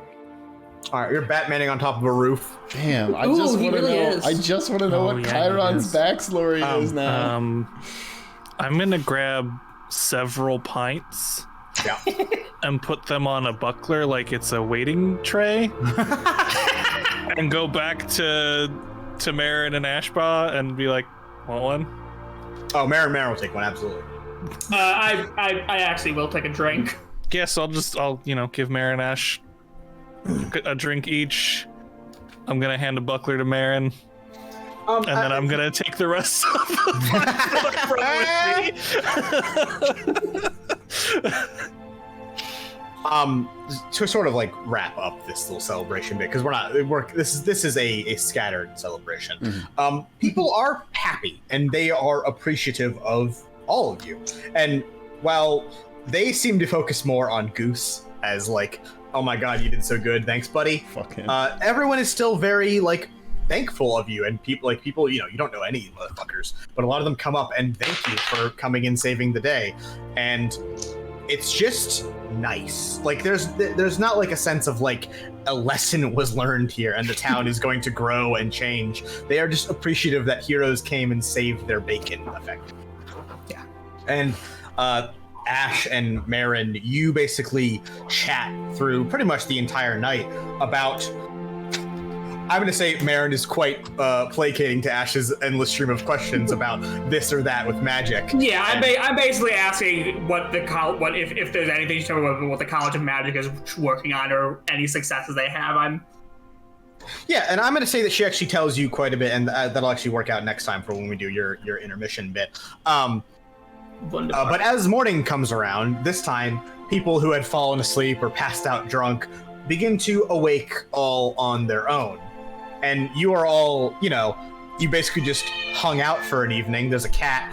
You basically all just hung out and got drunk for an evening. Pepper, shut up. Sirens, shut up. Everyone shut up. Damn it. I'll leave myself again. And more or less, as people start to wake up and realize, well, I guess we have to go back to our regular scheduled programming, things begin to settle for the town of Stay. And people wake up, return to their homes, and try to get back to some sense of normality. And while you're all greeted by a mix of morning birds chirping and, hey fellas, ambling towards you all is a still drunk, hi, I'm Goose Everson. Hi, Goose Everson. He's like got an arm around Win and an arm around Alice. Fellas, I just wanted to say before you all go, thanks for all your help. I really appreciate everything y'all do for us. And hey, I'm not gonna tell them all that it was Arelaa who did this to us. It'll just be easier for them to think Arelaa was who they thought, and you saved us from something else. That's our little secret there, fellas. And he's like breathing out. It just like reeks of booze. And Marin's like, who the fuck is this guy? I'm Goose Everson. He's like a local hero. His name is Goose Everson. He helped out a lot, to be honest. And Marin's like, okay, great.